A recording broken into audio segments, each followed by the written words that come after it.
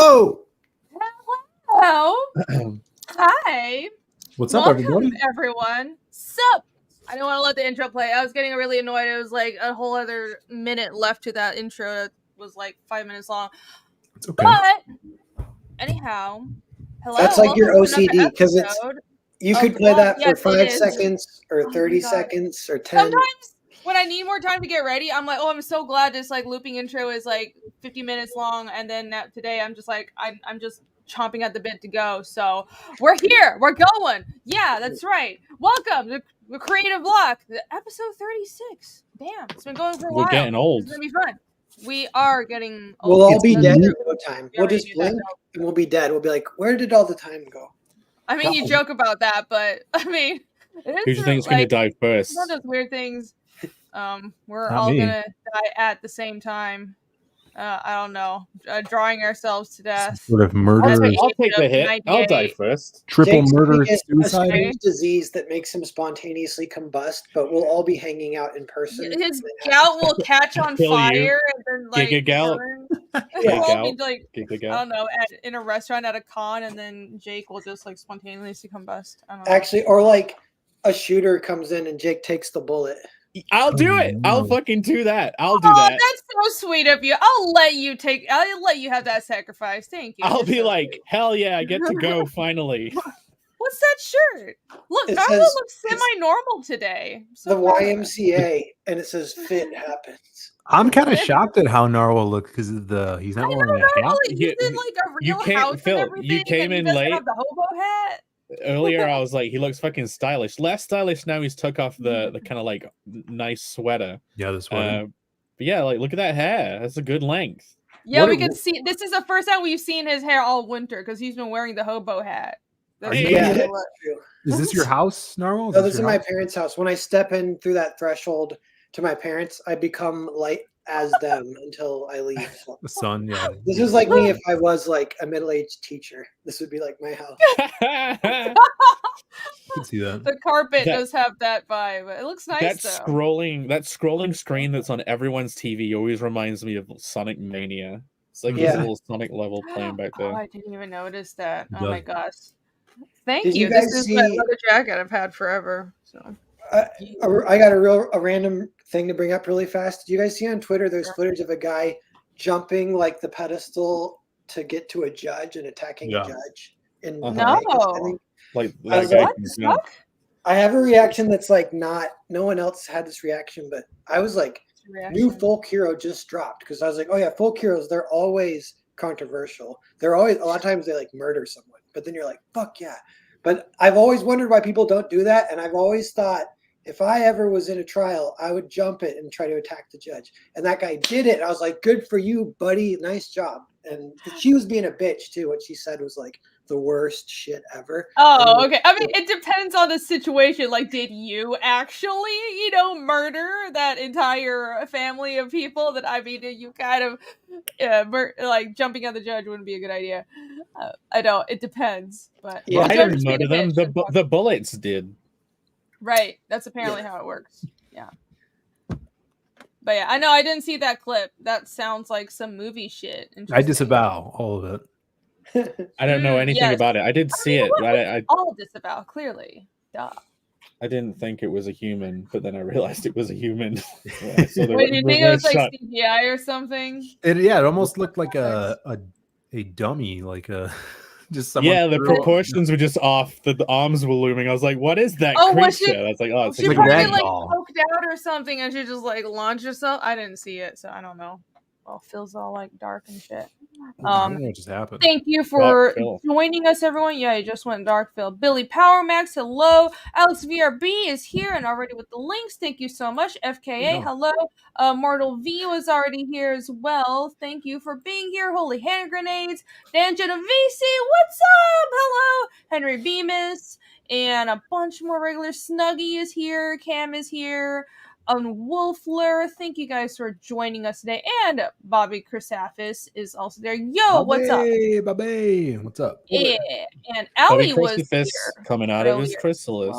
Yeah, she said, thanks for doing the show. The chrysalis? I don't know Bobby why she's thanking Christopher's. us, but you're welcome. We love doing the show. We're This here is every the best Thursday. show every Except for when we're not. Thursday. The best show. We've honestly we've been going for it's like a quarter, 3/4 of a year. It's pretty good. We missed like 2 or 3 weeks only. We have pretty good attendance compared to other shows. So yeah, we're going strong. We're doing good. Maromi's also here. Hail, what's up? And there's Allie. What's up? Hello. You're awesome. No, you. And Victor, and there's a Hyper Wizard. I don't know who that guy is, but hello. There's a Bancroft too. He rated us. Thank you for the raid, M. Bancroft. Yeah, thank you very much for the raid. And Philbo, this is the creative block, and Hutzel is also here. Hello, what's up? If you guys didn't know, this is our Thursday show. We take turns going around everybody's channel. So there's Jake, Hyper Wizard, Narwhal, and there's Phil, and there's me, Reedy, and it's a rotating show, and we talk about writing and everything creative. So every week we have a subject, and we usually do an awesome PowerPoint, and we go around, we talk about the subject, kind of dissect it, and we learn with you guys about the creative process and show off our 3D printed Pokemon as well. And then after like probably, I don't know, hour or two of shooting the shit and getting all in depth about that, we have like a chill second half where we usually get drunk and talk about the universe and go That's crazy. when the cat video drops. Yeah, the cat video section. So we have a second half of the show as well. But yeah, I'm excited for today's subject and today's whole presentation because this is the first show of 2024, and I thought it would be very appropriate to do the first show of the New Year's in the first week of this wonderful, beautiful New Year's about beginnings, new beginnings, aka making the promise in your story. You should drag it out for as long as possible before talking about it and defeat the purpose of the new beginnings. Don't wait. Yeah, wait. no, I'm not you, so I'm here to. I want to waste as little time as possible. So, thanks, Jake. But yeah, new beginnings and starting stories, and also known as the promise. I've heard that term before, but I don't know if I used it right or whatever. I kind of just roll with my own interpretation of the promise, but I have a whole presentation, so I'm gonna pull it up and hopefully it'll all make sense and shit. So yeah, awesome. Let's go. Yeah, yay! And down with Solo and Holy Hand Grenades. What's up, Henry Bemis? I think I already said hi. Angela Curry, hello, hi there. Yo, Angela. Hello there as well. But you know what? Let's do shall we do like a quick? Let's do a round of shout outs before we get into the PowerPoint for everybody's campaigns. Because I think I like doing that. So also, if you guys didn't know, we're all creators. That's why we're sitting here talking about writing. We're not just here proselytizing about shit that we don't know. But also, we're not proselytizing. We're just exploring subjects. But we all have our own books that we all have projects that are currently funding. So we are seasoned creators. We have stuff out there for you guys to peruse. So let me pull some of those up. If you were a seasoning, what would you be, Narwhal? A season? Yeah, a seasoning. Not a season, a seasoning. Oh, good question. I don't know. Maybe vanilla, because it comes from a beaver's. Oh, come on! What an answer. Vanilla, please. What the? My Narwhal, God. the quirky wild one, is like, I'm just vanilla. Vanilla? Vanilla. So Phil, you want to tell everybody about the last pages real quick? Yes, we're so close. Ricardo, who's doing the main portion of the book, has 1 page left. That page should be done tomorrow, which is awesome. And Dan Dahl, who's doing the rest of it, plus the supplement, or the ash can, I should say, he's got about 5 pages left. So close to getting everything wrapped up, sent to the printer, and ready for fulfillment. My brother just ordered a proof on the what do you call it? The screen that we print the shirts with. So he's getting a digital proof of that for our shirts. And Irene, if you go to the updates, I did some updated art pages and stuff we're doing this year. So look at this freaking badass page. So sick. That's great. Yeah, it's building up to the climax, the big fight between Krim and Wastoid. And if you keep scrolling down, I think there's some more art, colored stuff. Yeah, there's a colored page. Showed off a little bit of this that's colored and lettered, and then some panels from the people, and then stuff we're doing this year. So we have a bunch more planned. I think this is going to be the year we actually put out like the actual most reading material we've ever put out in the past, like in 1 year. And we are we have a lot of this stuff already in the works in production, so we don't fall into being late on fulfillment again.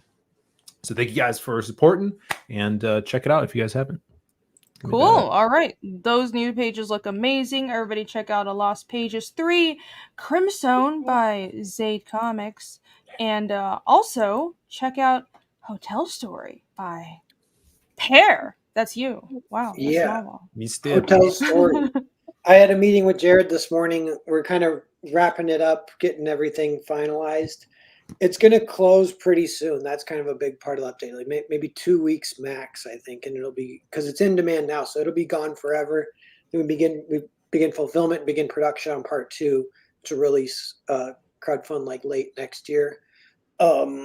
So save a little bit of that Christmas money up and get in on Hotel Story in the next 2 weeks if you can, if you want in on this story. It's going to be 130 pages, so pretty long. It's the first half of the story, kind of like watching an animated movie. A lot of fun, a lot of adventure, a horror themed adventure with lots of gore.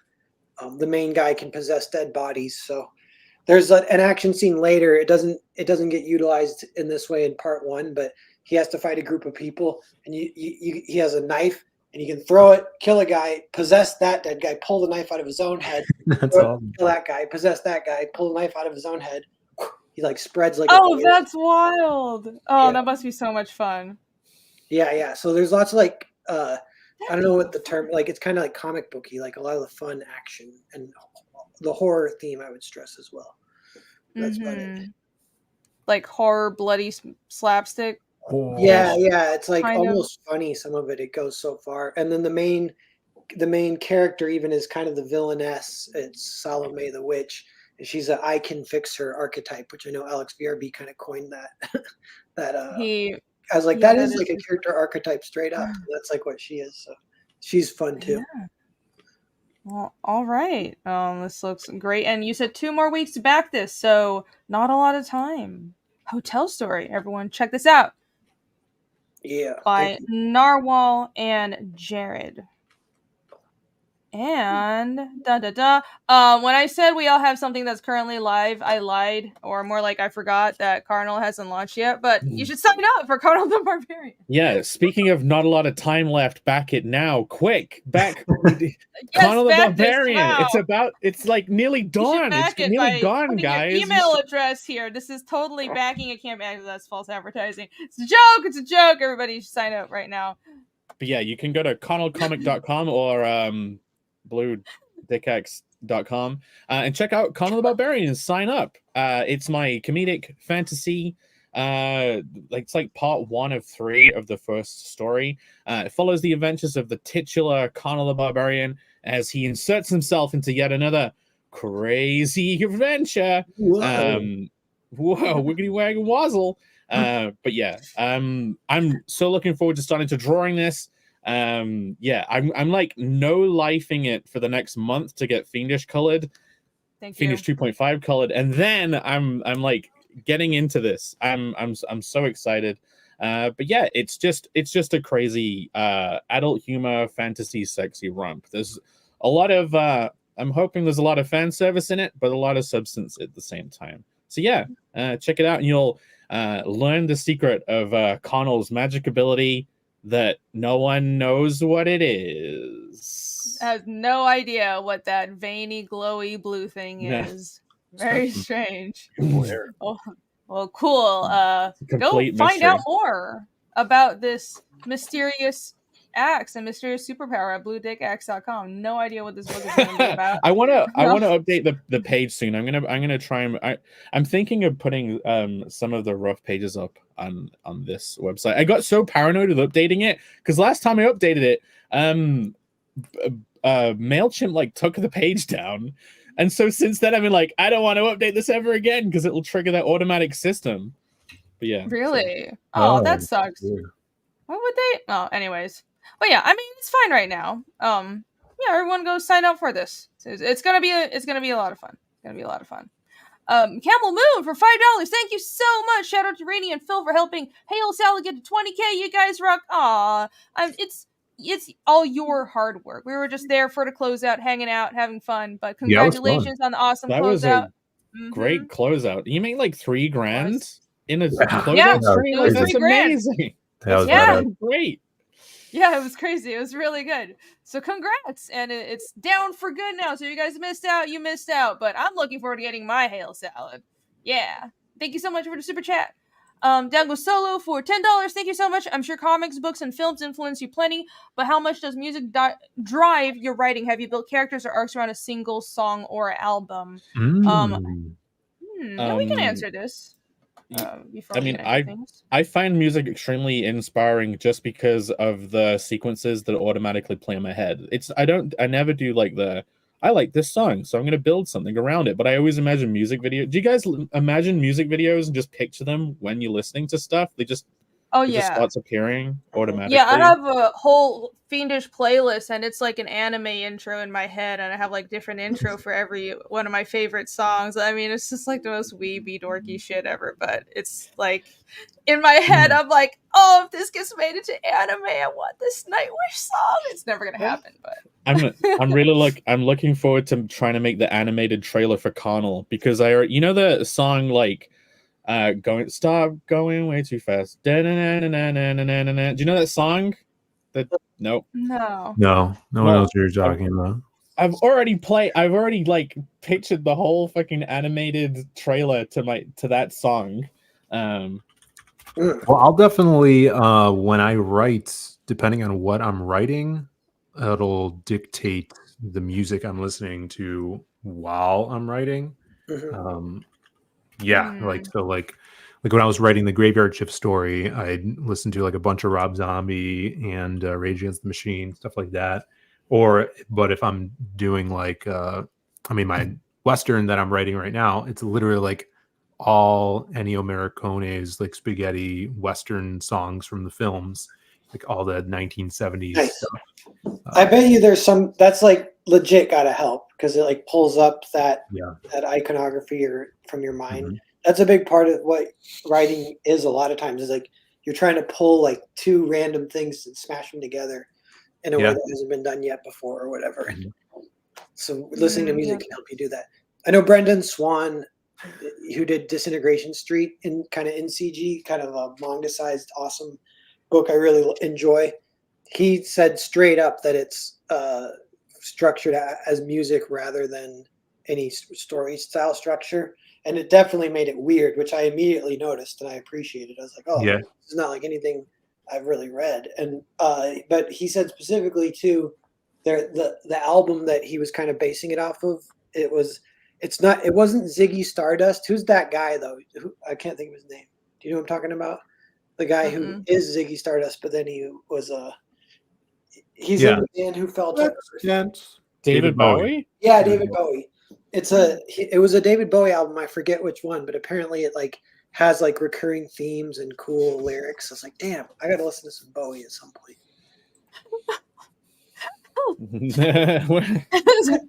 He looks more normal today. Actually, we're trying to encourage him in this direction. But yeah, I mean, I love music. Oh, speaking of music, I'm getting custom music done for Fiendish 3, so I'm super excited about that. No solid schedule for that yet, just because I am aiming to. Let me actually pull up the dang campaign while I'm talking about it. Might as well. But I want to get as much of the actual comic done as possible before I launch, so it'll be a while. For the rest of the year, you guys will probably see me just posting Fiendish 3 pages, but I'm just I'll have a sign up soon. After 2.5 fulfills, I'll do a sign up, but I don't want to launch the next book until I'm like almost done with the inks. Because it's not even just about, well, I don't want you guys to wait too long. That's, of course, a concern. And I definitely want to be on time with my fulfillment. But also, I just don't like that feeling of you launch and it's like a ticking clock, right? The minute you launch, you have like a certain amount of time and you have to like cram and rush to get things done. So I just want to like get as much work done as possible before launching. But work is being done on it. I've been doing a lot of layouts for Fiendish 3, but in the meantime, you guys can check out Fiendish 2.5. That is on Fund My Comic. It's hosted on Fund My Comic, but it's mirrored on the Fiendish website here. So check it out. This is the first standalone one-shot to the Fiendish story. It's written by me and is drawn by Michael Rushbrook and being colored by Jake. And this is the book. This is the reason that Jake's going to have no life for the next month. I apologize, but also I appreciate you very, very much. Thank you so much. No, it's going to be great. I'm very glad I get to color it. But yeah, the next month is just going to be me doing nothing. All obstacles are out the way. But yeah. Cool. That's good to hear. I mean, it's going to look great. I'm sure. Well, I mean, we already have pages in that, so I've seen like Jake and Michael's work, and all the inks are done. So we're just bringing on colors, and I'm doing the letters as we speak. So it'll be a wonderful, wonderful book, and I'm really excited for this. It's like a very introspective chapter. I think this is the first one shot that I've done in a long time, because Fiendish is such a long form story. This is something that kind of like can stand alone within it. So thank you everybody who's supported it so far, and I hope you all give it a chance if you haven't yet. Mucho gracias. Ali says Jake is a POC, person of coloring. You are now. You've been designated as such via this project. 224 Vic for $2. Hello again. Happy New Year's, Reedy. Happy New Year's and Happy New Year's, everyone. Woo! 2024 is gonna be awesome. Happy New Year. Yeah, I'm super excited about this year. It's gonna be badass. Yeah, it's gonna be crazy but awesome. You know, one thing I was thinking too, because there's been some kind of admittedly annoying infighting, kind of even in CG, and you could say between like the Eric. What are you talking about? What? No. Yeah. So there's all this infighting. I was like, so much infighting. Does this mean that we like won the actual battle that matters, like that against the woke people? I feel like I kind of think so. I kind of think so. But like even regular normies are coming out, and with like all the retailer stuff going on now, it's like everybody's just on the same page. Yeah, there are not hordes of Nazis. Like, shut the fuck up. SJWs are annoying, and I'm like, that's great. That's great. Like, that's all I wanted was. I think they're the real problem, right? It's like I don't. This is why I just. I'm not gonna get into it, but I don't want. I think we shouldn't. All this other infighting stuff doesn't really matter, because the only real enemies, so to say, or people that I care to fight, are those people that participate in cancel culture and all those crazy people that are ruining mainstream comics. So I think that was the real problem, and people aren't scared of them anymore. It is election year, so I'm sure, especially towards the second half of the year, shit's gonna get fucking crazy.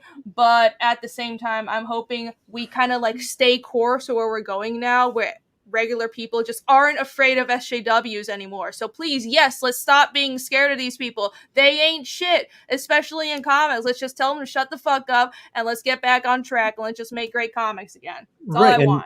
And the infighting stuff, it's confusing to everybody.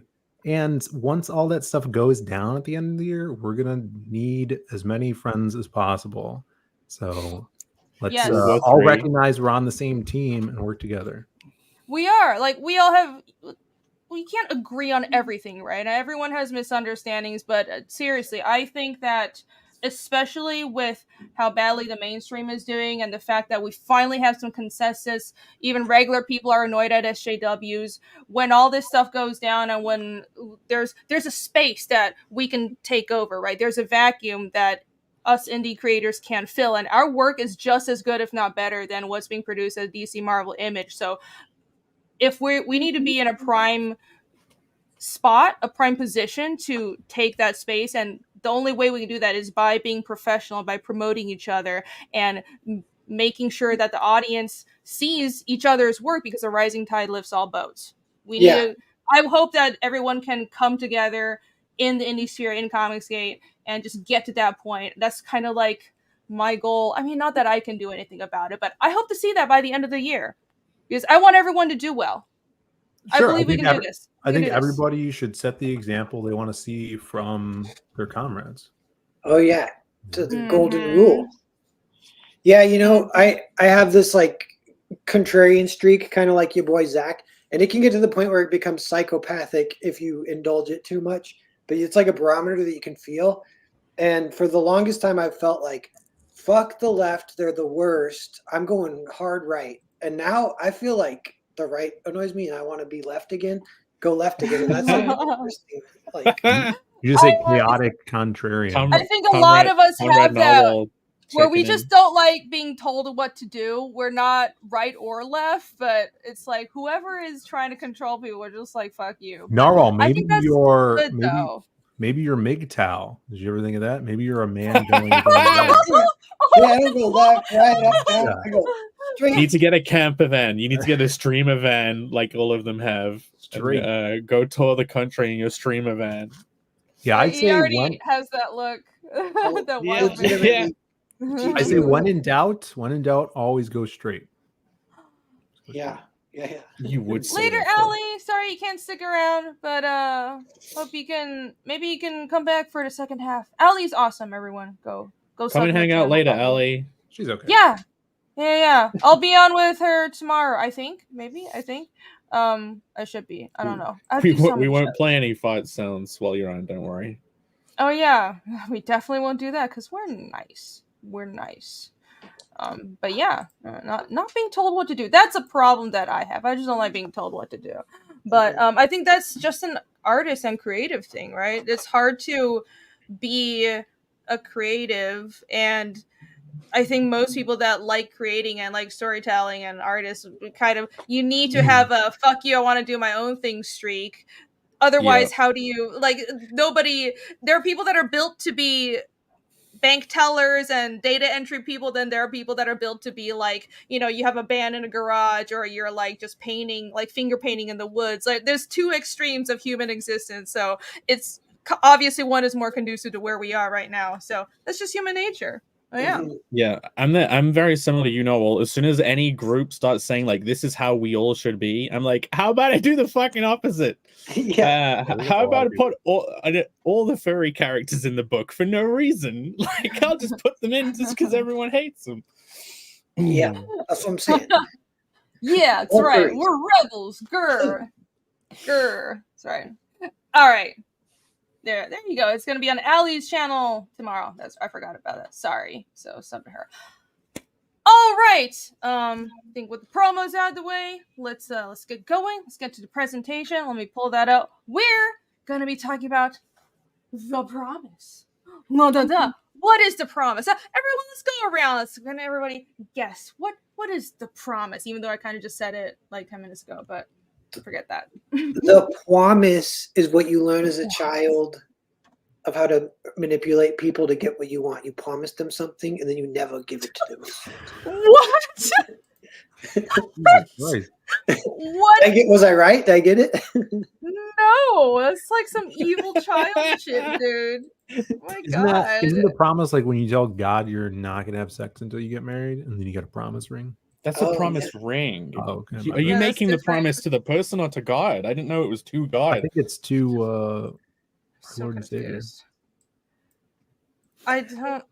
Every time I hear the promise, that's wild. Every time I hear the promise, I confuse it with the secret. I think you're talking about the secret and talking about manifesting stuff. Oh my God.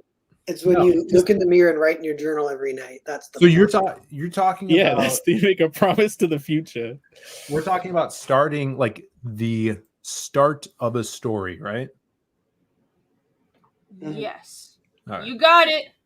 Phil got it. Wow. Phil was paying attention. So I think because Big brain here's the thing. Irene made notes for everybody and no one read them. All right. Yeah, literally every show, every time our reactions are gonna be live. I post my notes in the group chat and like nobody fucking reads them. I'm like, I post my notes and I'm like, I want feedback before I make the presentation, and nobody ever replies. Jake literally was like, I'm not gonna read this.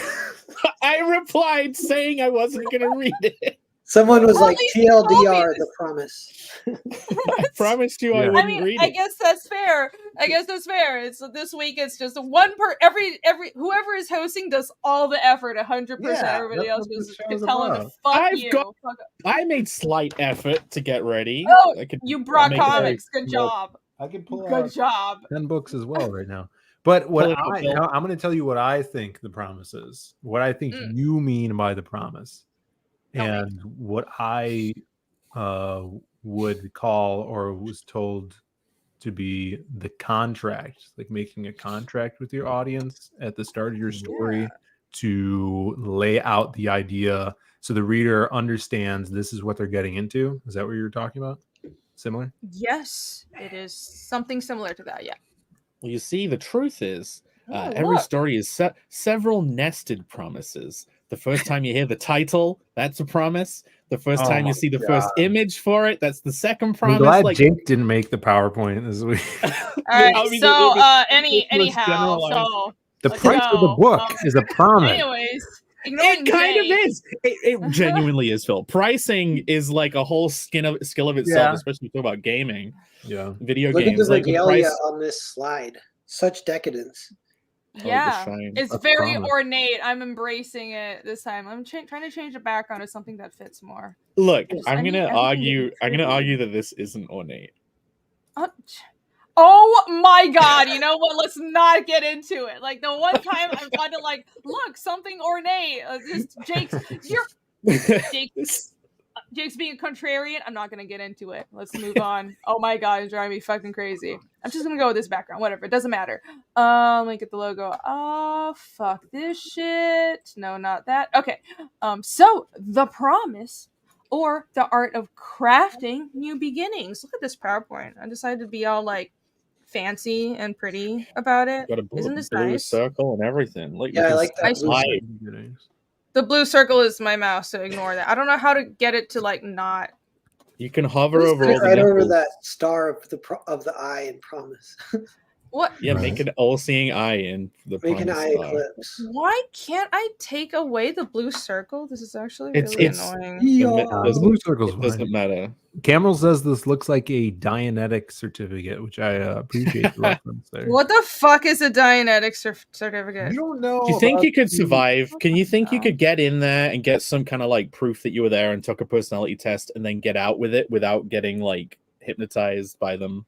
Yeah, I think so. I think the blackmail is the thing that usually gets you. But Irene doesn't know about the literary stylings of L. Ron Hubbard. I guess I don't. We'll No. save it for another stream. Okay. Yeah, the story I guess of that'll Lord be your Xenu. presentation. Educate me. Educate me. Phil, That's just do a PowerPoint presentation on that. template.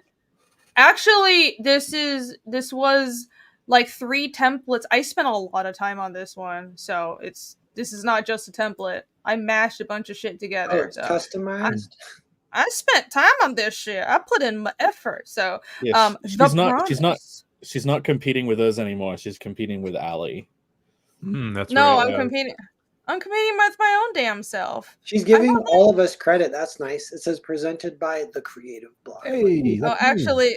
actually, let me change that. Edit it live. Fuck that. Presented me. So, look, it's animated too. That's so Oh, What is I did wrong such a with good this job. kid's hand? Does he have some sort of What? disease? What hand? Clown disease. Yeah, the hand. What It's like- hand? Rapid hand, the onset face and the clownitis. Oh, it's paint.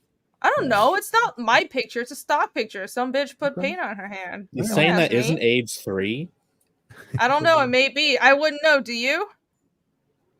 No, no. Never had age 3. Oh yeah. Okay. So what is the promise? Here's my fancy explanation. The promise is how you open a story. What you are pledging to deliver when readers pick up your project. This promise should then stay consistent throughout your pitch, opening, and the rest of your story. It covers not only the tone, but art quality and immersion factors like character and world building. So it is essentially somewhat interchangeable with the opening of your story, but what I'm trying to get to in this presentation is a good opening is made by a well-structured promise to the reader. That's the argument I'm going to try to make today. Alrighty. Now, why is the promise important? Oh. La la la. La la la. Now, looking at this text is probably hard to read, but whatever, it doesn't matter. The promise / opening sets the stage for the rest of your entire story. If your audience doesn't come away from an opening feeling like you can deliver, then they will lose interest and stop reading. So these are all points as to why the promise and having a good opening are important and why you need to put a lot of thought into how you begin your story. It's laying the groundwork, the foundations for everything that will come later. And also, if your opening is boring, it's going to be very, very hard to convince somebody to keep on reading, even if you beg them, because this is like the sell. You have like the pitch and the cover and the opening. These are all things that are important to making that sell. You know how people like, this is why so many comics have like amazing cover art and shit interior art, and I hate it, and I'll promise never to do that. It's because people know the cover sells, but that's one of those we talked about in an earlier show. One of the ways you can lose your audience real quick is by betraying your promise to them. So one type of promise is that consistency in the middle of a story, like this is what the franchise is about, or this is the artist that we're going to have, but then switching it up midway through, that's essentially breaking a promise to the audience. Switching up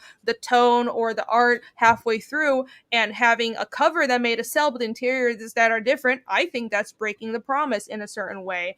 And also with the opening that doesn't really make that sell or that isn't carried through, that's also breaking a promise. So making sure the audience is getting something and they're being considered, that's very important as a storyteller. Yeah, that's something I learned very young as a comic book reader, like going to a shop and finding an issue. I remember distinctly an issue of Iron Man, and the cover was super cool. It was Iron Man flying upward towards the camera from the ground, and then behind him it was just like explosion down on the ground. And I bought that book specifically because the cover was cool, and I opened up and read it, and I'm like, that never happens, and this art is not even good. It's fucked up. Exactly. I would almost say that as a kid, that put me off normal Western comics in general. Just put me off the whole thing because of that. Like nothing was ever consistent. Like anytime I would look at them, so I was like, okay, I don't know what any of this will be, so I'm not gonna engage with it. Yeah, that really annoyed me. And I know people have variants, but at least I appreciate it when at least don't have stuff like, well, you're selling a scene on the cover, or like Phil was saying, that doesn't even fucking happen in the comic. That annoys me so much. Or like it could be something metaphorical, but the cover should relate to what actually is in the fucking book. Like it's especially the main cover. And I do think that you should at least have one cover that is also about the interior artist, because it really annoys me when it's just like it's complete night and day. So somebody in the chat said false advertising. Yeah, it kind of it is annoying. So yeah, keep your promises to your audiences. And so in general, the approach should have is open with an alluring promise and let it guide you as you proceed. So that's another thing. I think if you have an opening, focusing on writing a very enticing opening can help you hone in on your story as a writer. So if you lay down all the groundwork, you kind of force yourself to, I know this is the groundwork that I have to lay down.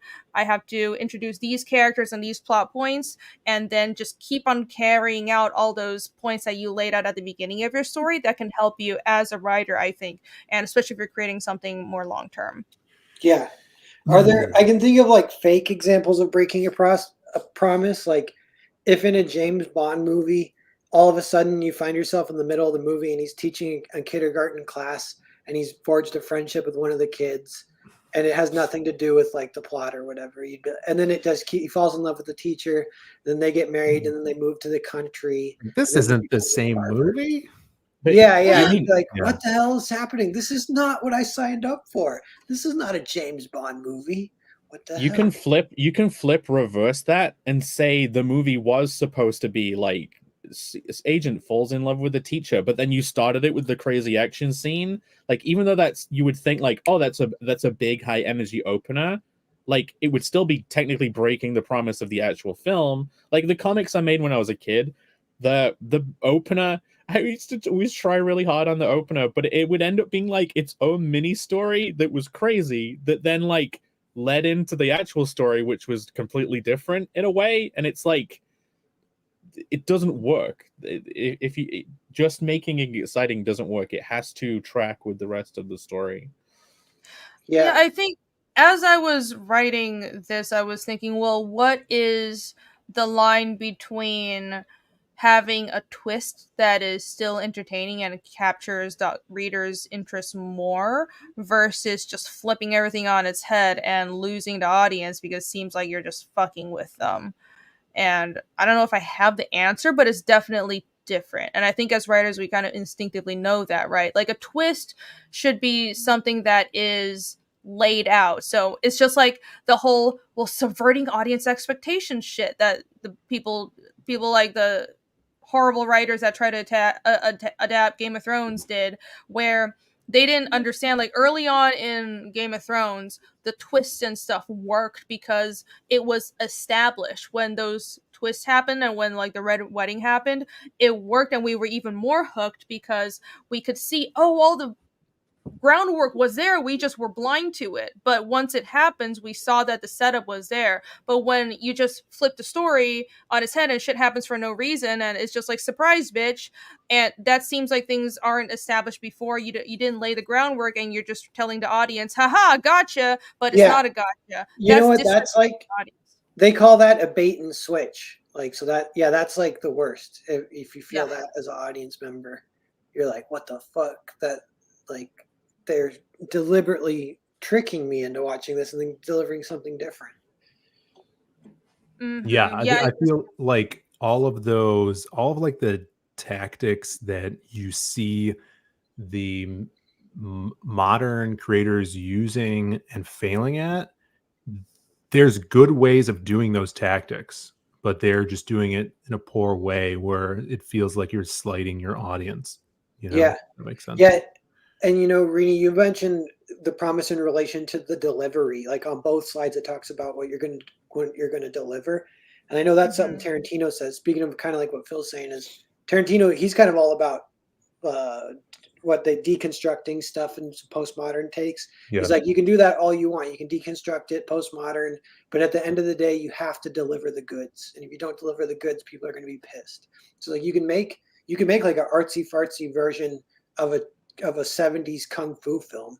And that's like almost like what Kill Bill is. But if there's no actual kung fu in it, people are going to be pissed, you know. That's true.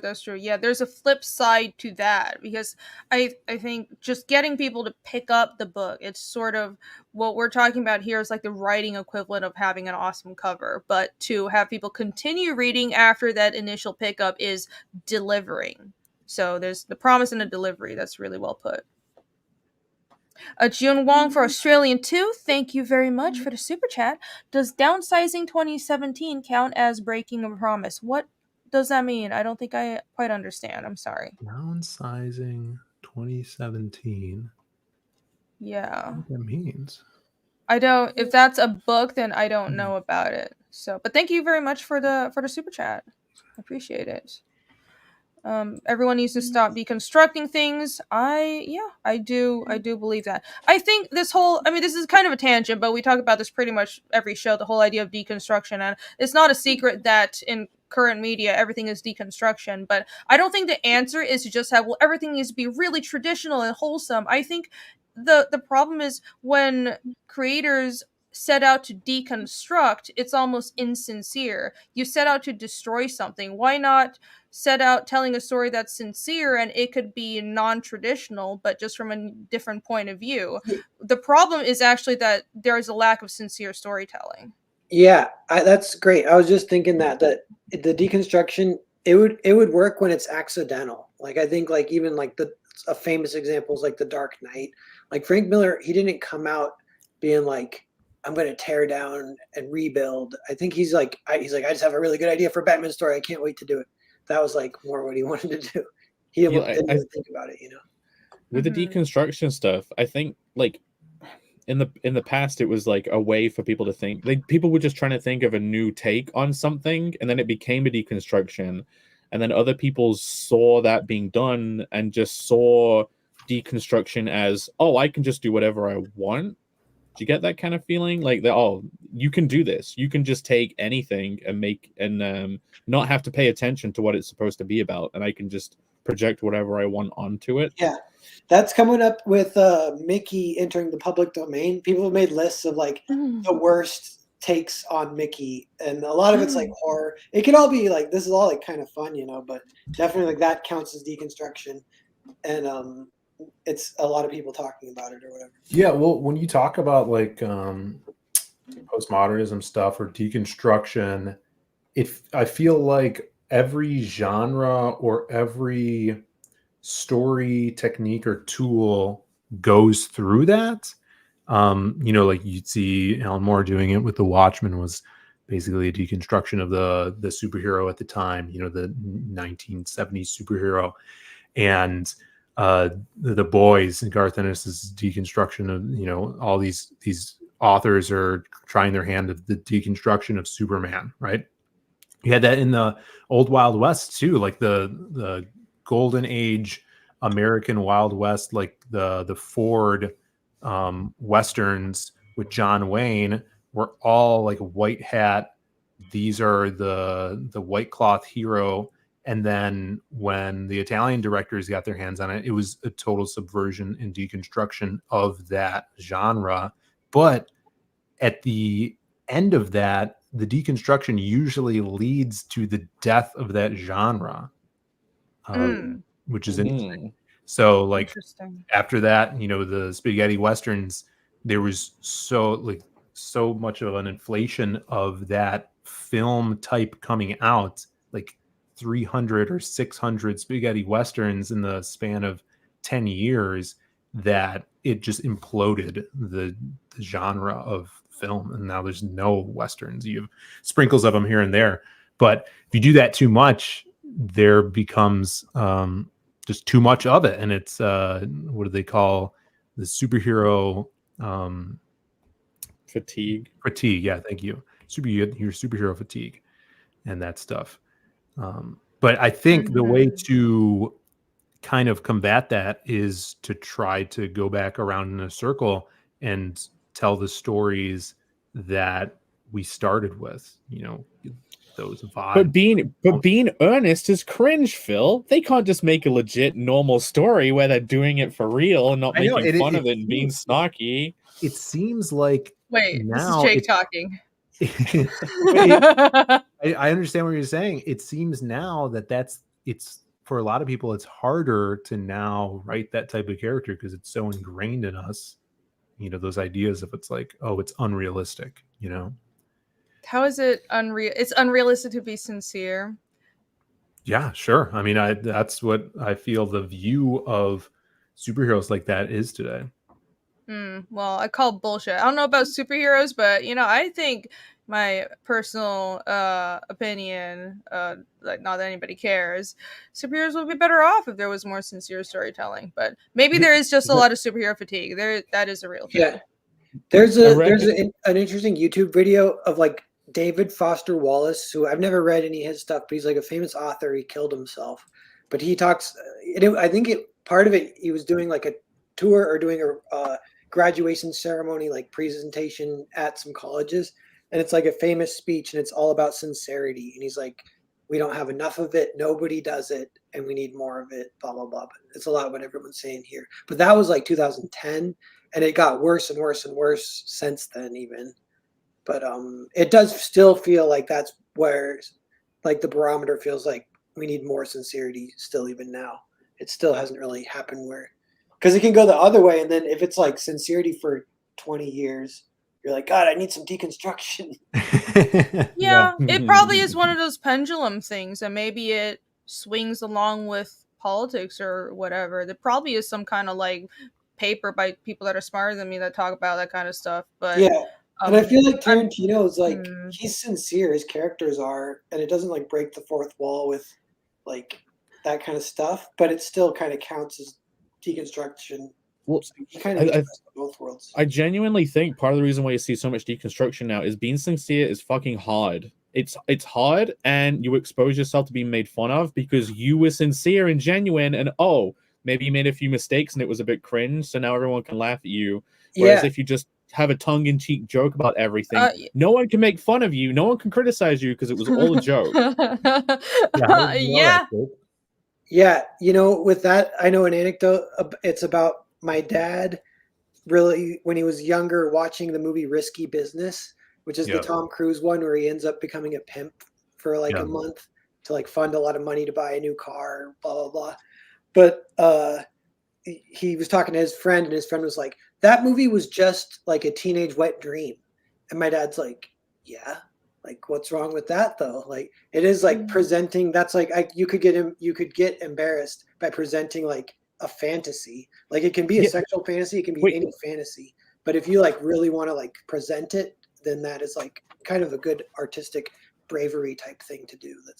Advocate for cringe. Be cringe on purpose. Do not give a shit. If just do something and just run the risk of being cringe. I agree. You need to get made fun of. Fuck it. Yeah, I think the whole like, well, it's just everything is a joke law. I mean, sure, if you want to create entertainment like that, but I think it's more about like the balance in the general ocean of entertainment. There's a lot of stuff that's low investment. This is just lol, easy entertainment. Haha, we don't really care. And like I set out, making my comic as a direct reaction to fuck this shit. I want to make something that's so stupid, overcommitted that nobody else would do. And you know what? I think that kind of stuff stands out. And I think a lot of people in the indie sphere are doing that. And there's this whole idea with somebody in chat was saying, well, Gen Z thinks sincerity is cringe. Well, Gen Z is also like, 10 years old? And when you're 10 years old, you're a fucking psychopath. So I don't really care about their opinions. But there's a certain, you need to have a thick skin if you want to make something that is sincere. I think it's going to be worth it. We need more of that out there. If you can weather the mockery and all that shit, I think it'll be worth it because you'll stand out in this landscape. You know what?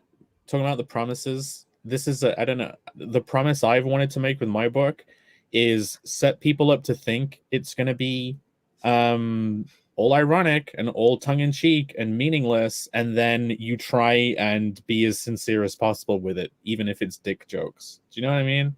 Yeah, I think that would work, whereas the other way might not work. But that way would, because people don't sign on. Like, you know what I really feel like today? Some sociopathic stuff that completely lacks emotion. That's what I want to watch. and then they're like, God damn it, he didn't deliver. He gave me emotion, that son of a bitch. I don't want to feel things. Feelings are scary. Oh, is that the promise you can break if you be like, this is going to be trash? Yeah, but then and like what you're doing, that I feel like that is a form of deconstruction. As much as your plan is to reverse psychology and like, this is totally just slapstick shit, and then I'm gonna show them the deaths. but yeah, it's all about managing your promise. It's setting expectations, and you don't always have to pay off the exact expectations you try and set. You can just set them in a way where, like, if they're gonna think this coming in and I do this could be an interesting change to the promise that makes them go, what? Yeah. But one more thing real quick is Red Letter Media. They had a great point that was kind of hilarious. That's like Mike and Jay, a ton of people watch them, but they do video reviews on YouTube. And they were saying modern horror, they're like, what is even wrong with it? Like, something's off. And and he's like, you know what it is? In the 80s, horror was a thing, and it was like an outlet for perverts. Like, pervert freaks got to make their movie and get some money and do their crazy shit and have like grab her ass, grab it harder, while the sex scene get topless, like murder. Like, and it was for freaks and perverts to like get their rocks off, and then we get to enjoy that because we get a whole genre of like depraved shit kind of. And he's like, that's kind of gone now. Like, there's nobody like throwing it all out there with the earnestness of what they want to watch. It's more like it's all like puritanical almost a little bit right now. And it's I need more depraved motherfuckers in entertainment. I think we have enough of those. It's just like they're not putting all the depraved shit in the actual entertainment. They're hiding it. They're hiding it and like hurting people in real life. That's the fucking problem. It's like, shouldn't it be the other way around? Like, put your depraved shit in entertainment so you don't do it in real life. Like, yes, I think that's how Japan works, and it's like here it's the other way around. I think that's a little fucked up. That's yeah, you're right. It's switched. And it's a lot. Another thing that happens now is a lot of focus grouping. It's like just too much focus grouping. It's like stop trying to like guess what people want and just throw some stuff out there. That's that's true. Well, that ties into the whole over corporatizing everything. Everything's a franchise instead of just a story. You know, chasing the with the horror thing, though, if you're talking about the past, I mean, if you had less connectivity because of the internet, those people were probably oblivious to what they were doing. You know what I mean? Like, they didn't have the internet to go on and see what everyone's opinion was on Twitter about a certain idea. It felt so different before the internet. Like, you didn't feel that like kind of pressing power of like, what are people going to think? You know what I mean? Their social group was probably like a handful of people they knew. Yeah, it's like a blind spot. They didn't know that what people aren't into like tons of gore and sex in a movie or whatever. I don't know. But it's so wild. They obviously had different expectations about who would even see it. Like, if they're making that stuff, the only people that would see it are people who were seeking it out, not like someone found it on YouTube and linked it to a Discord full of like people who hate that shit, and then they all brigaded. Like, that whole mechanic wasn't there. That loop wasn't there. I mean, even if that is the truth, I think there is something to be said about the idea that if you're making media, as long as the media isn't depicting real people or like shit, like, you know, something to do with children, like real children actors, obviously that would be an issue. And if it's art, even if it's comics, and if you want to draw, I don't know, some kind of weird bloody shit and all kinds of monsters and somebody thinks it's satanic, I think people just need to create without fear. Just stop being afraid of what people will say, because it's art and it doesn't actually harm anybody. So to stop giving a fuck. Even if you post it online, people are gonna be like, oh my god, I'm so offended. Who cares? You're gonna get that from any side, all sides. It doesn't matter. It's because it is in the modern world, the whole planet is going to potentially see your work, and you need to be ready to face that. Why not? I wonder if we're going to come full circle. Like, we went from kind of this era of, well, there wasn't the internet and people could create whatever the fuck they wanted, and then there was the internet. So kind of because everyone is so scared of like criticism because the whole world's eyes are on you as a creator, so kind of everything shrunk back a bit. I think maybe as we adapt to this technology of having instantaneous information, we're gonna just stop giving a shit and create whatever the fuck we want again. Yeah, the future is for the autists.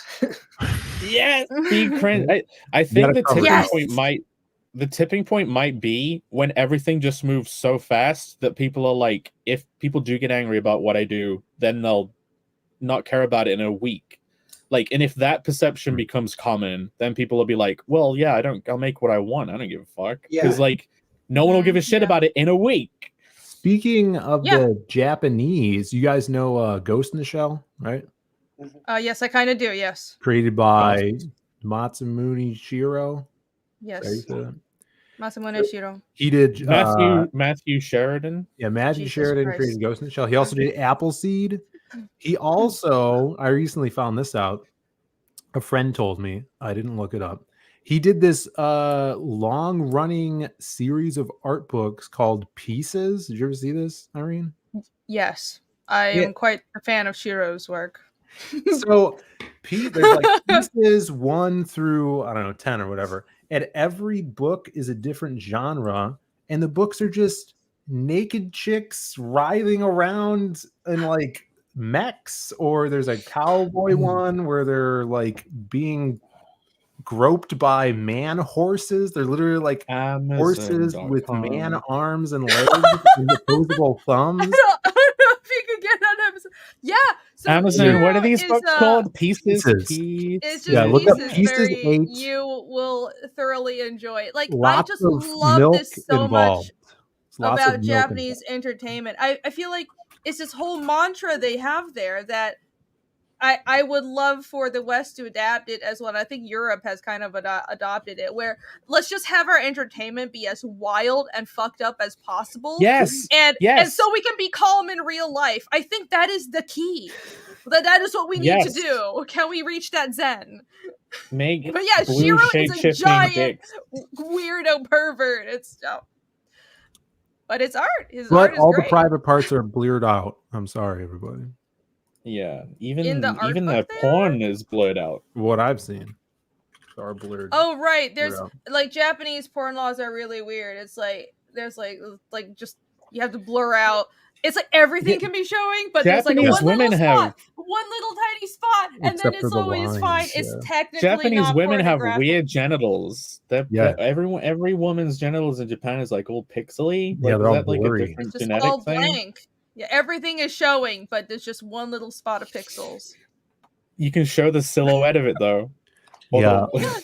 Lon J. Art said Shiro is a Coomer. That's what they said. That's not really. So the manga for Ghost in the Shell is so different from both the movies and the TV show. It's kind of wild how like all three of those are super different, but they all work because kind of like the core idea is different. Usually I would be against adaptations of a manga diverging that much, but I mean they like both Ocean and Kamiyama made it work. But yeah, the manga it's not dirty. I don't remember like any nudity in the manga, but it's definitely much more sexual than the TV I'm show. buying it right now. There's a specific part in probably one of the Ghost in the Shell book where I think she's dreaming and it's in color and there's nudity. There's like the boat scene. Yeah, I forgot about that. Yeah, in some versions, in like English versions, they cut it out because they're pussies, but literally pussies. But yeah, you're right. I forgot about that. So, anyways, everybody go check out Ghost in the Shell. It's really great. You're gonna love it. Yeah, and he's the manga. Like famous and super different. So you could draw naked horsemen too. That's right. Yeah, that's what this whole discussion was about. That's correct. More naked horsemen. I don't know how the naked horseman came about, but I do aspire to have the level of fuck you money where I can just draw whatever the fuck I want and put out art books of weird shit. Not that I really would. Wait, I already do that. I draw demon girls with their tits out all the time. Anyways, moving on. So this slide was like a big aside about earnestness, and that was good though. But yeah, that was great. No, that was a great discussion. I love it. Tangents are what it's all about. Yeah, pursue cringe, become cringe. I may be cringe, but I am free. What is the exactly? I am become cringe, the destroyer of good stories. Destroyer of your judgments. Yeah. I embrace the cringe. Judge me all you want, for I am undefeatable. I will out-sincere you. All right. Elements of successful openings. What are my thoughts on this? Good openings. Here's what I managed to break it down to, and I'm sure there's more points, but I think a good opening would grab your audience's attention and or lay out the tone, genre, and mood of the story going forward, and or introduces key characters, plot lines, and settings, and or shows your readers that there is more. Actually, I think this is probably one of the key points. The others are kind of, whether you lay out the characters or you have the main, I think you should introduce the main characters early on, but some stories like the Song of Ice and Fire books, the opening scene actually doesn't have any of the main characters, but it lays out a mystery. It's very compelling. It's a scene up in the north where you have the Ice Walkers coming out, even though they're not called Ice Walkers in the books. But anyways, but what's essential is laying out the tone, the genre, grabbing the audience's attention, and making that promise that there is more. And the whole point of your opening is you want to convince your audience that their time spent reading further will be worthwhile. Yeah. I think that's it. Presentation done. Yeah, I think There you that's go. it. The end. I've cool. I have I've mastered the art of openings. I've just Yeah. bought Well, number 1, 2, and 3 pieces. You just bought them? Yeah. First 3 done. God damn. Awesome. Enjoy. Oh my god. Um, I'm so glad. no, I think Happy these for are you. these are great points. Circling back to something you said earlier, and that relates to this as well, with like having that hook at the beginning, you know, which kind of everything that you have culminating at the start of a comic book, be it the title, the logo on there, the cover, and then the first 10 pages of it or whatever. I've always heard people say, oh, you want that hook at the start of your comic. So if someone's picking it up off the shelf and flipping through it, that's going to grab them and pull them in. And that's kind of ingrained in us as well, even through schooling, just like elementary school. When you're writing a paper, it's like an argumentative paper. You have the opening statement, your hook, the thing that you'll probably circle back to at the end of your paper that reinforces that idea or theme. And you laid it out pretty good here with having that's going to push your idea and genre and mood forward, and push that forward. And also, like, when I started like watching a lot of YouTube videos on comic writing or hanging out with comic creators when I was younger, their big thing, and we hear this a lot too, is like you want action or excitement near the front of your story to pull people in. Like, that's another technique you could use. And of course, splashes and double page spreads are amazing tools for us as creators to use to keep people engulfed in our story. Yeah, that's all those sort of hooks are techniques, and they're techniques for every different genre, but for comics there are so many things you can do. And for chapter 3 I'm doing the layouts, and this is why the layouts are taking me forever, because I am determined to have as many of those hooks as possible. So I want almost every, I'm thumbnailing with like 2-page spreads. So not that every page is a spread, but as in like, so 2 pages are facing each other so I can see the page turns. And I want to end almost every page turn is a temptation to go to find out what happens next. And so I have a lot of like scenes ending within 1 page, but it ends on a note where you want to find out what happens next. And action scenes, like big reveals, are always on a page turn. So I'm being as controlled and as deliberate as possible with everything in this next book, and that's taking a lot of time, but it's going to be worth it because I think that's doing it right. But that's sort of like delivering on the promise, right? On the opening part, it's exactly what Phil said. It's making that sale and hooking people in from the beginning, but you also have to deliver or you're going to lose money. So. Yeah, you know what that reminds me of too is Michael Deshay was mentioning 007, which has kind of famous openings, but that's a specific type of opening. They call it a cold opening. And I was trying to think of how you even define it. It means it's before the credits is the most simple way to define it. But that's kind of an interesting structural thing that you can use in comics that people don't that often. Yeah. And I remember I actually did do it in Earthbound, but it's where your title page, would kind of go into the story a little bit then. But you can picture as you're writing in your head, even if like, and then cut to credits, boom, slam the logo and cue the music. Right. If you're picturing that moment in your head, you're kind of dealing with like a cold opening. Cold opening kind of meaning like fading in on, them already doing something. Yeah, a scene is already happening. It's a mini self-contained scene that really does have an ending, but then propels you into the main story, right? Like, it's not just the setup, it's like a little joke. It will have a punchline to it. Yeah, you're right, because it wouldn't work. A cold opening wouldn't work if it was just a setup. And it's like, stay tuned for more, boom, and then you get your big badass. Yes, slam.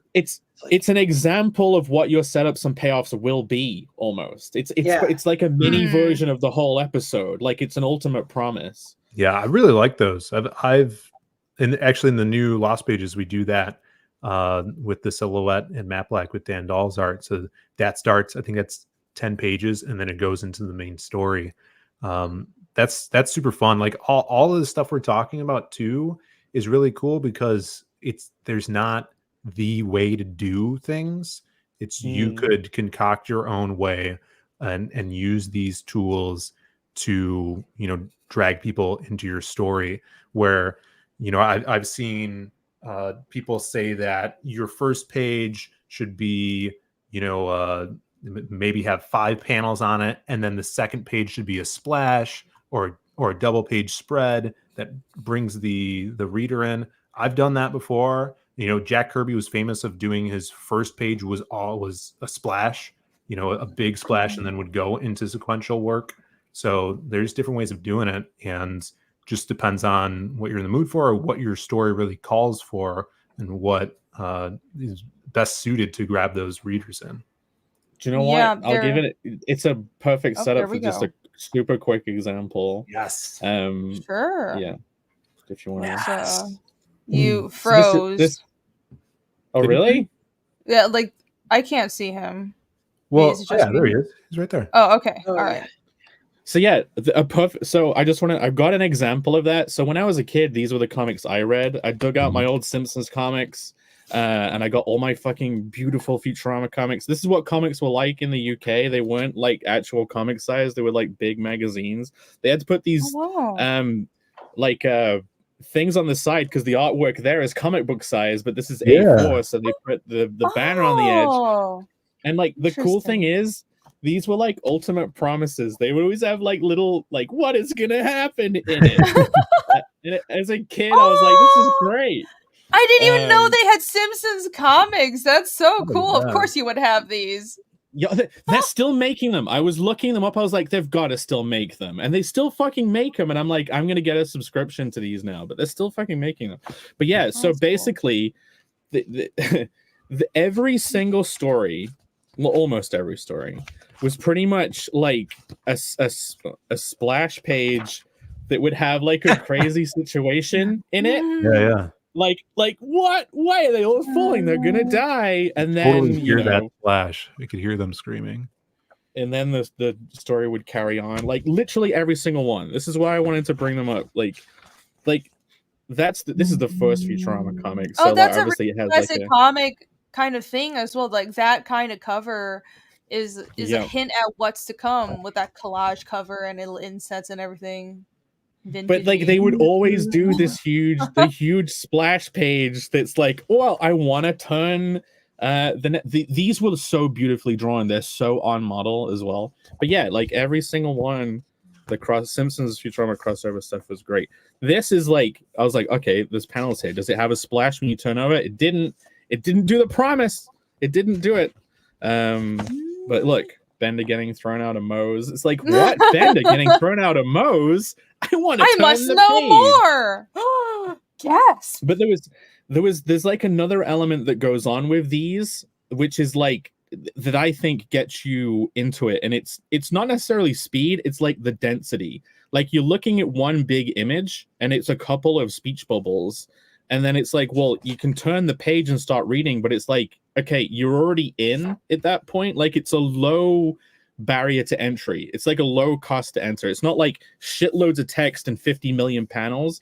But obviously, if you had like 5 and then it was a splash, you would still have the same effect. It's like you don't want to hit the reader with a ton of density straight away. But as you open this page with a ton of density.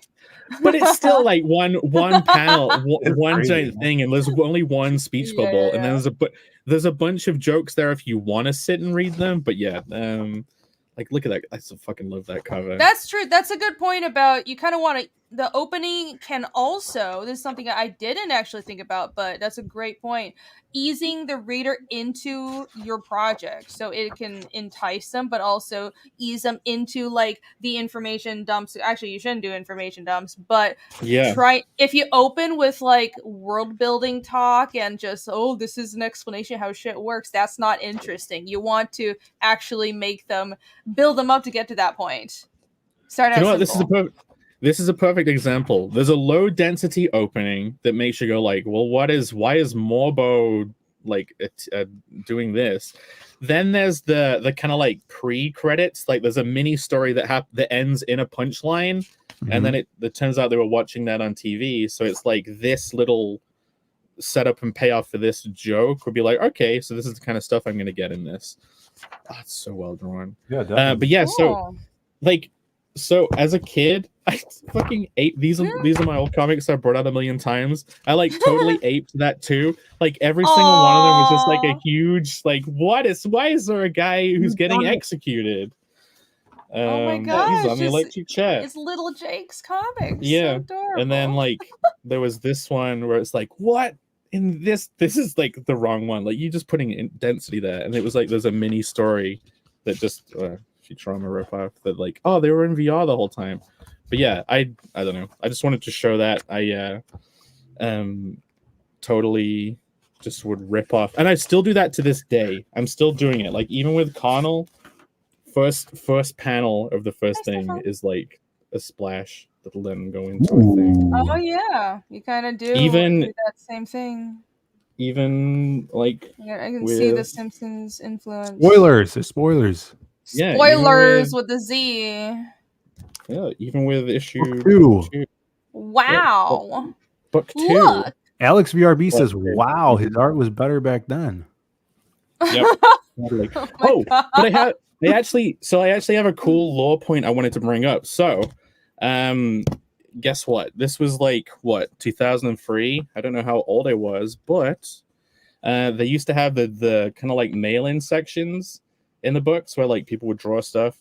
And were you in there? Yep, this was the first time I was ever published.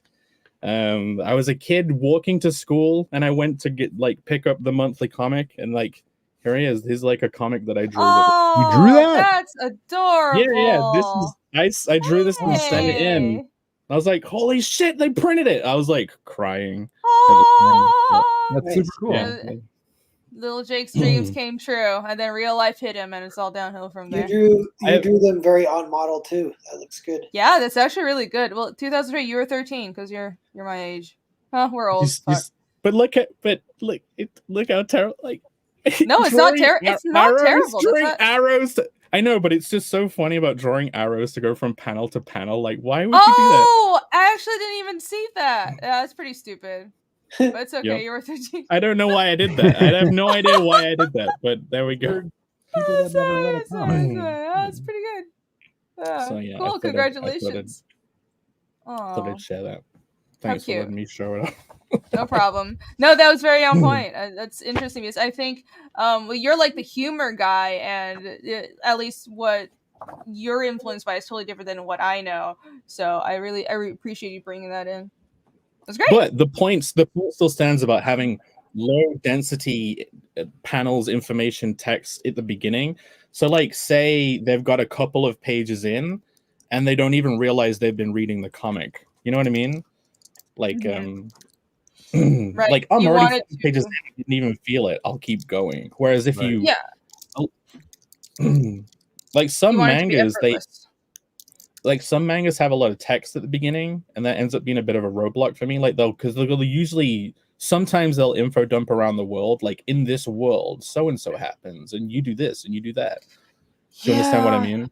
Yeah, I don't like that. One of my favorite openings is and I'm kind of jumping ahead because I have examples towards the end, but I'll bring it up anyways. And I wish I had the actual comic here, but I used to have all the Fullmetal Alchemist manga in like the Chinese tankobon versions, but I don't know where I put them. But the opening for the opening for Fullmetal Alchemist is a flashback to the inciting incident, but the inciting incident was years and years ago, and it was like when the characters were young and they did this. Essentially, they committed forbidden magic and they almost died. So it's this flashback to like this just cold opening to this really bloody scene. They're already like almost dead, bleeding on the ground, and then it's like the main character is like scrambling to try and save his brother, and then in the middle of this scene still going on, they're still on the ground writhing in blood, and there's this weird monster rising from the smoke. It just cuts to credits, and then we go back to the main story, and it's not until like a whole chapter later,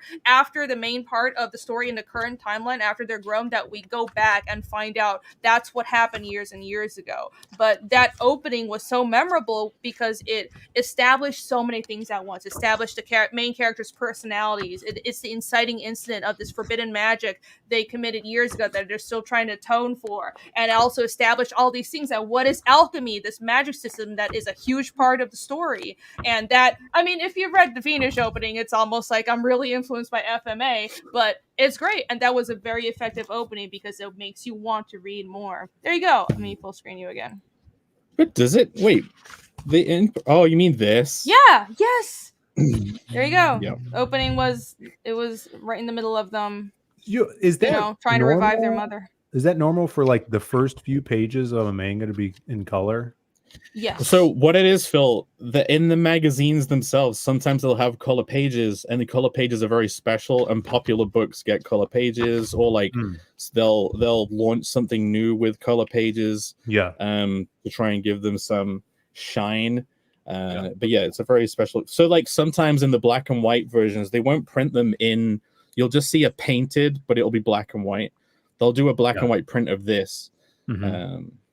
Usually what it is in these collected editions, the first few pages are in color, but you're right, in like the magazine and the weekly editions, it's not in color. Do you want one of these, Irene? Because I have a spare one of this number one. Well, yes, please, if you don't mind. Well, of course I do. Thank you. Is it like the British version too? That'll be cool. Yeah, they say "oi" and "in it" a lot. Yeah. What? My legs fucking blown off, innit? Aluminum will be spelled wrong and shit. I'll be so irate. Doing magical shit. Dead, innit? I'll be like, what is this spelling? You know what? I watched an anime recently that was supposed to be set in London. It's called like Burn the Witch or whatever. But like everyone was walking around speaking with American accents, and I'm like, just do a fake British accent. It was like they're supposed to be in London. Sometimes this stuff really annoys me. It's like once in a while a manga or anime will go to Taiwan. Like this is the only thing that pissed me off about Ghost in the Shell's second gig, where it was this whole episode that took place in Taiwan, and I'm like, this looks nowhere like Taiwan. This looks like Hong Kong. It's different. I was like so annoyed, but it happens. Yeah. It can't be perfect. Even Ghost in the Shell. Final Destination films are well done. I haven't seen those, but yeah, good openings. Fullmetal Alchemist Brotherhood is genius. Read that comic. But yeah, I think I like how we kind of like covered a lot of different genres and all these examples that we all pulled up, and thanks for pulling up all those books, Jake. But even I think it's interesting how whether your genre is comedy or if you're doing something more serious, fantasy, like FMA is like diesel punk or whatever, there's sort of a unifying factor, and it's not, there really aren't rules in the sense of you must open with a double page spread or you must open with this number of panels. None of that really matters. None of those are hard set rules. Those are all factors that you should customize to your own comic. Do whatever works for your comic. The only thing that matters is the meat and the intent behind all that structure. So you need to establish what the story is about, the tone and the mood, grab your reader's attention, and make a promise that make them believe that the rest of the story will be worth their time. And that's the only thing that really matters. Everything else is like, think about what's best for your work. Open with the DPS. Yeah. I'm really thinking about my opening to my next book now. What is it making you think about, Phil? What is it making you think? Maybe I should open it a more dramatic way. Oh yeah. Cool. I like that. Yeah, if someone getting shot in the head. And drama is a great way to open, but dramatic doesn't need to be action either. It could just be a tense situation. It'd be quiet and tense, or it could be character conflict. It could be, a character could be sitting in a room all by themselves, not doing anything, but they're having a mental breakdown, and that's dramatic. So, I think definitely drama and mystery make for the best openings. Mm-hmm. If it's not like comedy. Like the danger with making something too punchy is it doesn't create intrigue for the rest of it. Like if there's a huge action scene and it comes to too much of a full circle within itself, then you wouldn't have created like, oh, wonder what's going to happen next. You know what I mean? So it's like the balance of how do you make the punch in the face at the beginning, but you have very clear elements that go off in different directions, and you know they're going to collide later on, rather than just it's all collision. Like you have to see stuff being sent off. I think. Yeah. Well, I think yeah. I see what you're saying, and that's where like the planting the seeds and waiting for them to grow into something that you can't hide anymore, right? And that's where it grows into the collision later. And I think that's important too. And using like B plots, to kind of distract your audience as well, or not distract, but intrigue your audience into different parts of your story or world or character. Yeah, like I kind of feel like the end of every scene should basically be like, this is a new element that's going to be thrown off, or here's two things that are breaking apart to go somewhere else, rather than that would kind of be like your yes and kind of thing, right? Yeah. I've heard somewhere that every scene you want to answer a question but pose two more, and that's how you keep the story going. That's kind of how to think about the structure. And Down Goes Solo says open with a question, which ties in neatly to this next slide that is about different ways to make the promise. And here are just some examples that I came up with. This is by no means a comprehensive list, but this is just what I could think of within the time span of today. But I think this is a pretty good starting point if you're having trouble starting your story, because I know some people have like a creative block, pun intended, towards getting a story. Hey, that's a show name. Oh my gosh. So one way that you can make an interesting beginning is pose an interesting question, but don't answer it, or don't answer it completely. Pose a question and entice people to find out more. Don't give them everything. Yeah, like I'd almost say 9 times out of 10 it should be like the main character's core question, in a sense, like exposing their standard mode of being, that like the thing that the question they're always looking for to answer, rather than like some random side characters. Like on the last slide you have the main characters be introduced, right? Like it even sometimes, just your main character. I think that's best, but some skillful writers can manage without that. I brought up Song of Ice and Fire. It's funny. There's always exceptions. I think the number one opening like shot kind of panel that they say not to do is to have a character like waking up in bed, because that's like so yeah. As soon as you say that, you can think of examples where it's done well, or like the best example. Even I guess it might be slightly outside of bed, but it's the Seventh Seal. Like this knight has to play a chess game against death and blah blah blah. But that movie, he wakes up on the beach with his like minstrel is also sleeping on the beach, and so the story opens with them waking up on the beach, and only after you like watch the whole movie you're like, oh crap, like there's a reading of that movie where they woke up because the sea, for the ancient shit, the sea represents the kind of like the journey to the underworld, is like the sea is what's in between or whatever. So like the beach is always like the edge of death or whatever. That comes up in Death Stranding, the new video game about Hideo Kojima. But waking up on the beach is like so symbolic, and it means he might already be dead when the movie starts and the whole movie's a dream. You could read it that way, but it's such a cool way to open it. But meanwhile, it's the number one way you're not supposed to open it, kind of. Yeah, but it's not just like waking up in your bed and everything is normal. There's a bit of a twist to it. Yeah. Every RPG ever is like character wakes up in bed. Even Hollow Fist, there's a scene at the beginning, but the first time you see Mindy, she's waking up in bed. Oh, fail! No. There's ways to make it work. Again, none of these things are rules, right? Yeah, I was going to say they kind of do that in Sin City with like a Marb's story, but he bangs Goldie before he wakes up, and then her dead body next to him. Right, when he wakes up, she's dead. Yeah, Yeah, it's a problem. Mm.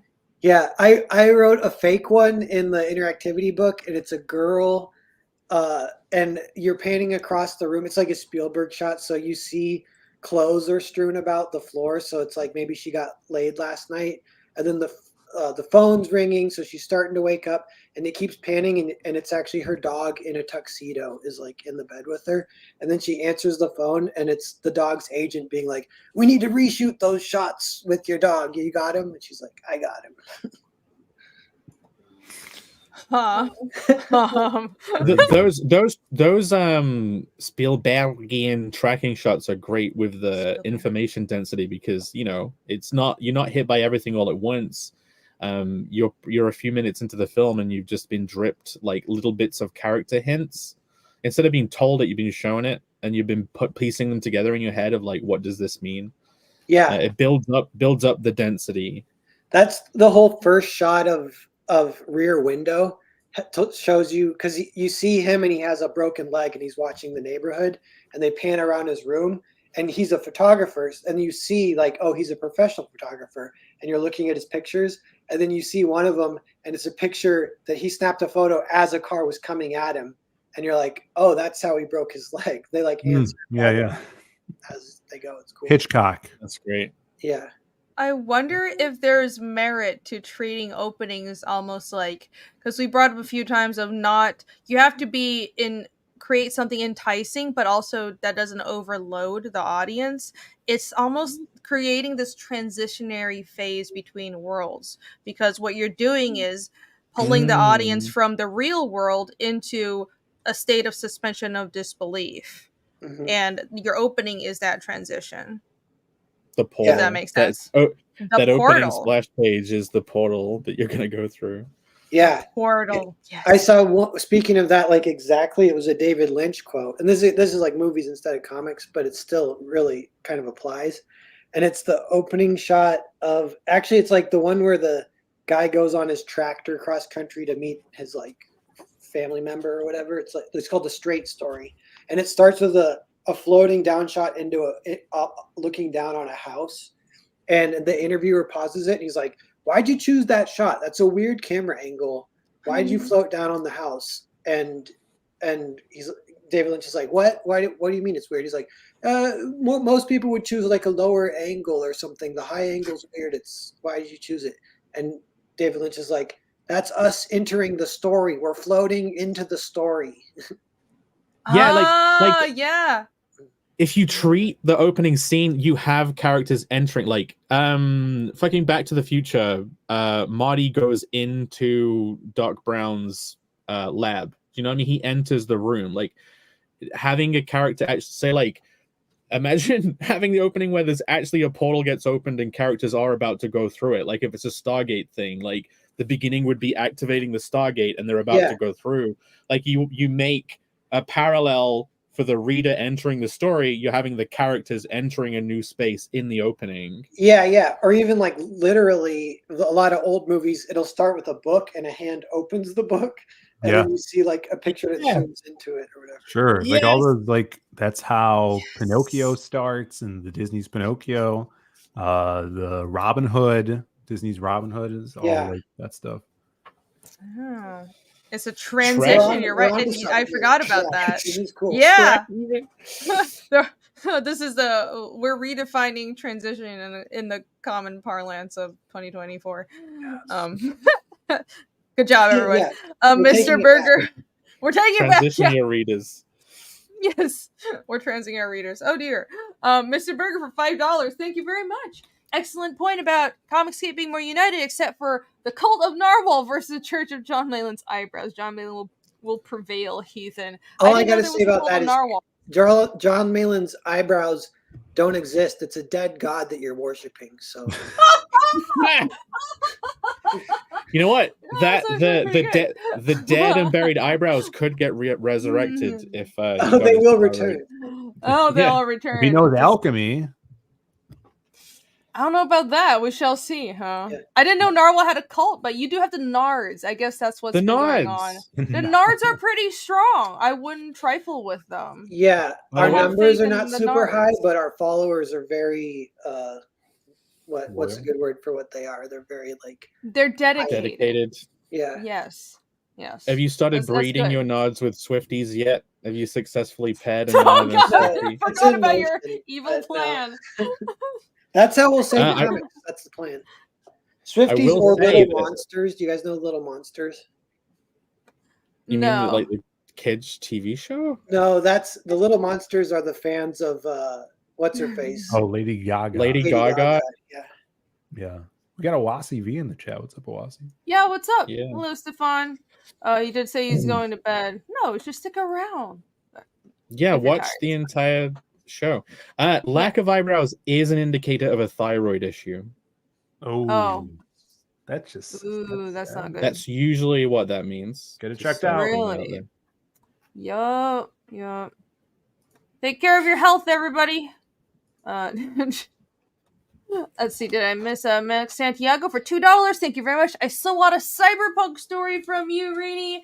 That might happen. Sure. I mean, I might. Yes. It's a weird kind of feeling where I posted some more of my old work and I used to draw all this cyberpunk stuff and it's like nobody was interested in it 15 years ago when I drew it and now people really like it, which is I really appreciate it, but it's cool. It's strange. It's strange, yeah. It's like it's so strange the kind of delayed reward for such old work, but I do appreciate it. It really is. It kind of is like throwing me off, but I would love to do cyberpunk again. Yeah. Well, you look at it too, like you said you drew that 15 years ago. Something like that, yeah. I feel like that genre, and I'd say the 80s in general, because cyberpunk was so prominent in the 1980s, has come around much more prominently now, like in the last 8 years, than probably when you were posting that stuff. Yeah, probably. It was just the wrong time. I do remember, like, right around that time, I mean, it was entirely teenager. It was college, but also that time it was so frustrating because I wanted to draw that kind of stuff in college, and I was being actively told YA is a new thing. You should adapt your style to YA, and it was like soul killing. But I think it very much is a trends thing, and I would love for cyberpunk to make a comeback because that shit's cool, and we need to bring that stuff back. It's back. It is back. Yeah. Wait, it's already back. What are you on about?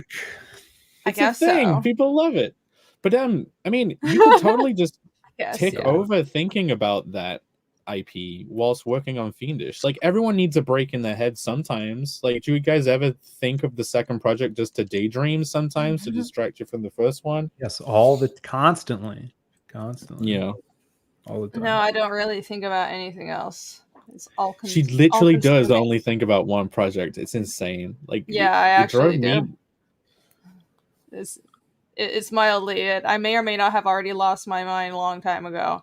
Okay, I get it. Cyberpunk is back. All right, I promise I'll attempt to go back to that story. I'm entirely AI. I don't know if you guys know that. I did. The Phil that we met in Tampa was not even a real person. It was like a project. DAIS. Yeah, he's got it right in the name. Oh my gosh, mind blown. Shadowrun. I do want to play Shadowrun. That's right. That sounds super cool. It's basically like fantasy orcs and elves, but in a modern setting. You know what cyberpunk goes well with? Cringe that Jake was talking about. You know, I'm at the point where I don't give a single fuck. It's like you go full circle. You were, you know, all of us who were into like punk and goth and like really cringy stuff, and we listened to like Evanescence and Linkin Park when we were teenagers. I'm totally not talking about myself. And it's like, we were so embarrassed of that throughout our 20s, and now we don't give a shit because like shit, that stuff.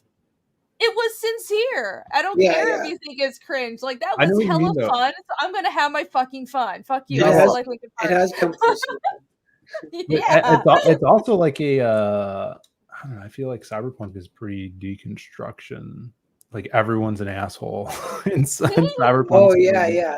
You got to embrace it sincerely. All the assholeness. Yeah. I never associated that music with it. What is it? It's like. I've become so numb, I can feel you. Yeah. That's Linkin Park. That is Linkin Park. Yeah.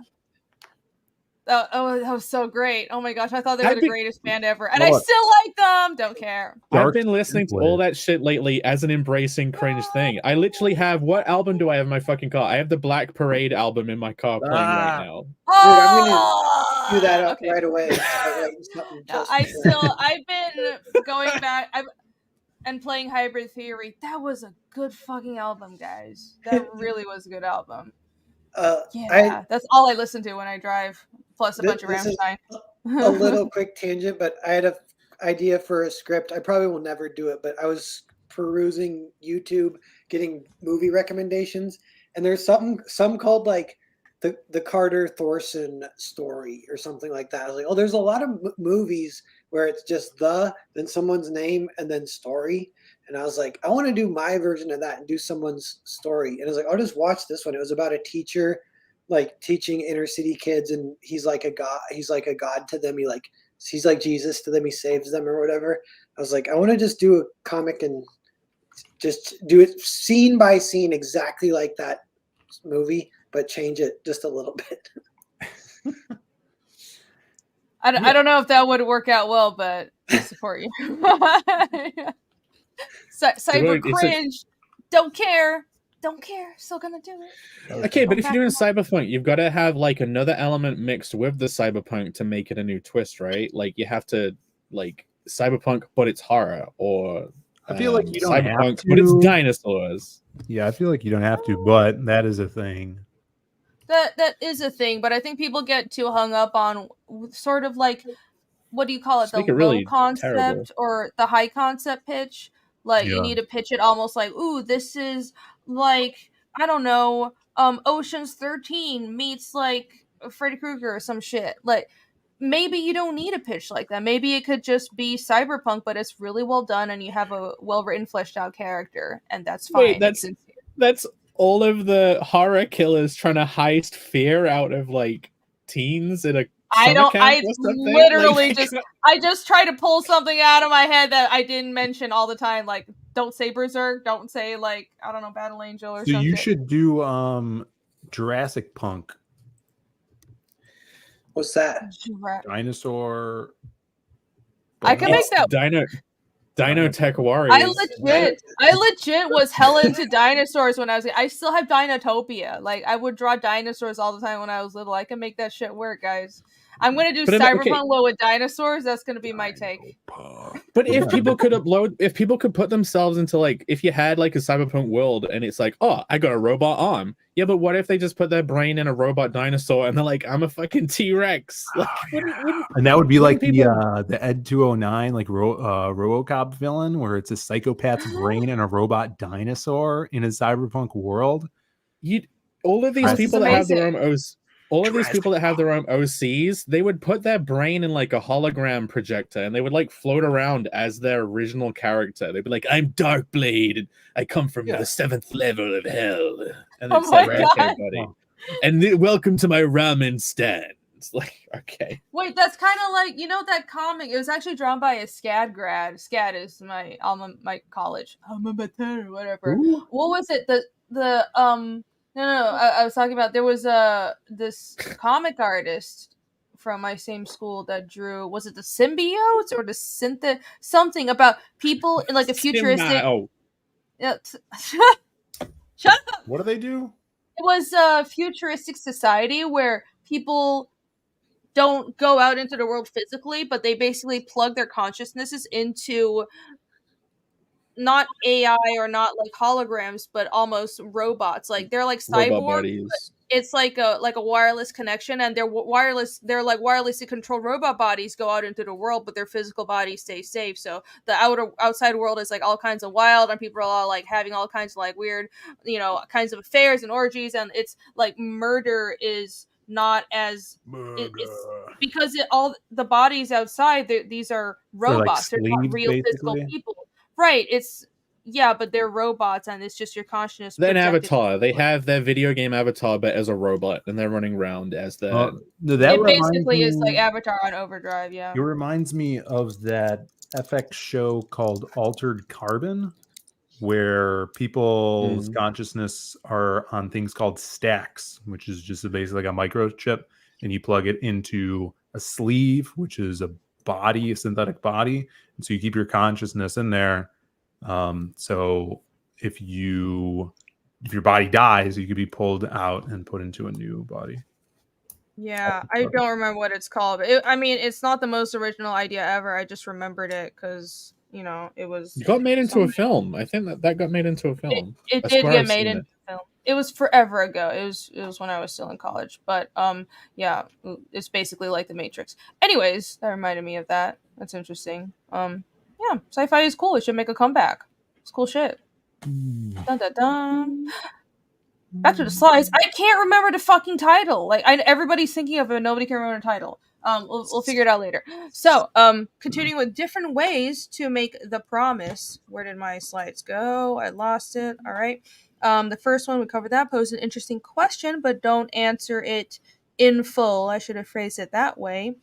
Another way you can make the promise or open your story is describe the setting but leave some unexplained mystery.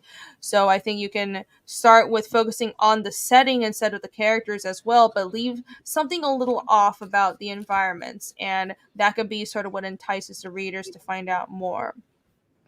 You can introduce a character but leave some holes in the puzzle, and this is sort of a recurring theme with all of these points. Introduce something that's compelling, but leave just a little that isn't filled in.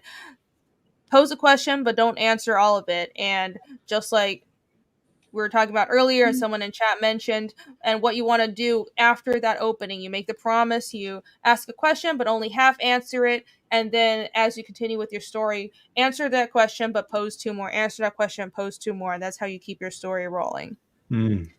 You can also open by creating tension between characters and entice readers to want to see the resolution of that conflict. And that could be something that's played out in the delivery of the story. Yeah, it's like if you have a fight that's going on in this, you can't just have them both face off and say, I'm going to kill you and I'm going to kill you. And then you cut to the next scene and they didn't kill anyone. But if like one of them cut one of the other guy's arms off, and then they both like got ready to fight again, then you cut, like you have something happen, but then there's still a question. But then there's a twist, and then it's like, oh, they weren't really trying to kill each other. It was all an act because they're trying to trick somebody, and that's how you sort of like keep things rolling, right? Surrogates! Oh my god! Finally, somebody remembered it. Surrogates. That's the name of it. Yeah, there you go. It was forever ago. Bruce Willis. Yeah, it did get made into a movie. Oh, I totally forgot about that. Very mature, Vaughn. Thank you. And last but not least, another way you can make an opening is lay the groundwork for a great challenge. Yes, nice. And entice readers to watch your characters overcome it. So that's a very classic hero's journey sort of approach where you set out, you introduce the characters, and a character could be an everyman, but the challenge is what motivates the readers to continue, because this is an unsurmountable challenge. Oh my gosh, we have to go and defeat the evil emperor. How are we going to do it? And that is what motivates the readers to want to see, how is this like small town boy who's has this hero's journey thrust upon him going to defeat this evil emperor. It seems unsurmountable, but we must see how he does it. So there you go. Look at these slides. They're so pretty. I'm so proud of these slides. They're sparkly too. My gosh. Very cool. Yes. You like the sound effects? Yeah. And then those custom sound effects. Regardless of genre, the key is to present something attention-grabbing, but with just enough mystery to be a lure. Make the audience want more. And that sums it up. To be a what? To be a lyre? A lyre? Like the musical instrument? Lure. Lure. It's pronounced lure, isn't it? Did I pronounce it funny? Lure. Omicron pussy I ate. Lure. Not in... Yeah, Did I pronounce it wrong? Is it like, lure or lure? What? Like what? Yeah, you said leer. That's what I heard. Oh. I would see lure. Okay, all right. But I guess it is lure. To be a lure. It's a lure. Okay. Sorry. What would you say? Bait the hook. Lure. Yeah, lore, right? But it is I'm just gonna lore. not use English words because you guys are gonna grief me every time. But yeah, bait the hook.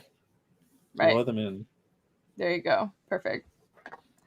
And after this, I just have some examples so we can get into that. And if you guys want to bring some more up, that would be awesome. So here are the ones that I thought of just top of my head. This is like shit that I know. So here are examples of amazing openings. Like the first one was Up. I'm like, what's an amazing opening? Up was like the most amazing opening ever because I think like Up was an example of, you know, people say the opening of Up was better than like the rest of the movie, which I don't think so. The movie was really, really good. I think Up was like the pinnacle of Pixar. That was like when Pixar was at their best. It's the golden age. But the opening was almost a self-contained story in itself. Right. And it was so No, but short, but so full of layers. It was just like mind-blowing. It makes sense that people would be like the opening was better. Like, okay, it links all the way back to Narwhal's point about the James Bond film, and if he was like an action scene and then he goes off and like gets with some teacher in a school.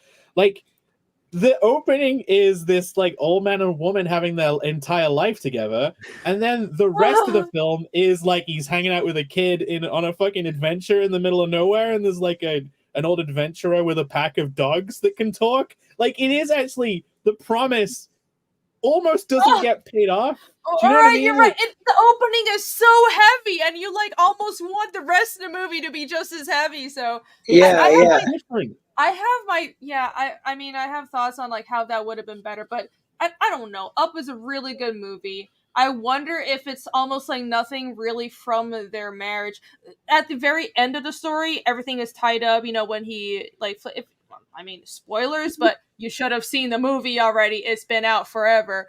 You know, when he opens the book and it's like, oh, the adventure continued with you and all that stuff. Like, it all ties in together, but I don't know. I think it would have.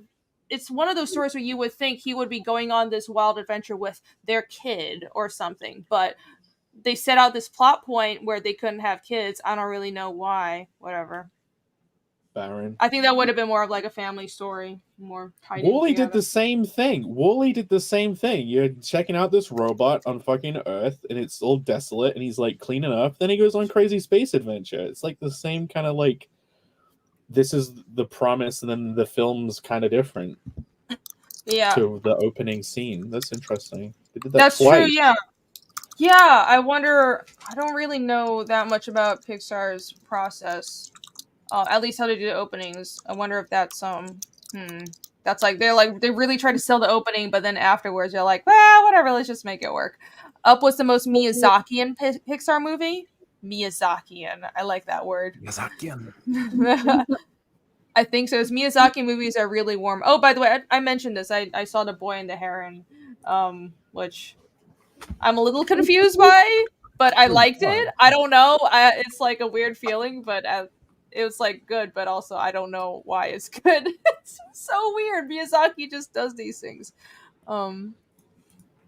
His off in the last two. Oh, I don't know. I don't know. Lore. I haven't thought about this thoroughly, but the opening for Up was really good.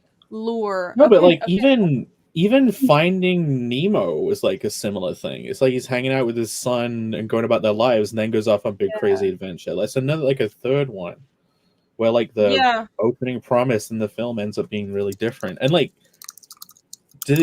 if you remember those three films, do you feel like that? Do you feel that disconnect between the two bits? Because I do with Wall-E and Up. I do, and I think what the problem is tone. So it's not that logically speaking, what was set up didn't work or that it didn't make sense. It's just the tone totally switched for all of these examples. You have these really somber openings that are sad as shit sometimes, and then the rest of the movie is like adventure. And I didn't like that as much as, you know, I did like that Age of Pixar. That was not my favorite thing. No, they were great films, but I definitely think, you know, that is a good point to have made about all those films. Mm-hmm. Like, they did have, the tone does shift, and you do really feel that disconnect. I didn't like the opening of Up was awesome, but it does feel completely different to the rest of the film, and that is like Do you think that's not good, or do you think it's fine to do, or like people just remember the opening of Up, right? I think that's not an issue with the opening. The opening is still good. That's the opening with the delivery part.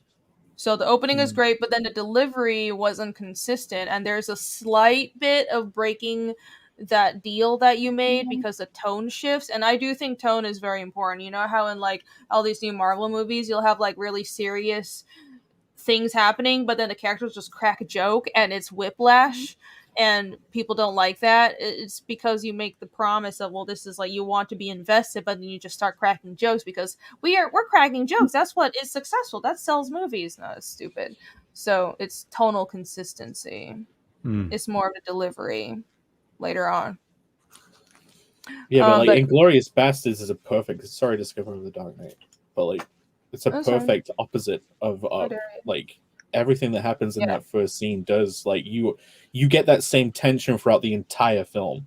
Like they open it with this really tense situation, and like the rest of the film just gets more and more tense.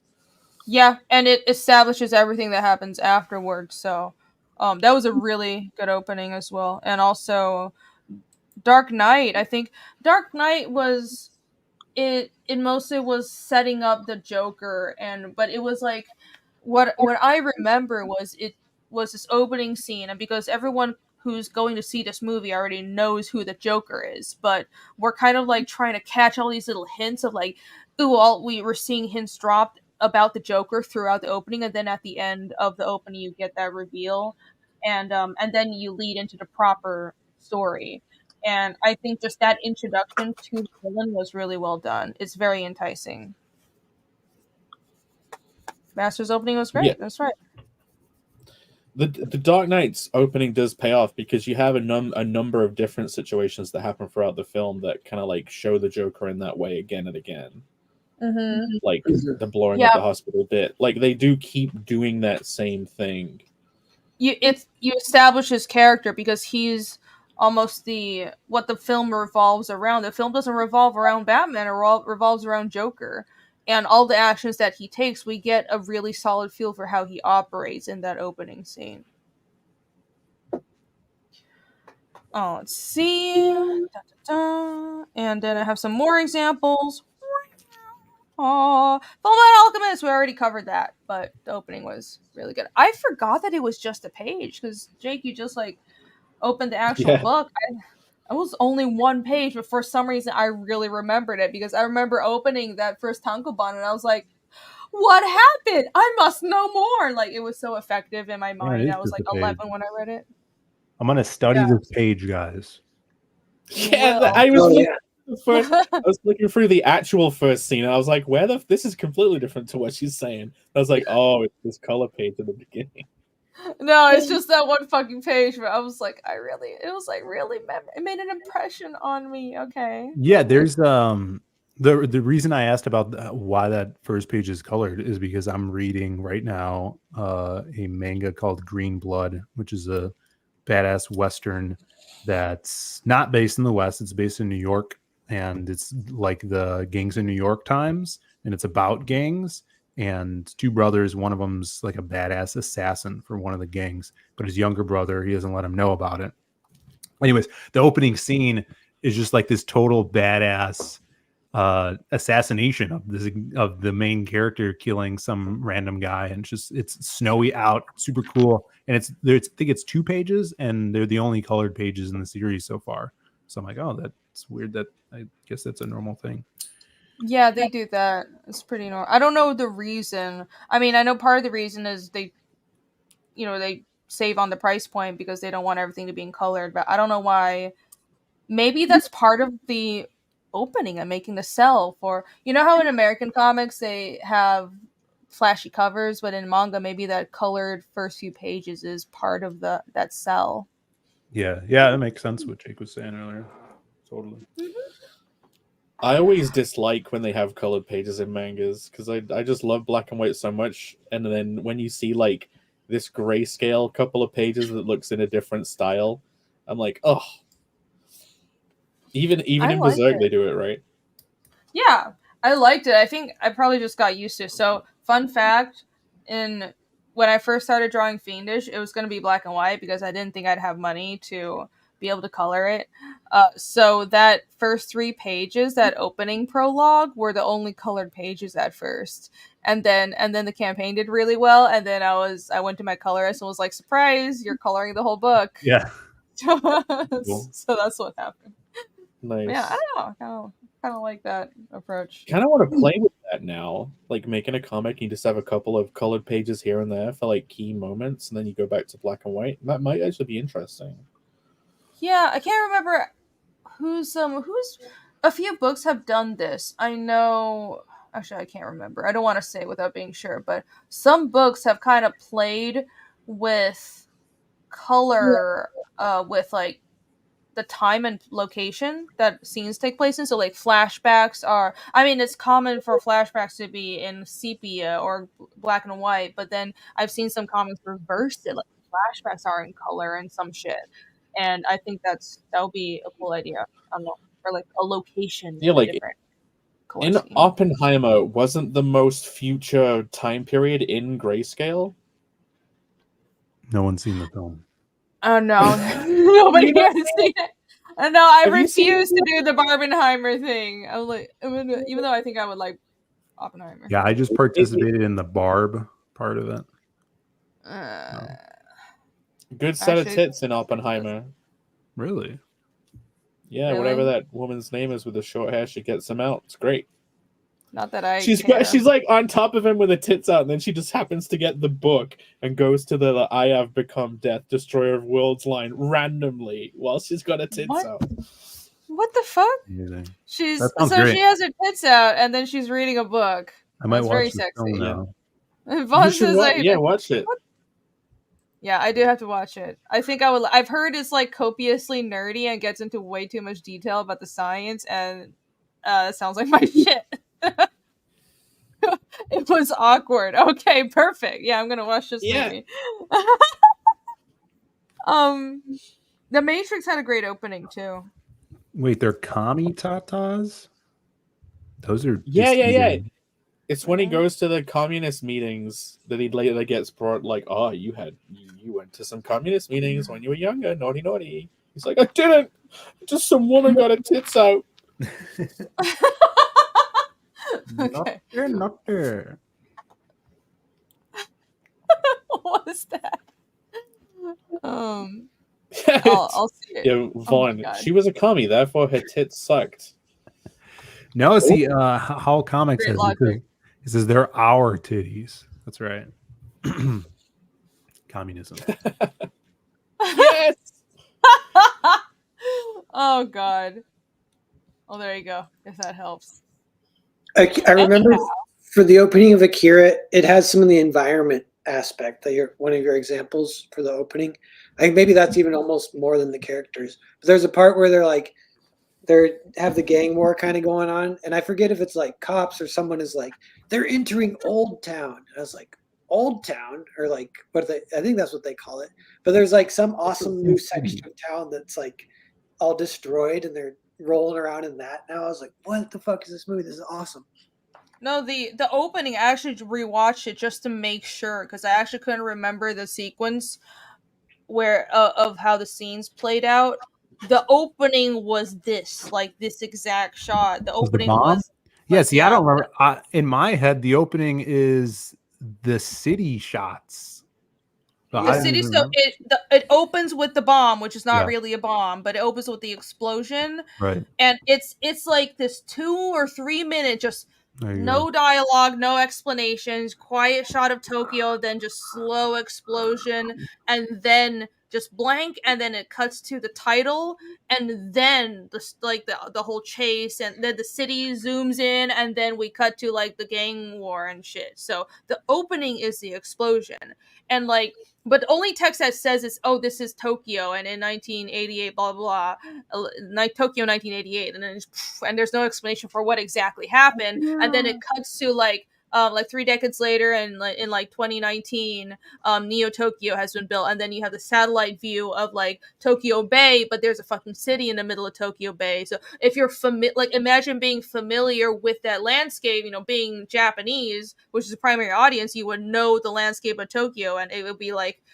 well, you would know exactly when you see the opening, this is Tokyo being bombed, and then this is like years later, there's been a new city that's built next to where the old city was. So you would immediately be oriented to what this world is like.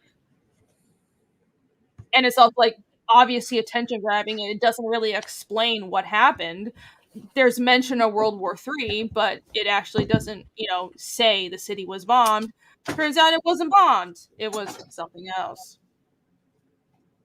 Akira's epic, yeah, it was fucking great. And Tokyo, it says Tokyo after World War III, and you kind of assume that it's a bomb, but that's not really what happened. And Matrix was also, it was a lot of mystery, right? This woman just flying through a city doing all these superhuman things, and you don't really know what's happening, and then she does the call, and then like all the like digital letters coming down, digital rain that totally ripped off from Ghost in the Shell, but we're not going to mention that. And it leaves you wondering what's going on, because it seems like a normal modern city, except not. And you want to know, where is Trinity getting all these like superpowers from? What's happening? Yeah, So, yeah. Matrix is Look, pretty cool. I got it. I got it. You have Akira? Akira. This is what you're talking about, right? Wait, but that's not read right to left. No, it actually. Wait. This is the Europeanized version for you people that apparently have trouble just flipping your brains around. It's colored, huh? Hey, this is the full color. No, it's not. It's only the first few pages are colored. Oh shit! Okay. Yeah. My favorite thing from Akira is when that kid's like walking along the wall, and then he hears that voice go, "Akira," and he's like, "Leave me alone." Mm-hmm. Remember that? And then yeah, whatever you want flashes through his head. Yeah, and then they're at the pit. When you guys are talking about this, it just made me think of One Punch Man that I think might like parody it slightly. Like it has a similar opening. That's like, you have his fist, but what was the first page? You're right. The first page is like chirp, chirp, chirp, boom, boom, and then huge swing, and then and then all of the like city getting fucking wrecked. Then you get that guy. To be fair, Japan is understandably traumatized by having two bombs. Yeah, I wonder what this symbolizes. I wonder what. I mean, I'm not being blasé about it. That kind of imagery is very common in manga, and like growing up with a lot of manga is super obvious. So I find it fascinating. One Punch Man, probably it. So many manga either open with some kind of a bomb scene, or like the climax is almost like a countrywide or something sort of explosion. Even FMA had something like that at the ending. It's just something that's hard to miss. Yeah, One Punch Man was probably directly spoofing this, though, and that makes sense. Yeah, that's what I think. Like they must have just been doing a parody of it because I remember. Also, that looks like Piccolo on the next page. You mean this guy? Yeah. I love how ridiculous. I love how like the artwork is like the best artwork, but it's like the most ridiculous shit. Justice. Oh yeah, this is when he got somebody else. The actual creator doesn't draw that well. He got someone else to draw that. He's the writer, and he has like Murata doing the art, right? Yeah. Yeah. It's okay. You can move on. Yeah. Okay. I just wanted to pull out that parody. All right, I'll move on. Moving on is in conclusion. Dun, dun, dun. Ding, ding, ding, ding, ding, ding. In conclusion, the opening or the promise of your story can make or break audience interest. You can use your opening to establish tone, character, setting, mood, and themes. Could and should. A good opening promise entices the audience to find out more, and a good opening can also serve as a guide for yourself as you continue the story. And that is why making the promise is important. The end, and thank you. Promise. I have a an addition to those good openings, because you wanted us to share some. Yes. The Dark Tower series, which I talk about a lot this past year. The first book, The Gunslinger, has an awesome first line that kind of sets you for the mood of the series. And the first line is, it goes like this: "The man in black fled across the desert, and the gunslinger followed." And that's like kind of like infamous for that series. But that Stephen King didn't even write that. He got that from a poem called "To the Dark Tower, the Gunslinger Cometh" or something. So the whole series is based off this poem that he read in college, and he like reshaped it into this series. But also I would say that he failed with keeping his promise, because I'm reading the last book right now. I just started listening to it again, and it failed at that. So, but take Well, that's a bummer. Yeah, because the two forces are like, the man in black is the force of evil and the gunslinger is the hero, right? And this whole story is built around those two characters going to culminate at some point. But then in the last book, maybe it's the second to last book, something happens and it's like, what? That's not even gonna come to fruition now. And now where's things going? But I just always thought that was a cool first line, though. Okay, yeah, but it didn't pay off. But again, it's one of those things where I think an opening can still be good, but then the delivery, like the follow-up, isn't there. So these are two separate issues. Yeah. You can still have a good opening, but you should follow it up. Yeah, I think the first book is amazing, though. The first like cool 3 books. Yeah, I haven't read them, but I remember. I noticed with basic, like if it's like an action, Perfect opening. If it's like an action story, your opening can't be like the best action scene, because that. Yeah, right. Yeah. Very true. You want to level things up, but Yeah. I mean, if you're doing an action story, if you want your opening to be good, but there needs to be a level up. And the thing with action is it's almost not just about power leveling up. It's, you don't want to do the Dragon Ball Z thing or Dragon Ball thing of like everything is just, oh, I'm just more powerful, I just punch harder. It's like, it's about, well, technique and the characters using their environments more and like outsmarting each other and learning their enemies' moves. And you almost want to fight smarter, right? That's sort of like what I like to see in action scenes and action. Oh yeah, that's cool. Yeah, you know, a great example of that is Godzilla -1. Did you guys see that one? Everyone's talking about it. No, the only movie I've seen in like the past year is The Boy and the Heron. I did see that film. Yeah. But it has it where like all the action scenes are different and they escalate in fun ways and they're diverse. Like there's one scene that's just a chase. It's in the middle, so it's not the most epic. But it's just a chase. They're in a small dinghy and Godzilla's just swimming right behind them. He's gonna chomp their boat, and they're just like, "Holy shit!" They're like throwing shit at hitting his nose or whatever, you know. And I don't know. It's like awesome. He's like, "That's cute." Yeah. Or she. Yeah. Whatever. Don't know. What movie did you say you saw, Rini? The Boy and the Heron, the Miyazaki movie. Yeah. I was supposed to do a review with Lofty, and then I saw it too late, so shame on me. But yeah, I'm still a little confused by it. But it was good. It was really pretty. It's one of those like really Miyazaki movies. So it's like I felt it was like, logically speaking, I prefer very logical storytelling, or at least everything is explained a little more. I lean more that way. But Miyazaki has a way of telling stories that are very abstract, is the word I've heard brought up a lot. And And The Boy and the Heron is definitely more abstract. So there's a lot of things happening, and it's not really, the visuals aren't always explained. I did have a problem with some plot points not being set up, but in general, yeah, you understood what the story was about. It was about healing from trauma and this bad situation, and this boy making connections with his stepmother and all that. And it was really pretty. But yeah, it was very Miyazaki. That's all I can say. What the hell are you talking about, Ron? Does anybody else have more examples of good openings? Or shall we move on? Let me see. I mean, probably all your guys' favorite movies hopefully would have good openings.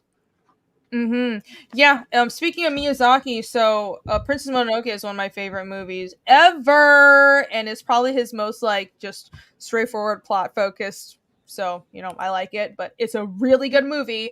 Watch it if you haven't. And the opening it set everything up.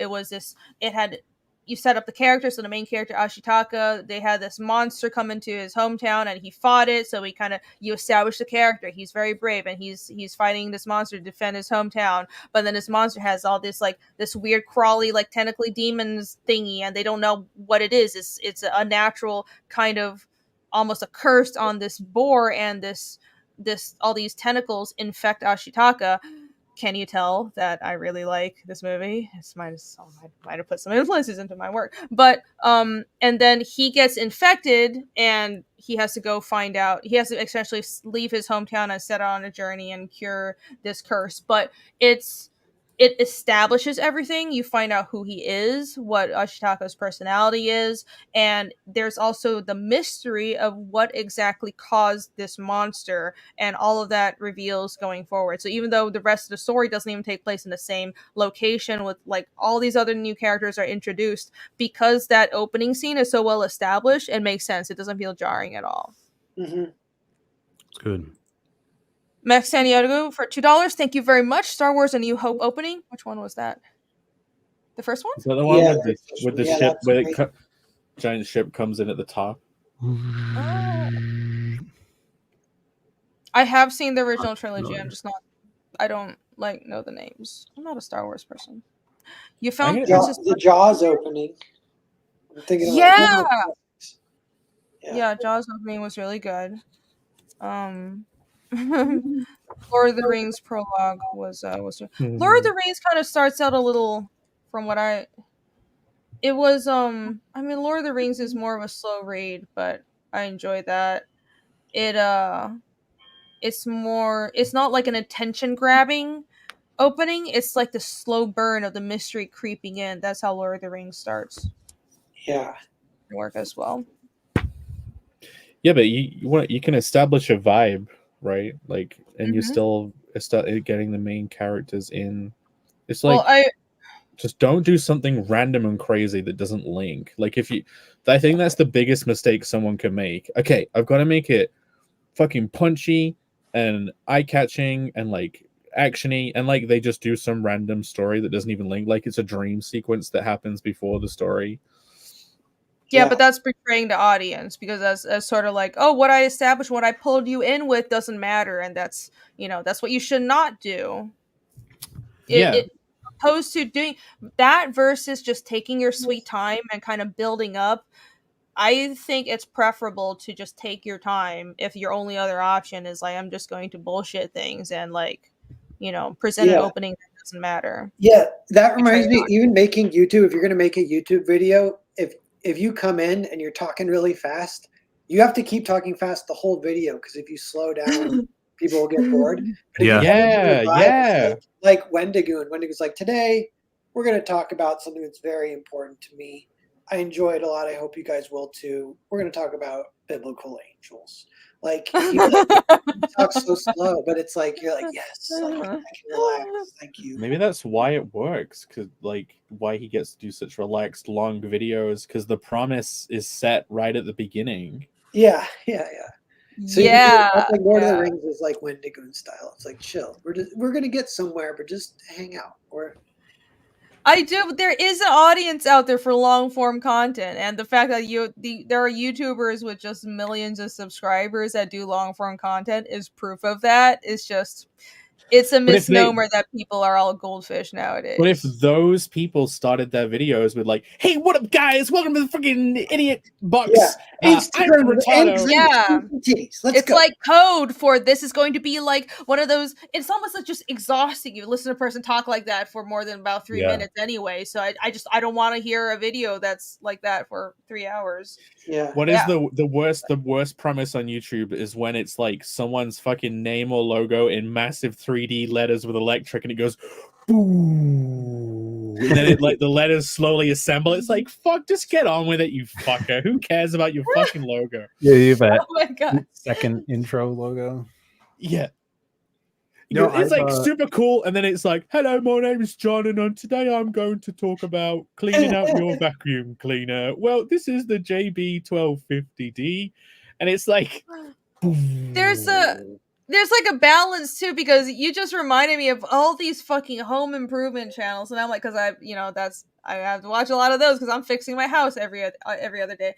But like, some of them are so boring. So what's the difference between that and successful content creators like Wendigo? And I think it's when a lot of these creators that have really long videos, but it's boring, it's because they spend too much time talking about nothing. And when Wendigoon and when other channels, I listen to a lot of like storytelling channels and true crime and shit, so I really like Stephanie Harlow, she's cool. But it's in those videos, they're long, it's like 3 hours of content, but every sentence counts. They're not wasting their time repeating things, and like there's no dead silence. So the entertainment is at a constant steady pace. It's just a little slower than like, "Oh my god, everybody, you want to see this game that I played today? It's super cool. Yeah, come on everybody, hit like and subscribe, yo."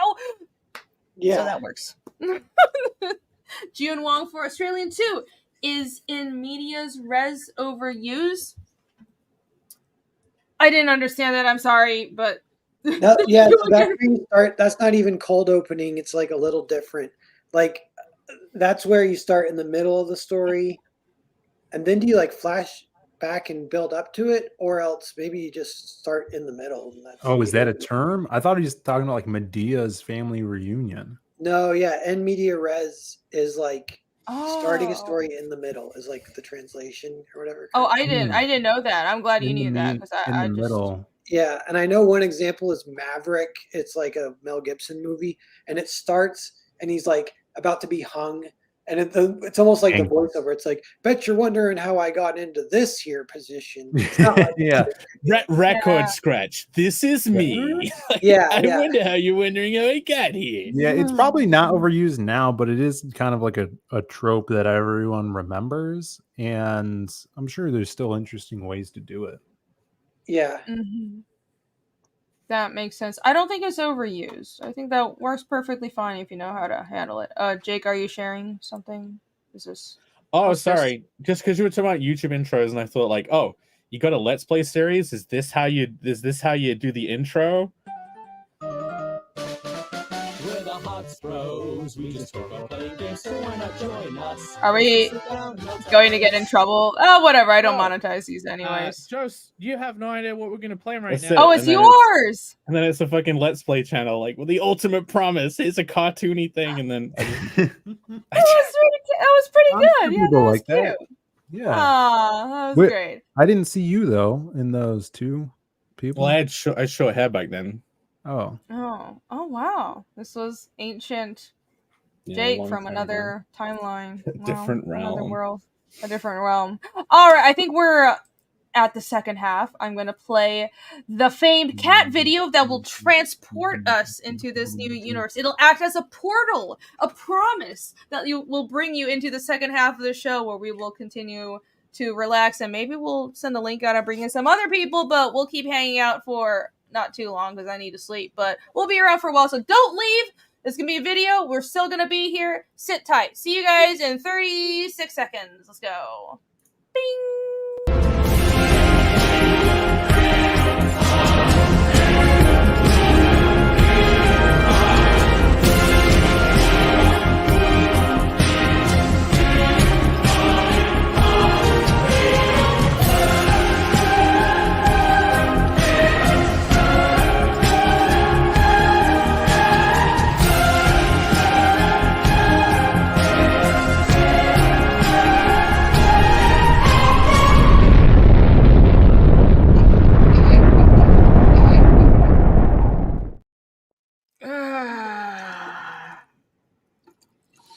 So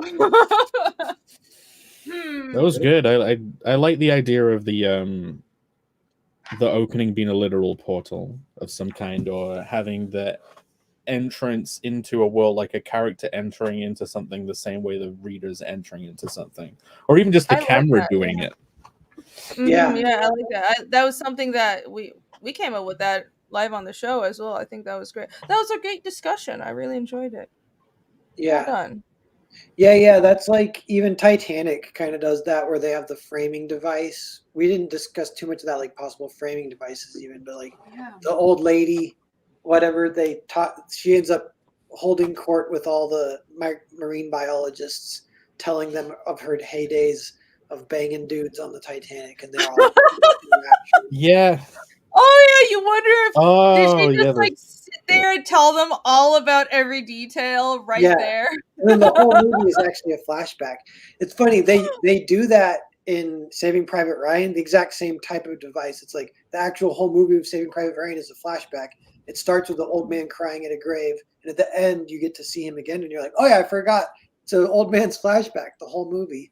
Like that, sometimes that I'm like, you could cut that out, Mr. Spielberg. You don't need to like frame it with whatever. Yeah, I wonder if that it's not like an era of filmmaking. I mean, it works just fine as a framing device, but it could be overused. Did the old woman at the end of the Titanic commit suicide? Did she like jump in the water? Am I remembering that wrong? What? No, she throws I thought she jumped in and died. Yeah. She committed suicide because of the memories. Like, I'll be with you again, Jack. Yeah, that's what happened. That's what exactly. She just You throws a ring exactly in. what happened. Holy shit, Jake. There's a funny Owen Benjamin joke about like her lore after Titanic based on the theme song, which is like, every night in my dreams I see you, I feel you. Because after Titanic, she like marries another guy, but every night she just can't stop thinking about Leonardo DiCaprio. A little awkward, just a little bit. I mean, wouldn't you? Yeah, I guess. I was talking to someone the other day. I was like, maybe it comes up with you guys because it's Timothée Chalamet and his Deal with the Devil. He's like the modern day DiCaprio, but I'm like, I don't really get it. And then I don't know if I even get it for DiCaprio. Like the powers that dictate who's the sex symbol. Chalamet sucks, dude. Are mysterious. Yeah. I don't think he's really a sex symbol. He's a twink. Yeah. It's sort of that. I mean, Leo was also. He was like, he's cute, but he's not a sex symbol, right? Like Jason Momoa is a sex. Henry Cavill is a sex symbol, but you've got those like kind of skinny, slightly pretty boys that are pretty good actors, and that's Leo and Timothée Chalamet. I think Timothée Chalamet is not a bad actor; he's decent. Leo's really good, but they're not exactly like, oh my god, panty drop. I think Leo has a charm to him for sure. He does, yeah, especially young Leo. Swagger. And he's one of those actors that he is really a good actor. He's one of the few people in Hollywood that is just, he can live and he can like, his creds are just, he has ability. It's not anything else. You should watch The Quick and the Dead, which is an awesome Western film directed by Sam Raimi. Leo's in it, starring Sharon Stone. It's really good. Have you guys seen this? Good revenge story. You guys seen the Seven Samurai? Yeah. Sure. I was gonna watch this as part of like thinking about action genre. You haven't seen it? No, I've never seen it. I got it. You should watch Kurosawa. Seven Samurai and Rashomon is really good too. Rashomon's my favorite of his. I'm gonna watch all the Miyazaki films. Yeah. What film? Watch Miyazaki. I said I tried to watch Rashomon. I couldn't get into it. Really? Yeah, but it's also like gotta read all that stuff. Yeah. It's Jake knows what I mean. Read all that? What do you mean? Hmm? You don't like reading? You gotta read what they're saying on screen. Oh yeah, I want to watch films, not read them. Yeah. Jake knows what Oh, look, this normal's fantastic. I was going to go get my dog, but my dog is no, sleeping no. right now. I got a new dog, guys. A new did? wow! You actually What? what kind of dog is it? A little dog with short hair? Chihuahua? You got a Chihuahua? It's not Big dog. no. It's not Oh. little. I don't like tiny dogs because I don't like a dog that looks like I could accidentally kill it by stepping Yeah. on it, you know? I love those agree. tiny dogs. Yeah.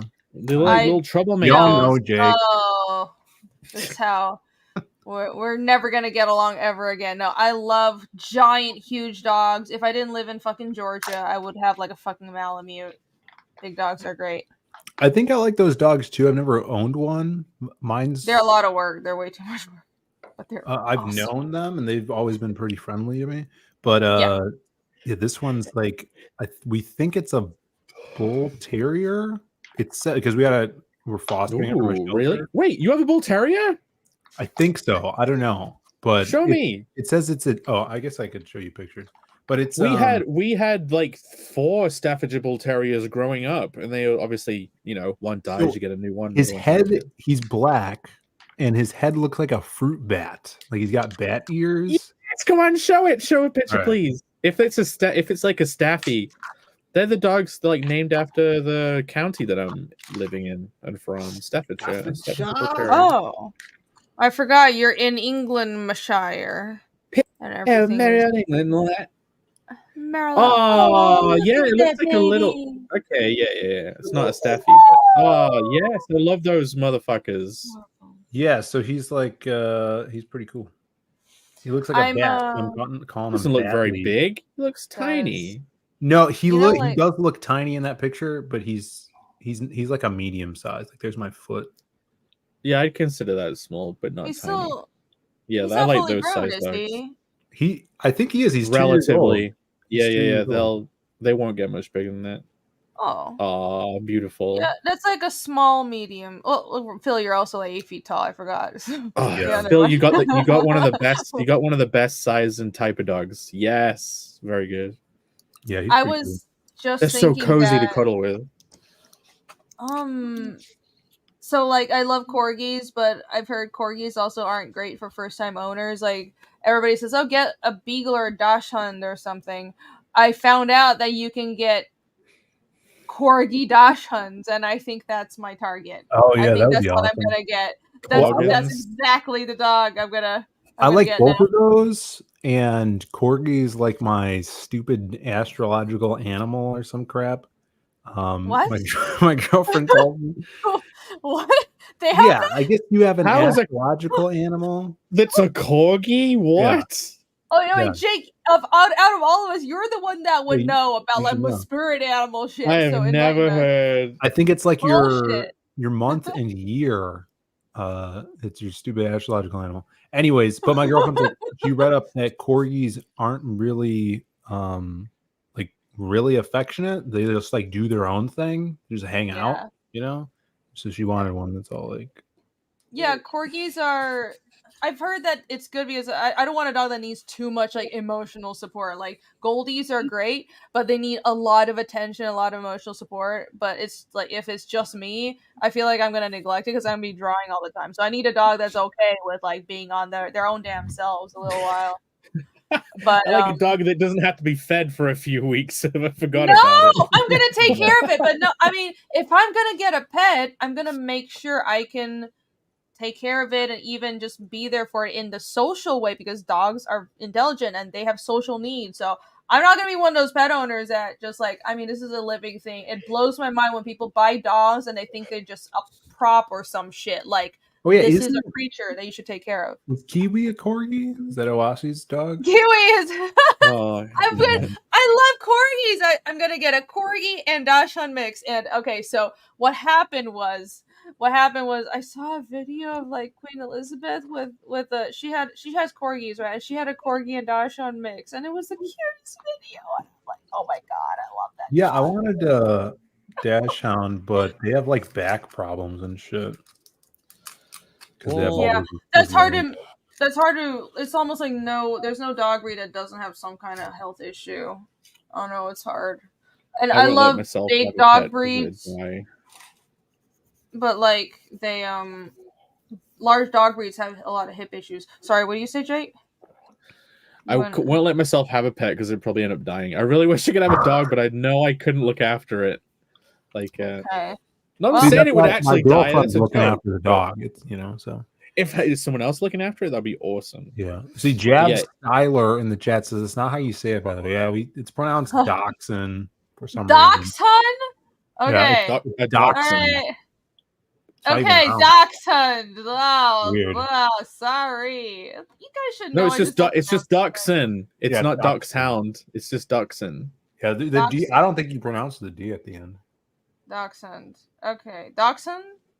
Dachshund. Dachshund. Then why the fuck they spell it like that? Because this is German or something. Oh, Germans are stupid. That joke. You want to Corey? You got a Shiba Inu. Shiba Inus are great. I've heard that they're a bit of a handful, but they're good dogs. They're like really active though, aren't they?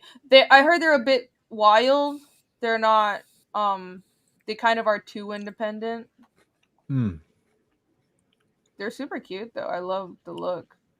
They're adorable. Irene described a cat. Yeah, I want a cat, but that's like a dog. But like for cats, I like cats that act like dogs. So I want, like Norwegian forest cats and those like giant fluffy animals. I love giant fluffy animals.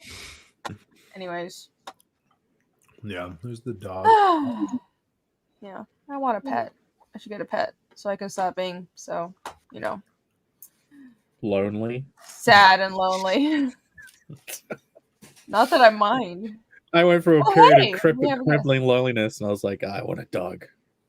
Yeah, I go through phases where it's like I'm really quite fine being on my own. I appreciate it, but sometimes it's more of I think I'm going to like lose my mind if I don't have some other creature living with me to help me stay on schedule. Like, you need to go and walk this dog now so you don't just, the days don't merge into each other. You need a roommate so the days don't merge into each other. Hi, Vaughn. Vaughn's like, I'm a creature. I could keep you on schedule. What? Whoa. Creature? Creature? I think I'm at least better More like it. Vaughn, why do you have like weird sunlight in your room?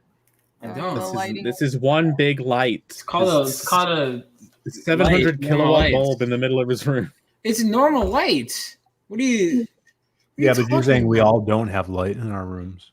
I didn't say. I don't give a shit about what any of you have in your room. Oh, okay. Yeah.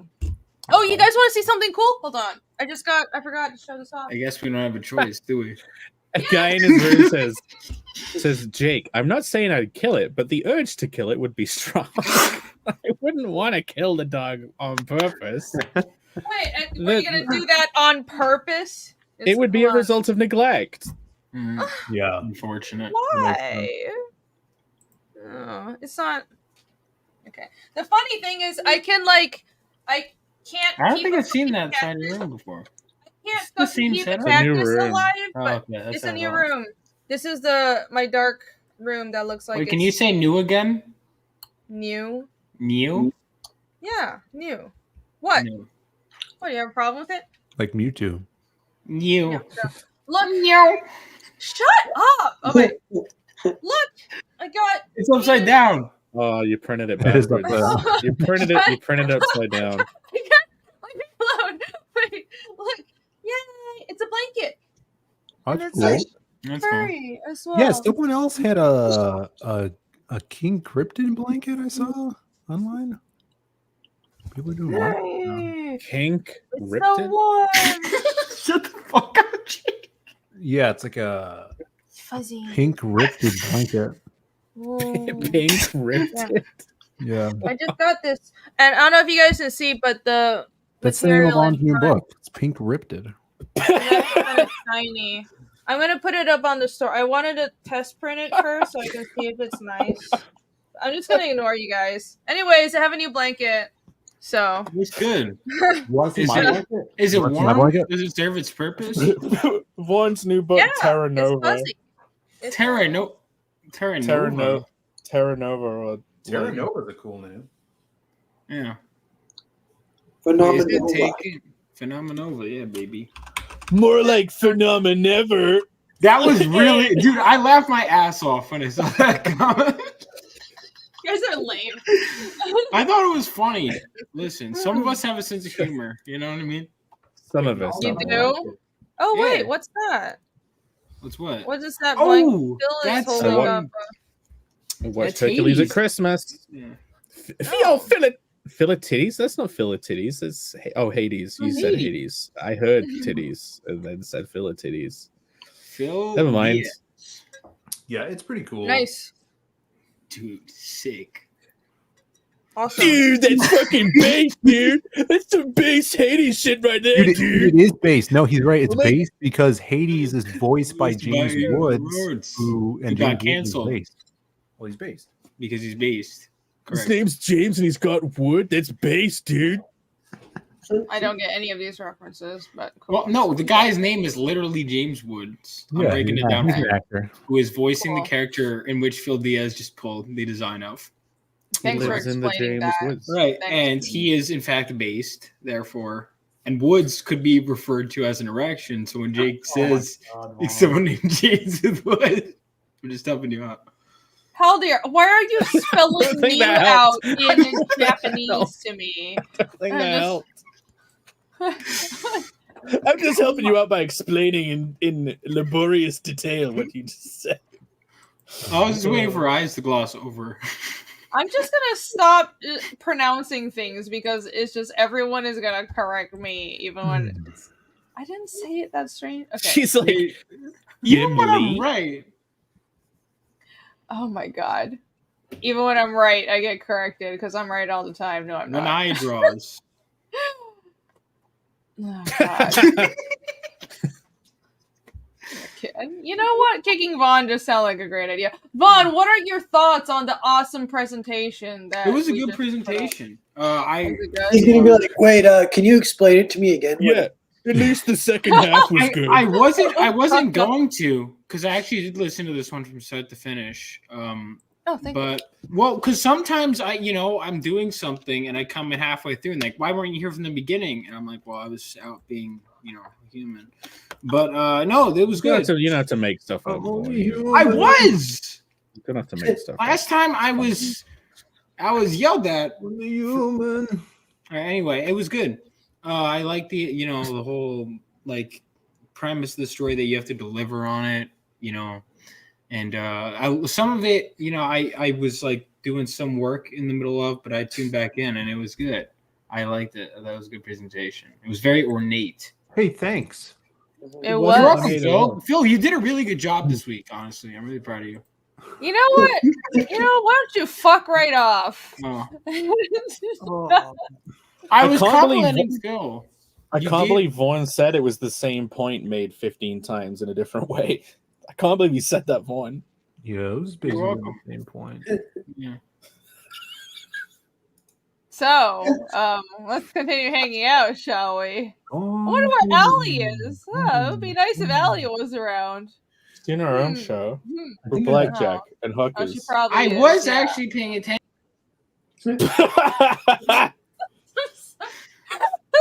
Alex says, Jake, stop holding back. It's bad for your blood pressure. Holding back? What do you mean? Your ire. I For worked so who? For hard. what? For me? I don't know what he's talking about. Your ire. Your ire. What ire are you holding back? I don't know. Hopefully it'll be in the meme. Get to it, Alex. Yeah, where is that? Where's the meme? I Maybe looked on Alex Twitter, I has a can't life find it. too. And he's a real human boy with feelings and emotions. I want to make a joke. I'm not going to rip on Alex. So. Okay. Guys, I was just talking to Nalscala and Billy on their Pop XP network. Yeah, I saw you on there. Yeah, so Yeah, it was cool. I wish I could stay longer, but I had to do this show. So, You sound really excited. Wow. Oh. The way she quit, the way she entered the show too, she's like, "Ah, sorry guys, I have to do some I didn't mean it. show. I didn't mean it that way. I'm just glad to be here. I was looking forward to doing the presentation. Wow. But no, it was we were doing a really interesting. It was an interesting discussion. Although honestly, I didn't really I couldn't really contribute because everyone was talking about copyright stuff, but also copyright of older IP, so I didn't have anything to contribute anyway. But it's interesting because a lot of stuff that was created, obviously, you know, all the stuff that was created something like 95 years ago or something are up for being 93 years, open to the public.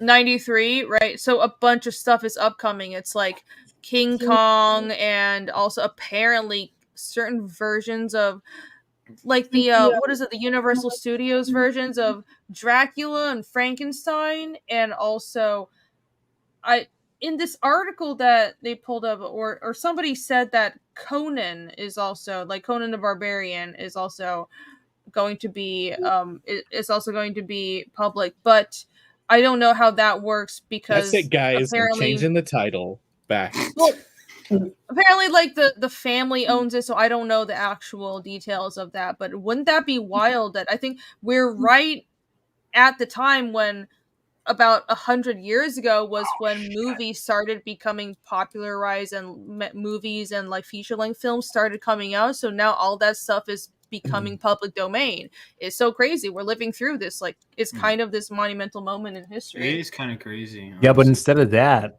it's like 100 years ago these icons were created, and now it's time for us to create our own icons 100 years later. Yeah, I think some of them, the chosen ones. Yeah, absolutely.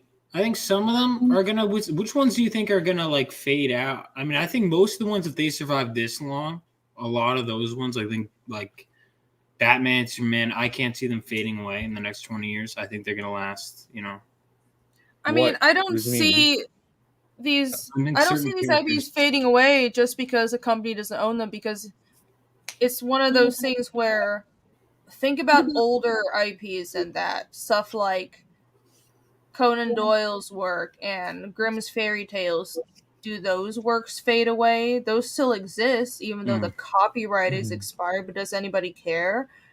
I think good work will always be in the collective consciousness. But I think that's different because with those things, you have to understand that, like, for example, Batman is so intrinsic to the lore of it, and even characters like Bane.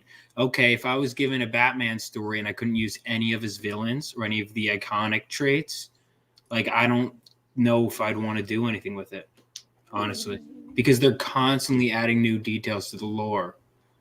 Same goes for a lot of characters. Yeah. Like if the X-Men were public domain, you'd have to wait another 12 years for Wolverine and a lot of the other stuff. Yeah, that's true. I don't have interest in like taking something public domain, but I know a lot of people are. I'm more interested in just seeing what people create. Mm-hmm. Yeah, I think it'll be fun seeing everyone experimenting, and I like all the films and comics where everybody was just like chomping at the bit for January 1st to finally release all these things that are riffing on Disney. Is great. I'm really enjoying it. Yeah, I saw some fucked up memes as soon as the New Year started. But I love it. For full-length comics, I think the interest is I think it's gonna be a fad. I think a lot of the time when it hits public domain, people will jump on the trend. But as to it'd be memes for a day. It's like a meme. That's what I mean. I don't think it's gonna be anything more than movies. It's like, it's like let them die. Let's beat this dead horse a little bit more. I think by the time even like a lot of these properties arrive, people will be like, oh yeah, that was a thing. Yeah, that's kind of what's going on with Steamboat Willie and everything, where I don't know if anyone's creating something serious, because you're right, and Phil brought up all these other issues where if you guys all brought it up, even if you try to take one part of the IP that is public domain, there's all these other characters within the same universe, and then certain abilities you can or can't use. It gets super complicated, so it's just better for memeing. That's about it. And they don't get to tell you, they don't get you send a fucking cease and desist for fucking making a meme, which is annoying. So that's good. I'm glad that we're getting to that point. They probably still could. Honestly, I wouldn't put it past Disney. They they can try, but legally speaking, it's public domain. So they can't be like, oh my god, you're ruining our image. No, fuck off. Yeah, but okay, legally speaking, all the like copyright laws is like I can bully you financially into not doing the thing, whether it's right or not. It's just I have money, I can bully you with it. Like, and then say you do have the copyright to something, you don't have money, so you can't defend yourself. Like, it doesn't seem to actually work the way it's supposed to work. Even like, for example, part of the reason, well, like, it's also because I talked to like, I have a lawyer about this, and I was talking. He was like, the thing about the law is, he was giving me an example. Is like, we've never met in person, Greg, because we talked on the phone. He goes, well, I could try and start a lawsuit against you tomorrow for saying you punched me in the face. It doesn't matter if it didn't happen. You still have to lawyer up and defend against it, right? You could make up any bullshit and go after them. Like, even if you think you can win the case with something you've come up with, you still have to dispute it, and it's still process, and it's annoying. So you want to minimize the chances of it, but it's just, I mean, it's ridiculous the amount of stuff people can get away with. I think there absolutely should be a thing with frivolous lawsuits, but I mean, listen, people make careers off of dealing with that. You know, it depends. Like, I mean, it's an industry. It's $1 million industry. Yeah, I don't know like the details. I think in some areas there are laws against frivolous lawsuits because you can't just like pester somebody. I would think that's not allowed, but in general, it is safer to just create your own IP and make sure you have everything registered and trademarked and it's copyrighted with the Library of Congress, so it's real safe. But basically, the way things go is first in commerce, you have the rights to that first. And it's real simple. I prefer to stick with stuff that's original because I don't really have an interest in. Yeah. I mean, I escaped working on other people's IPs when I left Marvel. I don't know why I want to go back to that. Well, you know, maybe if they put you on cool stuff, you know, maybe, but we're long past. But yeah, no, yeah, original stuff is the way to go. We should be making new IPs. Listen, like if I had the chance to write something I cared, or if I got the opportunity to do something and it was a franchise I hadn't gotten into, and I could explore it and become a fan of it, fine. Like, say for example, Zorro. I've never read any Zorro stuff, but if I were to get into it and do something because it's like I was passionate about it, fine. But like the idea of doing something just as a meme, it's like I think I'd like it, but I think knowing now what I know as someone who's been creating and starting all this stuff and how much effort it takes, I think I'd start it and I'd be like, okay, is this meme really like worth it? You know, you got to make sure you have an idea that's worth sticking through all of the bullshit you're going to hit along the way. And I think a lot of people are going to start these things and just be like, eh. I think if something falls into public copyright, and then you want to do an adaptation, like I think it would be amazing to do a graphic novel adaptation of the original Jurassic Park novels. Like when did those come out? Kind of. It was not long enough ago. I was going to say. Yeah, Michael Crichton is not that old. Like, I kind of feel like people should be free to do that anyway. But, yeah, like, I think it's interesting. Yeah, there's. Yeah, I was like, that was what 1990. Yeah, never mind. Yeah, we're definitely not there yet. Well, I might barely be alive by the time that's public. Well, it's all on you. I'll be 91 years old. Yeah, I'll be like, you know, I was typing in the chat. 91. I was like, listen, when she becomes public domain, I'll be in my 90s. You know, I might crank out the first public domain. Our hopes are on you, Vaughn. You'll be the last one surviving. My idea is that when I'm done with Phenomenova as a series, I want to be cryogenically frozen, so that way I can retain. Do you know that when it comes public domain, I could physically come out and fight back to keep it and start making. New Do you know stuff the first people that got cryogenically frozen just turned into like discs of mucus on the bottom of like that there was all the first cryogenically frozen people just got like turned to goo and stuff. Like their heads just melted. Like that there were people that need to know that. What do you mean? It's important so that way you know not to repeat their mistakes. All right. Start the next need more to drink. Okay. Savon, you should definitely get cryogenically frozen. Well, listen, they'll get it right. By the time we're old, the technology could change, or maybe they would have solved the whole listen, I got time. They got time maybe to they figure would it have out. solved aging. I don't know. I feel like this is more of a threat. Jake is like even if they figure it out, Jake will sabotage my cryo chamber and make sure that they fuck it up. That's so That fucked wouldn't up. That wouldn't be very Bubba based. You don't think you think it wouldn't be, Jake? Fucking disturbing. Oh my god. Yeah, they turn into cryo goop. Well, So, yeah. good to know. Sounds like mean, a that problem. Walt Disney's head is now just like a frozen flat disc. Well, they didn't do just his head, right? Didn't they freeze all of them? Well, that's one big disc then. I'm sure they didn't do. I don't any. really understand how that works because if something is frozen, how does it become goop? Walt Disney got cryogenically frozen, Phil. Prove it. If something is frozen, how does it become goop? Like you would, if anything, you'd end up like Utsi.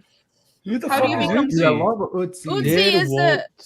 You don't know Utsi? I love Utsi. He's my boy. Utsi is the coolest caveman that has ever lived in the history. Coolest, but how's it spelled? It's like a weird Nordic OTZI. OTZI. My boy. Yeah, he's the most handsome caveman ever. He's also known as the Iceman. Yeah. You think this guy is handsome? Walt Disney's frozen. He looks like my uncle.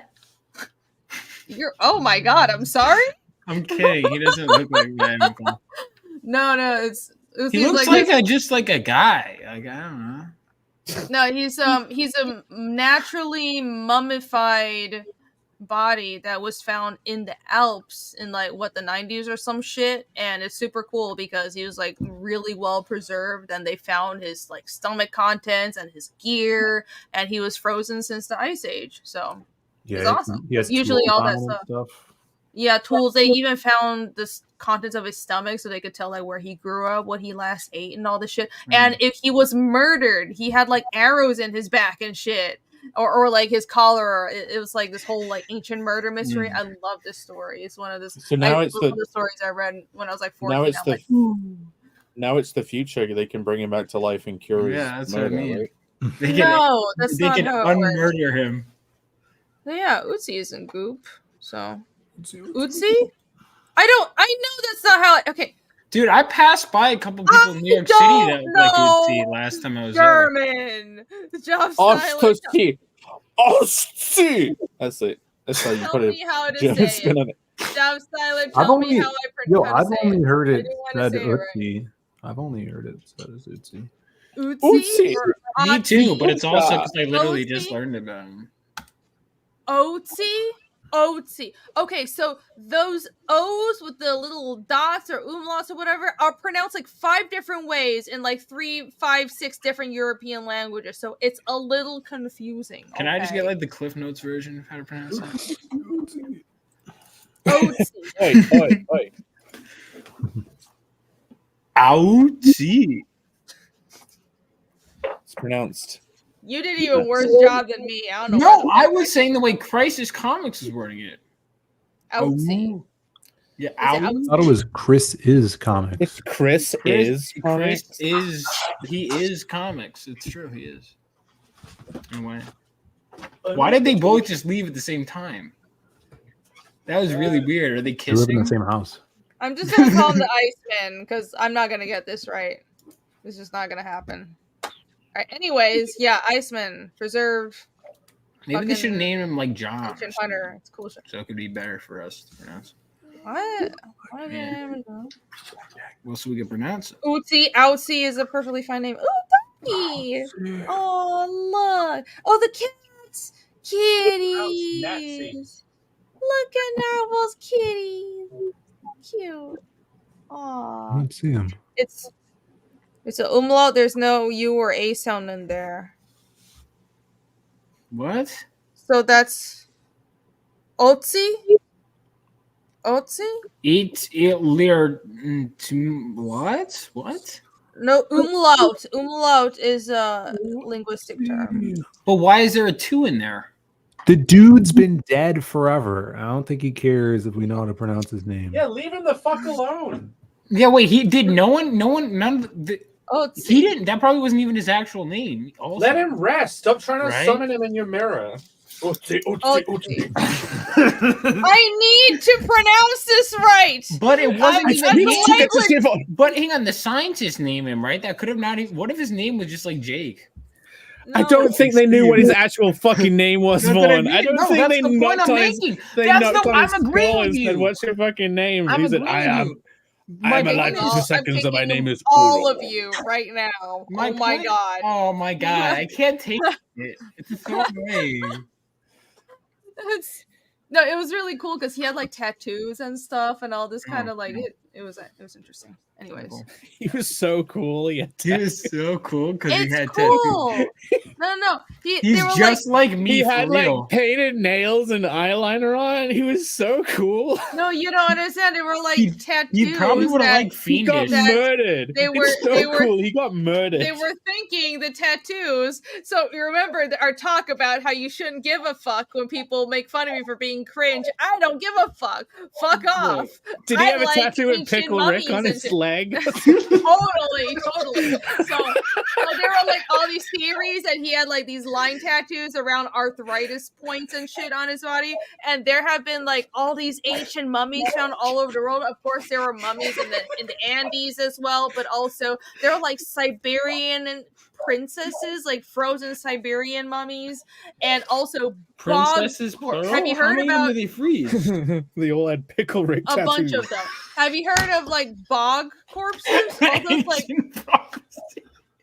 no, they've been like preserved bodies they found in the bogs of like I don't know, like Denmark The and I Bray think Tar Pit all over Ghoul. all over Scandinavia. You know what? I don't know. Jake, you should be a little invested in this because you are from that area of the world. What do you mean? Bog I'm the mummies, past. yeah. I'm from Bog the fucking mummies are past, and I've got a so Pickle cool. Rick Yeah, tattoo. Are you invested in all countries that are you're surrounded by? No, bog You mummies come are from super bumfuck cool. nowhere, Okay. just like the caveman. You should be interested. You know, all you white people, you know, you're from like So bog mummies are really awesome. They're like basically they're all these corpses that were sacrificed into, you know, these people that were sacrificed into the bogs, and the bogs melt the bones, so all that's left is like the skin. Look up some Google some pictures of this shit. It looks super gnarly, and they've been all like dyed black, and it's like these human pancakes that they dig out of the bogs in the middle of the Scandinavian wilderness. Human It's pancakes? awesome. Yeah, they look like human pancakes. It's cool. Are you guys ready to behave? Just like No. the cryogenically frozen. Okay, I have a so question. anyways. Have you guys been to Japan? have I been What to were you Japan? saying? Ugh. Yeah. Let's all go I've to been to Japan. Japan, yes. Creative plot goes to Japan. Vaughn doesn't come with us. Oh, Yeah, that makes sense. Wait. No, have you ever had those Japanese Mm, jiggly that's cool. pancakes? Well, here's the thing. What if I just No, conveniently Vaughn, had it? I asked a question. It's pronounced jiggly puff, okay. Bill. Have you had Which- the Japanese jiggly pancakes? I'm I not invited. don't I can't know. participate in this discussion. I'm not sure. Vaughn would end up being Really? like dressed as a maid in a cafe if we Fuck went to that. Japan. Yeah, that makes sense. I seen Not a lot of a those joke- people not- at went Anime to- Matsuri. We did go to a male-made cafe the first time I was in Japan. I'd go. I wouldn't mind. Vaughn's gonna end up in a convention in Japan dressed as Gerudo Link. Oh my god. Fuck that. No. Dude, Why do there- you want me to cross dress so badly, Jake? What are you saying? no, every anime convention Once. with all these freaking twink guys wear these freaking maid outfits. I'm not. Stop projecting that onto me. I don't want to do that at all. It's weird. I totally don't want to do that. I don't. You're the one that keeps insisting. Thou dost protest too much? Show, Hey, you- show so you us your didn't- Pickle Rick tattoo, Vaughn. You didn't have the pancakes, Irene? This is revenge for making fun of my bog mummies. How dare you? Bug bummies. I was being very sincere. Do you think that Bog was their mummies are really ancient? cool. Wasn't that their ancient version of cryogenically frozen? They're like, if we throw you in the bog, you will be able to be reborn 10 billion years in No. the future. No, these are human sacrifices. They were like their throats were slit and shit. So they were definitely What? dead. Oh, murdered Oh, again. I wish I had listened to Just that. like Yeah, Nancy. they were murdered. Yeah, Why you should have was- listened. Yeah, maybe. But no, I have. Yeah, I don't next think time. I've had jiggly pancakes. So when I ruin your trip to Japan, I know what I pancakes have are on it- about though, Phil. Have you had them? No, I've never You had. had it, Phil? Have you seen them before? Yeah, they Yeah. jiggle. I don't know how to And make the them, shape of where pancakes to get jiggle. them. They're in shape of a cat and stuff. Are they like Yeah, living? Sometimes they're just round. Angel Curry says they would love you, Vaughn. Vaughn, you would probably do very well in Asia because everybody would be like Mike. So here's like a small anecdotal. I guess a small anecdote. My grandma doesn't believe that red-haired people exist. She just constantly is She like, would love my mom. she's like, that's not real. Like they said, That's they a must dye their demon, hair, and I'm really like, no, exist. grandma. Like in the West, people have different hair colors, and she's just like her mind is blown because she's never seen it in real life. Wait, yeah, You would stand out like a fucking beacon in Asia. My Probably mom in, said like, that when she went to Japan or something Japan, like there that. were girls that were like staring at her, like because my mom's Yeah. a redhead, and she was Well, like, they're she used was to like, seeing foreigners more, but especially if you look To like really, burn the witch. like- yeah. My mom was like uncomfortable. She's like, I'm just kind of like walking. Can you like not? no, it's like, but if you demon. like- we must get rid of demon from our town. in places like That Tokyo, wasn't they're more used Japanese to at all. foreigners. But if you look really distinct, if you look really different, people will Yeah. still stare. Yeah. So I guess but I'm a little below redhead, but I think I might be somewhat interesting. Below red. Listen, I love that. That's your title now? Somewhat interesting, Von Coleman. That's just No, I'm very interesting. Somewhat interesting. Listen, my dad had a genuine fear. He was afraid that he'd have that the traits, him and his wife's traits would be reversed. So he'd have a short ginger son, and then like a tall. Don't you look more like you look more like your mom though? Yeah, but yeah, I do. I look more. Is your sister blonde or My redhead? sister's blonde. Oh, My dad was like afraid that I could end up a short ginger kid though, with like the mom's. Oh, yeah, it is a small chance because redhead girls are seen as attractive, but like redhead guys, redhead like, boys. It's like this weird reversal thing, which I think is don't fucked know up. why. Personally, I don't know. I I'm think it against depends it. on I the think it's guy. really fucked up. It really depends on. Fawn advocates for ginger rights. It's just totally fucked up. I don't really like. It sounds like a them problem, but it's like I will say it's a you problem. They them problem. No, not a they them problem. Oh, this is they have their they, own set them. of problems. Normal. Oh, should I try to make this? Yeah, if you should get some of your white whipped meringue fluids. Have you ever made meringue? I've made it before once. Every night. If you don't have a freaking one of those things, a power whisker, it takes forever to whisk it by hand. Oh, I don't have one, so never mind. Yeah, it takes forever. I got you one. can purchase a power whisker, and then they can be made. They're really buying handy. a whole ass fucking power whisker just for this shit. Why not? Mashed potatoes, sweet potatoes. Irene, if you buy this, I may consider buying a rice cooker instead of using my microwave. Cookie dough. Well, I don't care. It's I won't your use choice it. to suffer. I won't use it. It's your choice to be fucking uncivilized, guys. Can you believe Vaughn microwaves? Oh yeah, rice. I showed her my microwave rice in my house, and she actually had a visceral reaction. I know. You Yeah, don't of course, microwave your rice? microwave is. You know what? She got mad at me. I was like, "What do you mean? It's my Of course, who culture. the fuck you My culture." Vaughn, that looks you so get cute like and fluffy. microwavable rice, Yeah. correct? Like it's in a bag. No, it's in What like the a. fuck? I could grab it from downstairs. Is it like Oh, instant rice? You just throw in the microwave Yeah, for like 1 minute. That's all I need. Blasphemy. yeah. Complete fucking No. blasphemy. Oh, that's interesting. What do you Oh, mean? That's like like 1 minute. It's done. They're Oh, like that's cool. pancake buns. But do they taste They're good? like- I guess. That's important. I don't know. Try them right now. All right. They're so Yeah. squishy and Look cute. at Oh, they're like boing How boing can boing they boing food? They're food. boing. Yeah, I want to try making these. So we found another thing to hypnotize Irene with: cats, dogs, and now Japanese fluffy pancakes. Yeah, let's see what the inside looks like here. It's Anyway, squishy. speaking of the inside, Hey, the Look at meme. this, dude. All right. This is epic. What is this? Let's Whoa. scroll in. Jesus. What? I want to Read see. it. Aw. Scroll in one word at a time. I like the fucking Dude. cat. I just gotta Hey. say, I love the Help, little. Jake. It's a cute little motherfucker right there. That's adorable. Anyway, so shall I read this? No, Yes. you have to sing it. I dare you. Oh, is That's it really a ableist. song? Is it lyrics? Don't know what's worth fighting for, why I have to scream. Yeah, this is I Linkin Park. can't sing, but I don't know Linkin why Park. I can't sing. Oh what shit, I it is. don't know how I got this way. No, it's not alright, so I'm breaking the habit. See? It's Linkin Yeah, Park. wow. So Is it's it did he Linkin make that Park? up, or is that this like? No, Linkin that's Park? the lyrics of the Fucking song. Linkin Park. I don't know if it's. It's breaking the habit. That's the song. Dude, Linkin Park is good. Plebs.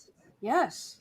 Dude, Linkin. I'm- You did listen to I'm this, revisiting Linkin my Park. Linkin Park I song. knew as soon as I fucking We're- said that. Today's Linkin Park's lesson fucking is to bass, embrace dude. the cringe, okay? You can't I just say embrace bass my cringe. every time I say a Linkin compliment Park's about- fucking bass, dude. Yo, There, real talk. there he is. You can't just use bass I every just time I say I realized- like something. Real talk. I just God, I'm realized saying- probably a couple months ago that Lincoln Park was not named after Abraham Lincoln, and it's You didn't know Oh my that? God. Or his park. Wait, it's not? I'm glad no, you it's realized that. LinkedIn, Oh, that I know. like link. Yeah, you didn't know how it was spelled? Yeah, well, you thought it was named after Abraham Lincoln. No, and I it thought was the spelled- Lincoln, the actual park was named after Abraham Lincoln. None of us The are on band. this. None of us are Yeah, in the this. band is Linkin. I know. 'cause Yeah, I I'm a didn't know that. fan. That's a mono. I genuinely love Mono, Linkin Park. okay. I think they're great. None of us. Where are we? None of us are. Are we all I trapped in? Become so We're there's in the the time. boxes. feel you. That's where we are. You are you in this one? Is this the one you're in? the ornate box. Yeah, look, it's the fiendish and ornate box. Oh Yeah. no, my worst nightmare. My worst nightmare. Wait, Trapped in hold a on. prison of your own ornateness. Stop zooming. Okay, you know what? I'm gonna open it on Twitter because I You're can't handle it. creating a transition from the real This is world. fucking nauseating, Jesus. This The is really opening bad, actually. portal. This is the visual. I don't understand the meme. meme. J- I don't Jake, get it. you're just trying to make us all like barf. Okay, let me take a look. Sorry, There's- I've been doing my there's a tax. I've been dragon. doing my taxes all week, and my brain's just fried. Aren't you late for that? I No. finished them. I finished them literally 15 minutes before this show, and I was so happy. I was like, "I've been released. I'm free." No, congrats. Let's Caution: see. Okay. autism. Do not open. Caution: sounds extra about right. chromosomes. Extra chromosomes within. Promises is the Jake box. All right. I'm the ornate box. Cool. Mhm. Totally not Murber hobos lying in what you're creating a transition from the real world. You're opening is a portal to your world. Too many deconstructions usually to the death of the genre. Also, Narwhal, if you were That a was me. seasoning, what would you be? Oh, so wait, Phil and Narwhal are in the same box talking to each other? This is disturbing. What? What's that box I'm say? Totally what? What's in Totally the not box? totally not murder hobos lighting in wait. Yeah, it's not. A guy in his room says, "When are UK taxes due? The 31st of January." What? Yeah, not mine, bro. The promise I want to make is to make it seem like it's all tongue in cheek and try to be as serious. Wait, everyone is in this one box. I'm so I don't want to confused. be.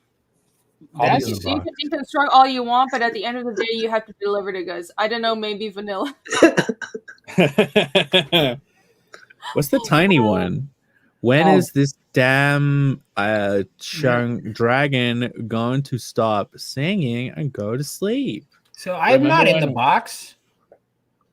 Yeah, Yeah. you're not in the meat. No, you're that naked guy in the corner back That's there. not me. It is. I not I Twi- look way not- better than that's that. You have not the same me, body it's not type. tell you. That's not Ootsie. Or Oatsie. Yeah. Sorry. That's- Pronounced My Nancy. God. Shut up, Jake. Holy Look, there's shit. the lost pages too, right there. I got. Why I does don't. Uzi not have a Pickle Rick tattoo? Historically inaccurate, I would say. Why? Why am I here? What do you mean? That Alex says joke you're in the was like autism box. preordained. It was destined. It was an. Alex says you're in the autism box, Vaughn. Don't let him out. Don't let him out. What do you mean? Hold on, let's be realistic. We're all into autism box. Yeah, I was gonna say guess there's no way. this is just like a general summation of the show. So I guess If I were to rank, we're not really featured, but that's okay. That's cool. Yeah, thanks, Alex. We're in the box. We're making Alex feel bad, Irene. Someone's got to be. Why are we making him feel bad? How? We are. You are. You literally just said. I guess it's just a summary of the episode. Yeah, he put his heart and soul. Diminishing his hard work. Honestly, you know, Alex, I want you to know that unlike Irene, I support you in the hard work you do. I guess this is just a filler episode. No, I mean, I like Alex. You know, some people don't. Holy like, shit, that's not what I said. I was just surprised because usually he has this Photoshop in a funny way and like, you know. No, like personally, I think it's surprised funny, by how but bad like it was. some people might not. But like, I would never be one of those people. Oh, Alex, I appreciate your work. You're wonderful. You're a great mod, and your memes are amazing. Yeah. Thank you. I do think it's great. You got Otzi in there. It's pronounced nice. I still call him Otzi. Yeah, I'm not gonna remember. I've drank too much. I'm not gonna remember a single Did thing. you drink I said tonight? Show everyone your piss bottle. Is that this shut up. This was wine. I've been drinking wine. I got this giant jug of wine. Can you see? Wow, that is giant. That's hilarious. That's really dark urine, Irene. That's you should get that checked out. Shut up. You know, my mind is only your mind goes to those dirty places. Disclaimer: this is not all drank by me. Like about this much was drank by my neighbors. I don't know. I mean, Irene can knock back. You know, if any of you have been around her drinking, she can knock back. Apparently, I can drink. I don't know. It just seems like everyone else is weak. Don't blame remember me. that one, Irene. Remember that one month when you Italian didn't drink. Imagine that. Remember that one month when you decided not to drink and then were surprised that you lost weight. I've still been losing weight. I don't know why. Yeah. I mean, I have been dieting, but other than that, I don't know. What? My actions have consequences? What are you saying for the have you considered not being annoying once in a while? Is that like just physically impossible? Well, Jake started it. Well, yeah, but you are more annoying somehow. I could try. It's very hard to manage that, but yeah, I can stop. Or someone says, Jake, have you lost stone? I don't know. I don't think I've lost weight. I think I've stayed. I haven't weighed myself in a while. Have you been going to the gym? No, I kind of fell off and to get back. I got sick, and I was sick for like 2 weeks, and I was like, I'm gonna actually eat nice food and be happy. And I kind of stopped weighing myself, but I don't think I've actually put on any weight. Yo, people actually say that. Like, they say, "Have you lost stone?" Lost what? Don't think so. Okay, I don't think. I just Bonnie? surmised what he actually meant. Yeah. Bonnie, you can be annoying. I'm joking. I'm fucking with you. I know. I know the song. Well, fuck off then. What do you mean? I didn't say anything. I was waiting for introduction. What was happening? I was listening. You were talking about stones, and I didn't feel the need to interrupt at that moment in time. Narwhal looks like MacGyver. That's really good emotional growth, Vaughn. Congratulations. I'm character developed. I'm developing my character. Your character developed. I was gonna say character developing, and then I realized that made no sense, so I stopped. But that was even worse. Hey, Vaughn, rant about Final Fantasy VII for 2 hours. I feel like we'll turn our cameras off.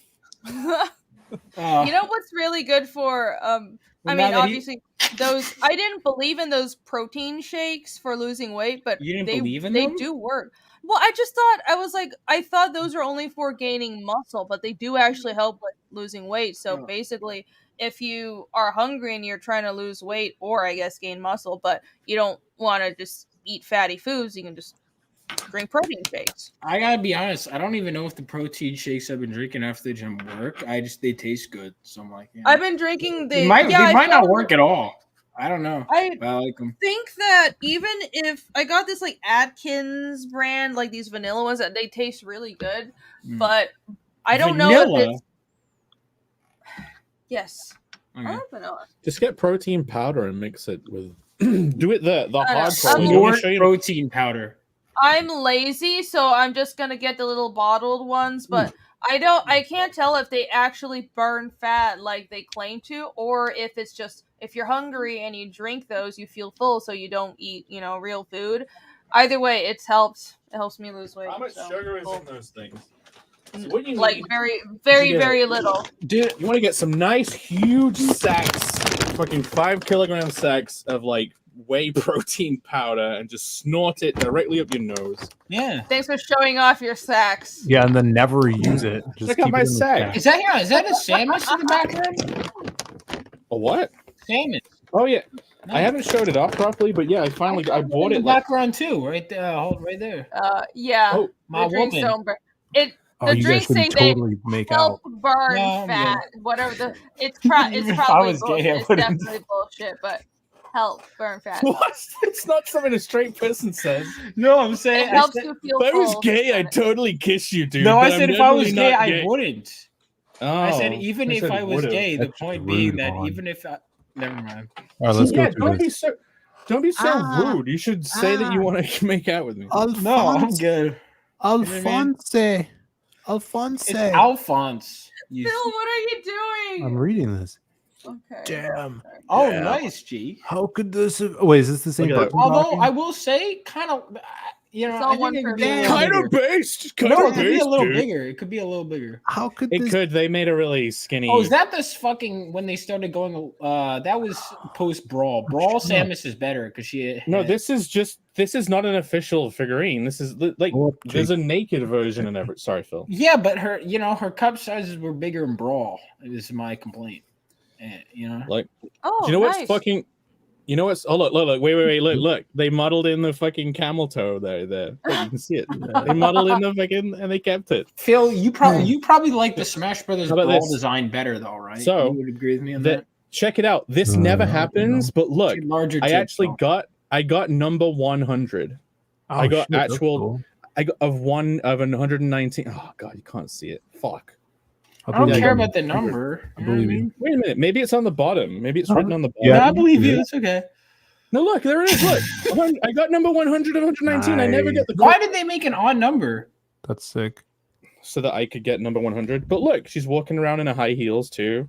That's actually a really nice figurine. Yeah. Yeah, cost a lot of money. Oh. Wow. So Where did you get that? Internet. Yeah. When? Oh, so like the pre-orders were like 2 years ago. Oh, is that Diva? Like Damn. The background. Now that she actually does have a nude body replacement. Yeah, I like that Diva. Nice. Nice. Someone wants to know if he can get pregnant. I don't think so, unfortunately. Diva for sure could get pregnant. Look at those hips. Yeah, look at this. Birthing hips. Yeah.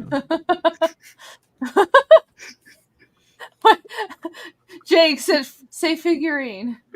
Figurine. With a hard R. Figurine. Oh, nice figurine. Wanna give it a good figurine.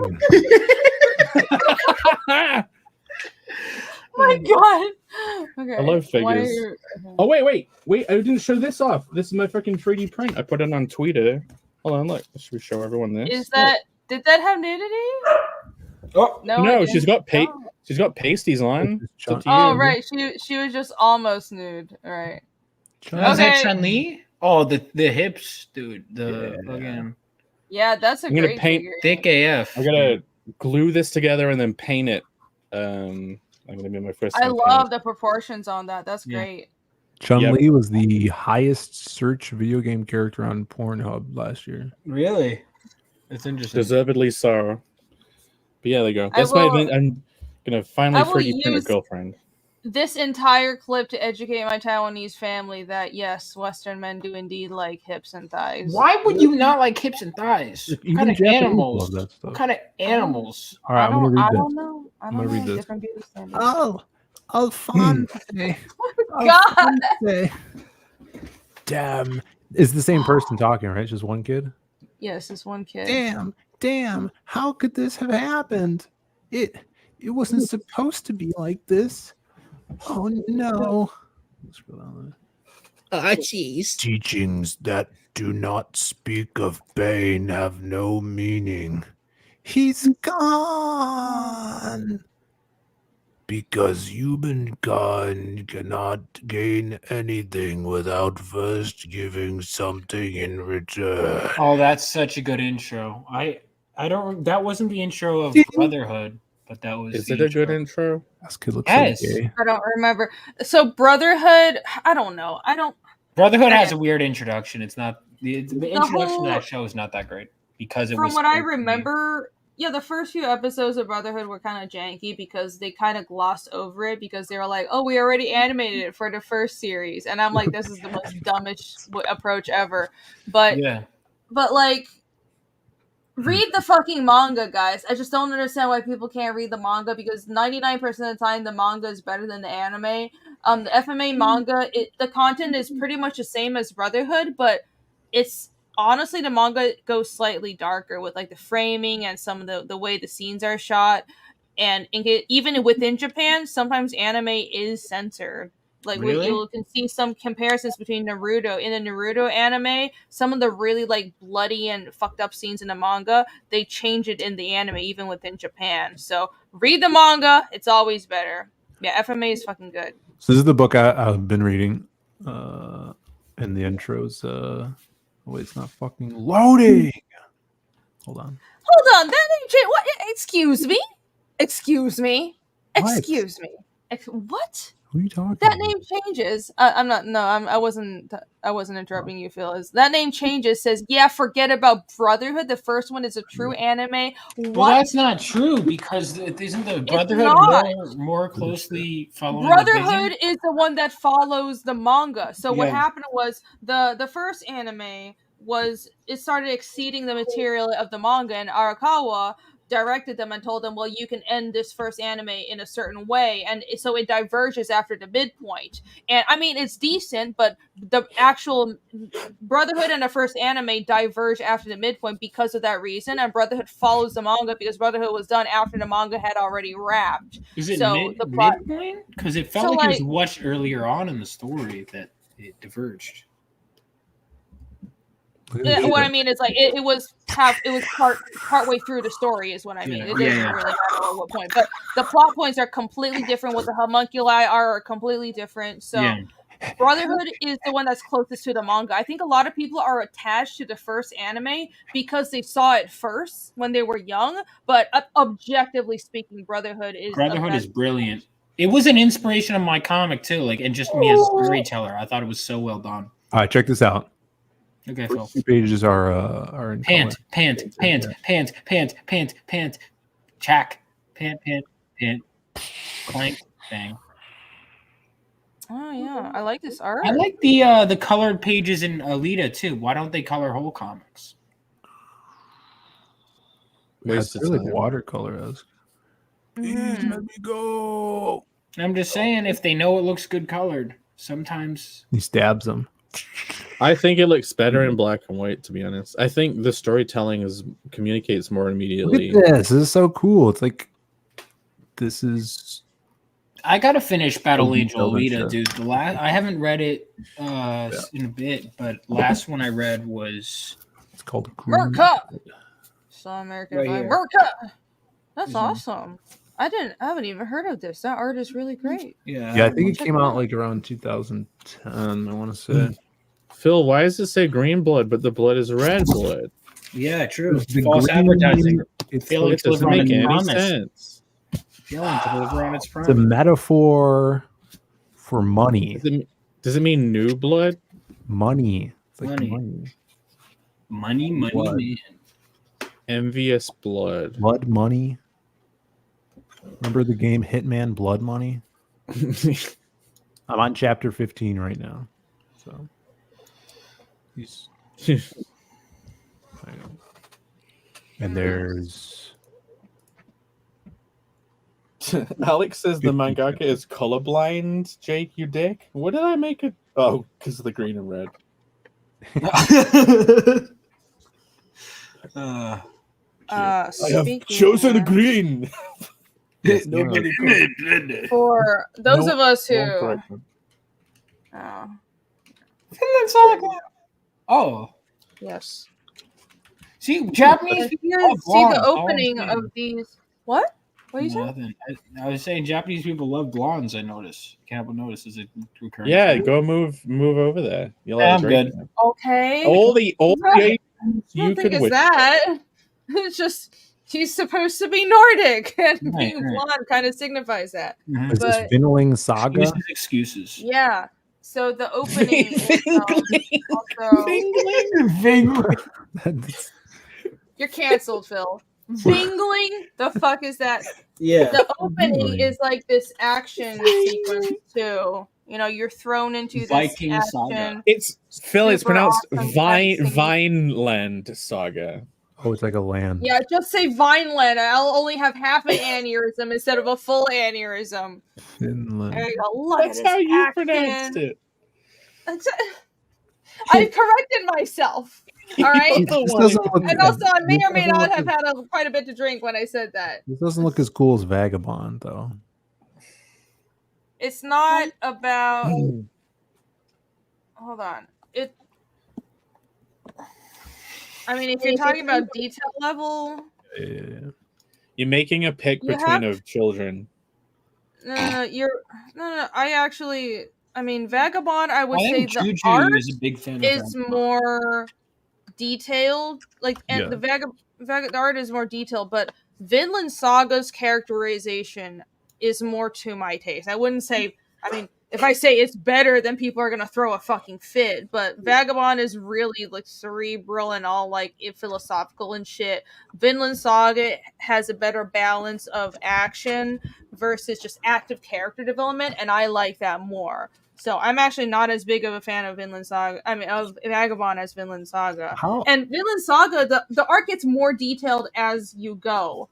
So, like, this is book 1, which you kind of see his art improving later on. I need to find some, like, the latest. How well off do you think these mangakas are? Good question. Like, like I the know- Vagabond guy, right? Vagabond, he did. Oh, how much money they got? Yeah, Well, you think he's they're living the probably- high life? He's probably living off his slam dunk money, though. right, because right. He did slam dunk. and he's So all for big. for the mangaka who have really big series like Oda or Inoue, like they would be doing fine. But I've heard even the Demon Slayer creator, I mean, I'm sure she's not starving, but because it was her first series, at first she wasn't paid that much. She had to like renegotiate, as far as I know, from what I heard. So- I'm sure they get checks from movies and shit, and anime. Yeah, but Why isn't the there a publishers Vagabond anime? the publishers do still get a very large cut of that because it's like Berserk. It's one of those works that are almost impossible to animate. Wait, What? Oh, Vagabond? Well, Vagabond's not even like he hasn't drawn one in a really long time, right? Yeah, he's also basically he just says he doesn't feel like finishing it, which I'm very annoyed by. Like, he's like the fucking George R. R. Martin of manga. He's just like, oh, I don't feel the inspiration. Yeah, I watched the video on. Oh, I'd love to do that.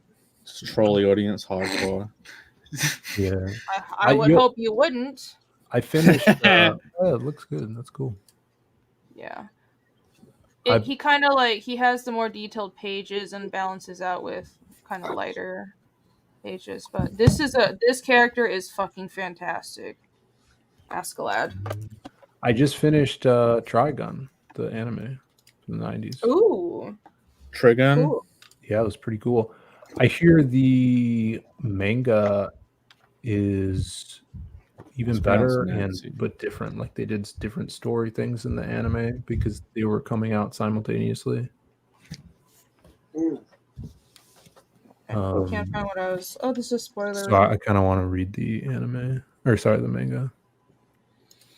Reading a lot of manga lately, Phil. It's quite the change. Yeah, dude, Muromi's right. Wolfwood is the best character. Muromi, have you read the manga? Yeah, I'm not a weeb though. Jake. Trigun was weird because Wait, do you think I'm a weeb? Yeah, I think you're a weeb, Jake. And then Phil, Trigun you know that switched to a seinen. First time I read any manga was in the COVID lockdowns. Oh shit! Really? I'm the Jake just buys them and then looks at them on his shelf. Yeah, you just buy a lot of shit. Oh look, it has these like limited color. Rini, what's better, Vinland Saga or Berserk? Oh my god, Berserk is more epic. But And I'll read Berserk. Rooster Fighter. You should read both. No Vinland's way. I think- about Vikings. I think You they guys each can have their skip strengths. Berserk. Yo, Berserk Trigun is- getting released in a hardcover for Dark Horse. Hell yeah! I'm gonna get that done. You should read both because I think Berserk is more abstract and epic. Vinland Saga is more concise and grounded. But they're both really, really good. All right, Jake, Yeah. I take it back. You're not a weeb. I had to get Yay! some stuff out of the way before I start. Yeah, the Phil. When I comments was younger, like when I was like 18, I was actually one of those people that was like, all of anime and manga looks the same. They're just drawing the same. I was one of those people. Yeah, it was like that's me. they're not even trying, dude. And then later I was feel like, like that. wow, I was so fucking full of myself. I'm glad I got over myself and actually appreciated this That's stuff. funny too because all Futurama cartoons look the same. Yep. Yeah, but that's one company and one guy. But I didn't draw. Yeah, But I those also are didn't really draw like bad. that. I didn't draw like that at the time. I drew like it differently. Hold on. Ghastly. Muromi, that makes me sad. Dark Horse keeps doing it. What were you saying about Trigun, Irene? Oh no, I was saying that Trigun is. I mean, I never finished reading it, but it's switched from shonen to seinen halfway through, which is kind of weird. Yeah, But I think it's because they changed publishers.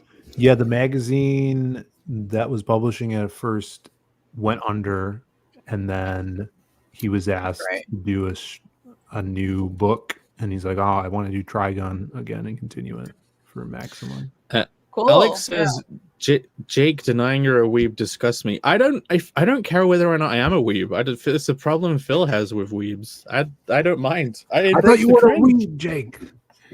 Is a weeb just someone who's grown up with it? Like I think all this stuff's great. Does that make me a weeb? It's A just an weeb anime is- fan or a manga fan. No, Lebanese. is an aroma you give off. Mm. Oh well, Not a good one. yeah. It's called a. I mean, if you put it that way. Stench. Oh my- Stains I your thought weeb nostrils. just meant someone who enjoys anime and manga and Japanese media in general.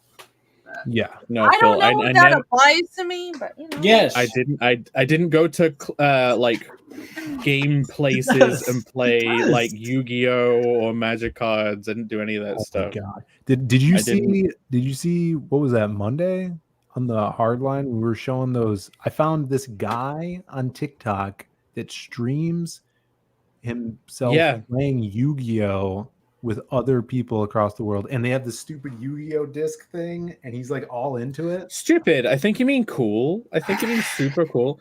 I gotta. I mean, you know, because of your power level thing and the Yu-Gi-Oh arm thing, I did have a thought that was like, I wonder if you have a 3D printer, you can start like designing anime style tech wearables, and they like a fucking Power Rangers belt buckle and shit. Like you can just start inventing your own like accessories that have absolutely no function, but they just look like a fucking power eyeball monitor thing.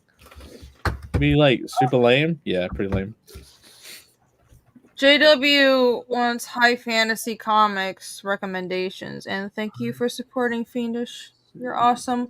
I mean, I'm gonna like give my usual Carnal. recommendations of read Berserk. But seriously, read Berserk. The problem is Rape there's a Berserk? lot of read. Shut Oh my up, God. Jake. Wait for the Jake, no one heard that except you. No. You know what? I'll play devil's advocate. Someone might have heard it in the audience. Thanks. Okay. Juan. Well, apparently I say things Was funny. it I me? said read. Anyway. Jim Lee. I said Lee. It's Jake. Jim Lee. Lord have mercy.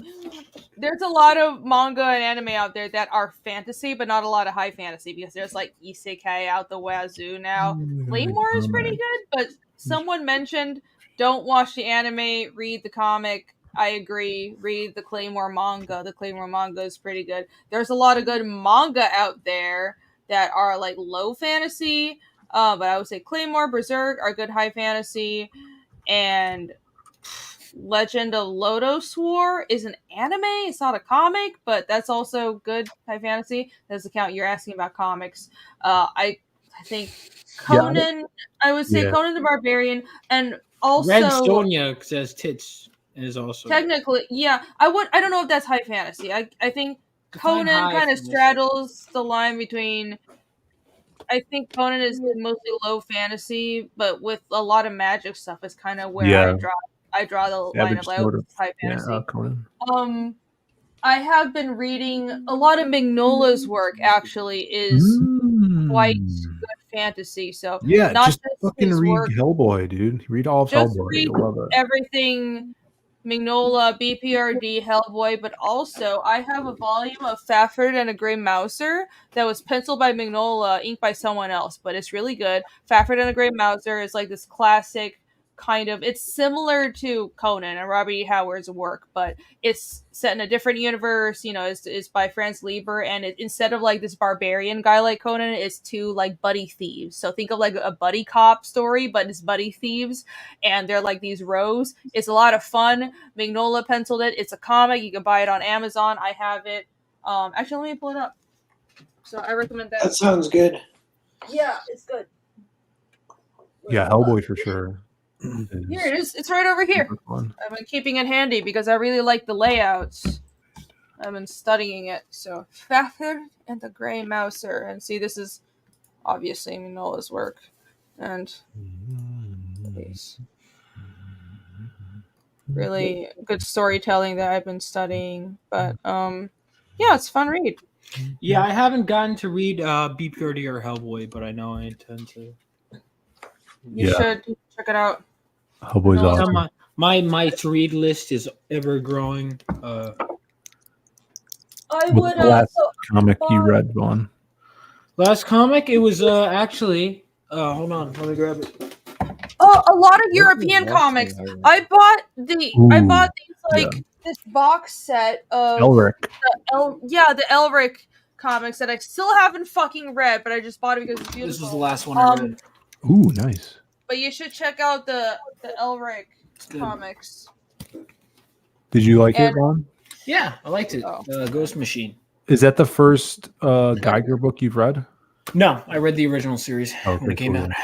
I have that one. I just haven't. Read It's good, but it's not like the best ever. I still want to read Junkyard Joe, but like it was good. Like I have a bunch of those. I haven't opened Junkyard Joe. I want to read I have a bunch of crowdfund books I still need to read. I want to read Chad's book. Oh, I still have a bunch. I have like a huge stack of Mark Polton's books. When I was hanging out with him, I was just buying a bunch of them. But... Did you get the one I wrote from him? He didn't have it. I asked. Oh, that's cool. It's not my fault, Phil. Blame Mark Polton. I'm buying some from Eric Weathers right now. I was like, I was like, what about the one Phil Diaz wrote? And he was like, I don't have that. And I was like, I'm going to tell Phil Diaz on you. I don't know if I said that part. They're so in demand. Kind of like, oh, okay. No one has them to sell because they're so in demand. Yeah, I'm sure. I have to get through all the Graveyard Shift books. I have all of them. Joe Frankenstein Part 2. Like I have just Bancroft's book. I still need to read. Camel Moon. Oh, Slain. Yeah, you're right, Richard. I have it right here. Yeah, if you guys want high fantasy, read Slain the Horned God or any of the Slain books. I think I've shown it. Fantasy is for nerds. Okay. Well, sucks for you, bro.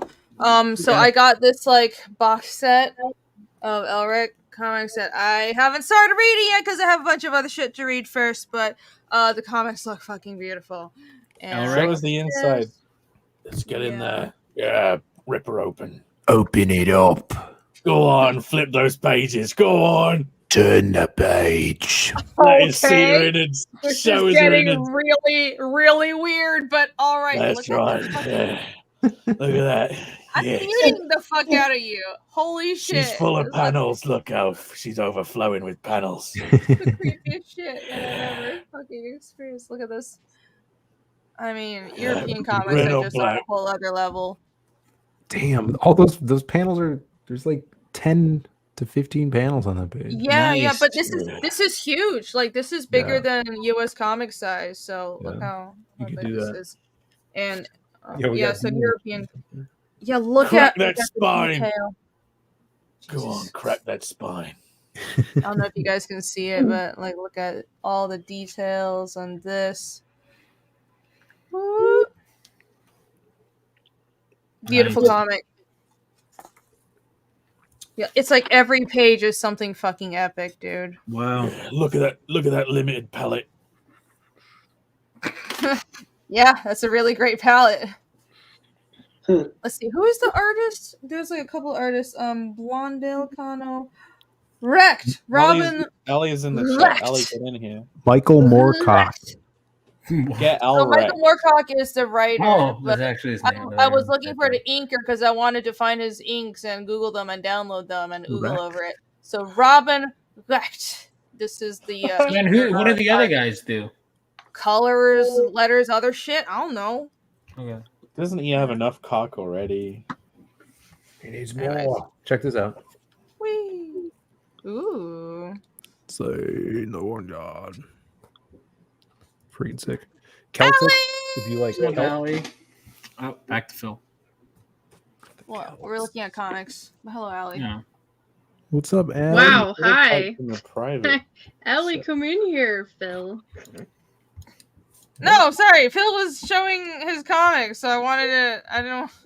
continue. yeah, they're asking Phil, about fantasy. Phil comics. was here first. Phil was here Fantasy. first.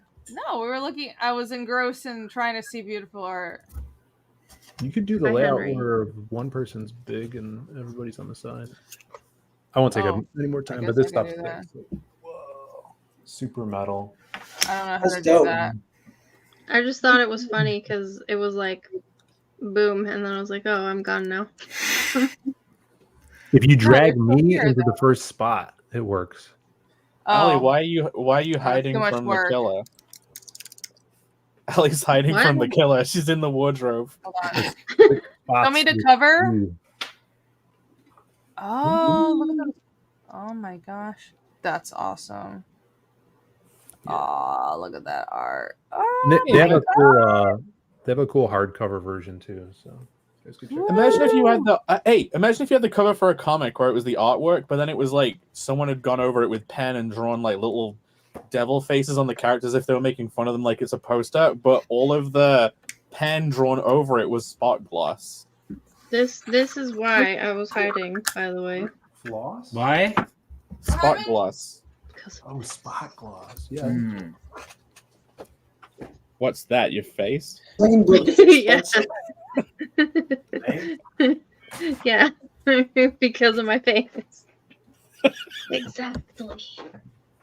Because of my face. what happened? Why are you in the dark, Allie? We're all in the Because dark. I don't want to change my light bulb. Okay. She's gonna be in the dark for 7 months. I don't know. Light bulbs are really expensive nowadays. No, That I makes just don't sense. want to. How many hours I does it take to sympathize. screw in a light bulb? 0 because they don't do it. I'm not gonna do it. None. Although you can't see, but my dog's back there being cute, just had a bath. Very nice. Oh, There's I Lucky. can't see. But I believe you. I promise he's there. Because Ellie, it do you reflects have my any- soul. I don't have a black soul. Does this look black to you? I'm not a POC like Jake, being a person Person of of- coloring. Person of soul. particularly pale right now, Allie. Person of coloring. I mean, Do you have any fantasy comic? Phil Diaz wants to say something. You and I are both pale, but like in different ways. And you can really tell right now. What? I mean, I have a giant light. I have like a red light literally right here to help me not look too pale. So, Why would you not want to look pale? I can change my light color. Yeah, what's wrong with being pale? You got something against that? Yeah, why are you so racist? It's not in fashion. It's just not in fashion. Yes. It's just I just have I'm totally. I guess I'm a trendsetter then. You know what I mean? Even though everybody knows being pale is the new cool. I can make it. I can make it even paler. I think you're not as pale as me. I like to not glow in the daylight, Vaughn. So. Now I'm very pale. Can't be helped. You know what I mean? I'm glowing. You are glowing. This is what happens when I go into the moon. Murumi understands. It's using warmer light. I'm color balancing for my camera. Techniques. When I switch to the warmer light, watch what happens. I'll switch to the warmer light. Hold on. This is the cool light, and it just makes me look normal. And this is the warm light, and it makes me look like green. Oh, because your warm light is more yellow, so that's why I have my LED light set to red. So usually I use that's why you're yellow. Red. That's what you. His me with the nice warm yellow. light. I'm naturally yellow. Yeah. Look, this is the light that makes me look ill, and then this is the nice orange light that makes me look fucking sexy. It makes no, really, like orange and purple light. This is why all YouTubers have that fucking bisexual lighting, because purple or orange light makes you look sexy. I don't have any bisexual lighting. That's gay. I do. I make my lights fuck each other. I do have some fantasy comics, but I don't know if I can see them because my. Get a fucking light bulb, you hobo! Nights have been really tough for me recently. I keep banging into walls. I got my phone and I can look at shining around. Does your phone have a light? Your phone it has a flashlight on it. Check this shit out. This is high technology, man. Wow. I believe you. You know what's okay. Flashlight. All right, I believe you. Holy shit. There's a oil lamp, madam. Thing. Just set a fire. Start a fire. Grapevine Single Lake. Start a fire. No, seriously, you guys see that one? I showed that one stream of that guy who lit his house on fire live on air. It could be a good. Yeah, he was stream. fucking cool, man. Yeah, really we'll cool. do that. It would be cool as very hell. much. Well, no, I mean, Allie could do it, and we could all be like, "That's so sad." Allie's phone is pretty awesome. Set your house on fire. Yeah, for views, for the views. Hey, Irene, I have a question about that Full Metal Alchemist. Yes. How long is it from like the start to when that scene you actually see what's happening in that scene, that first scene? You guys wanted fantasy comics, right? Phil was talking. Yes. I don't quite remember, but It's early on. Fantasy you're talking about? It's very early on. That scene. Yeah, it's early on. So they go on like a bit of a side adventure, but essentially there's that one opening page, and then like chapter 1, and by the wrap of chapter 1, it's explained what happened in that opening scene. Cool. So it's pretty cool. Is this the kind of fantasy you were looking for? Let me see. I don't know about that. What is Spoiler, that? it's not. It's not. What? Oh. What is that? What is that? Some BL shit? What the fuck is that? There's an anime I like, and somebody gave me a hentai manga of it once, and I feel bad throwing it away. Oh my god! Oh my god! Irene has a whole collection of that. Okay, wait. No, I know this is shocking to you guys, but I actually don't own any hentai. Show me a hentai. Show me the hentai. Is this what you're looking for? I don't. That's someone who. No, Allie, not you. I don't. No. Why would I lie about that? Does this count as a fantasy comic? It's a fantasy of someone's. No. It's an idea. This is the Backstreet Project. Stan Lee helped create this with the Backstreet Boys. Nice. Oh. See, Wow. Stan Lee and Nick Carter. Wow. I have all the toys. I have all the toys. Isn't he dead? He did it. They did it like 20 years ago.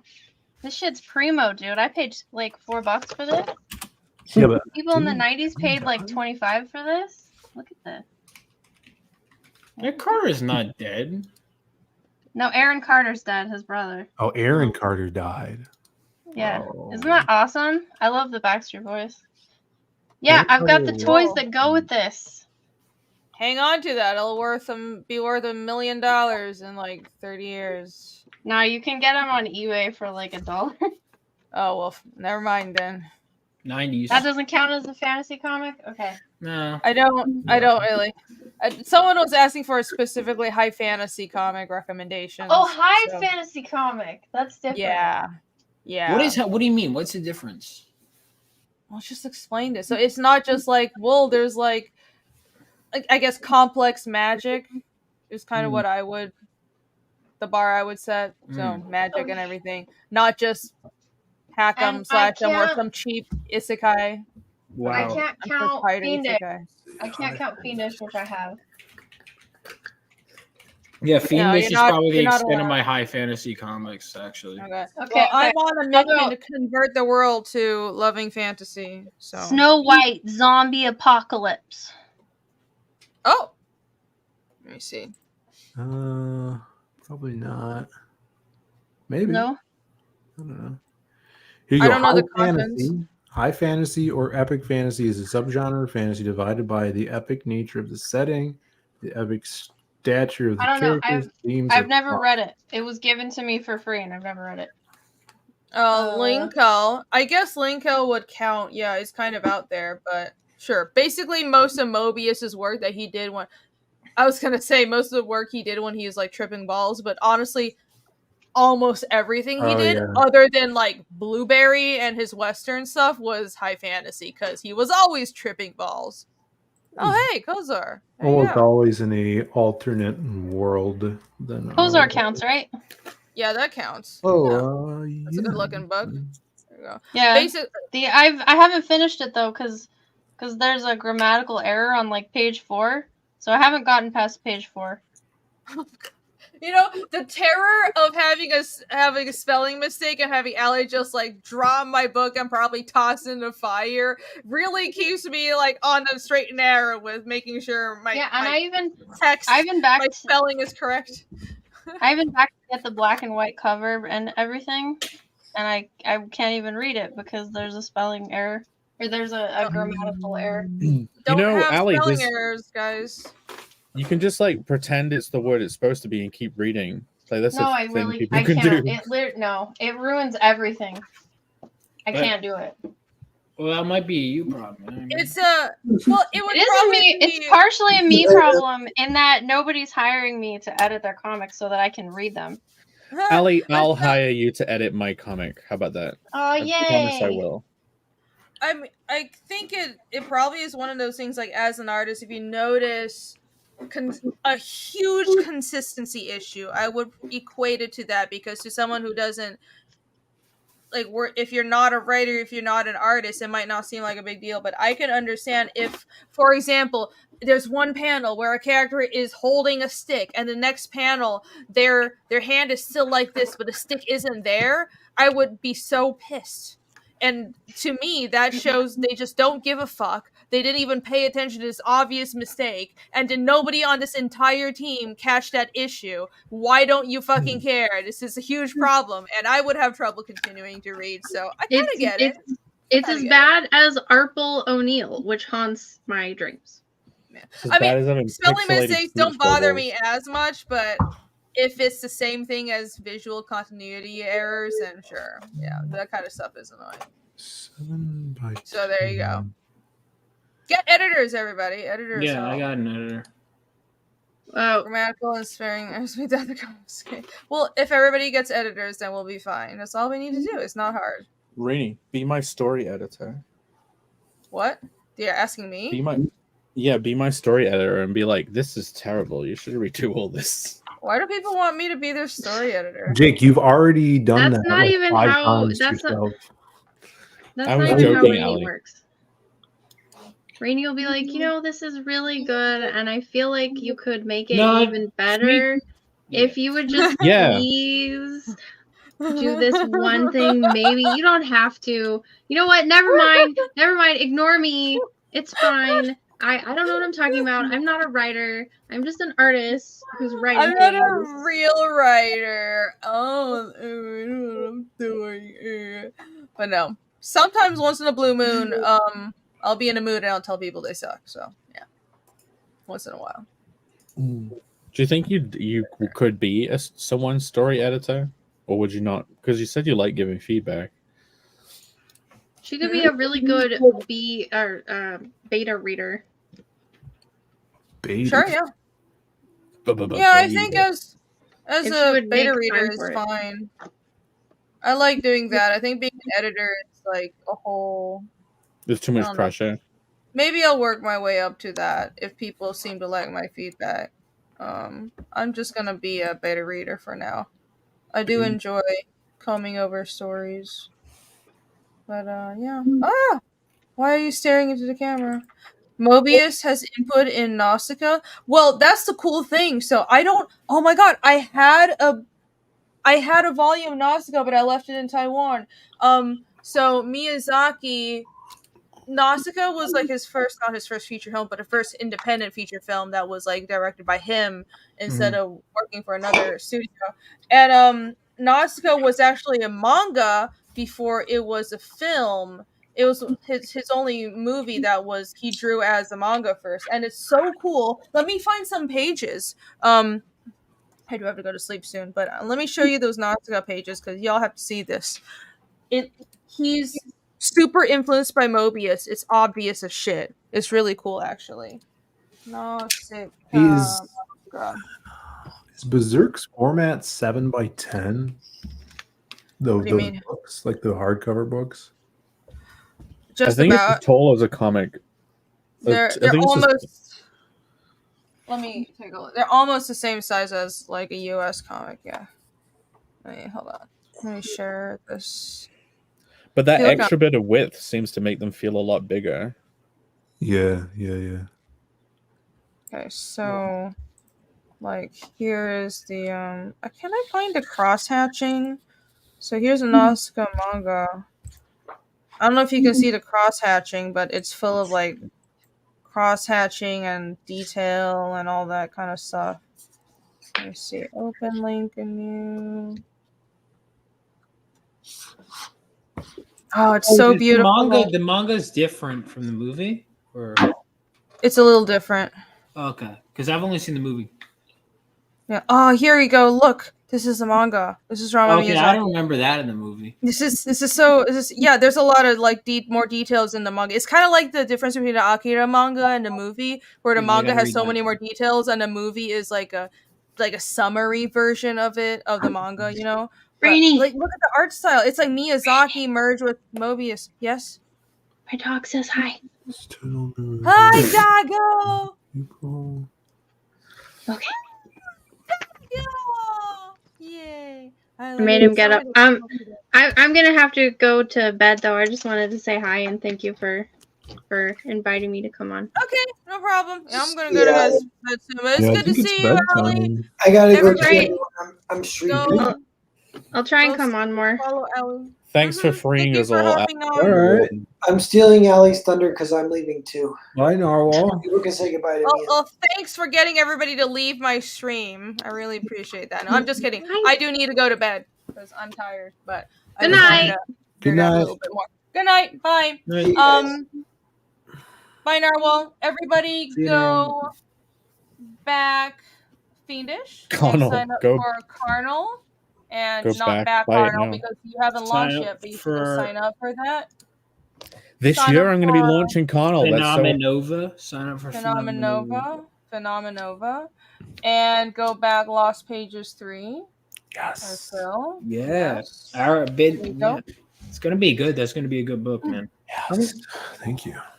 Phil, I you for was the doing my links, accounts. everybody. I was doing my accounts, and I noticed that I backed Lost Pages 3, like one of the $200 tiers, on my birthday. I bought Lost Pages 3 for my birthday. Like, Wow. Give him last an year. extra special you. gift. Yeah, I'll give you a seal with a kiss. With like with lipstick, and it's like I can see the kiss. Yeah. You know, I met you guys on my birthday. Yeah. Worst present Oh, ever. Yeah, it was awesome. Kidding, it was a good present. What do you say? The worst present ever? I was just fucking with you. I said worst present. Oh well, fuck you too. All right. kidding. On It was a that good present. note, I'm gonna wrap up because I'm falling asleep. But thank you guys for hanging out. You guys are awesome. We'll see y'all. Well, tomorrow I'll be streaming on Allie's channel, so be there. And next week, whose channel is Creative Block on? I got 2 signups to Connell tonight. Whoever think it's signed up, you're the Narwhal best. Narwhal's next. Okay, thanks for answering my question, not Jake. Narwhal's channel next week. Congrats on the signups. So I'll see you next week on Narwhal's channel. Have a good night, everybody. Bye bye. Thanks again. See you. Let me go. Bye. Where's my outro? Can't find it. Okay. Goodbye. That's not the outro. That's not the outro. That's the background. She didn't upload it.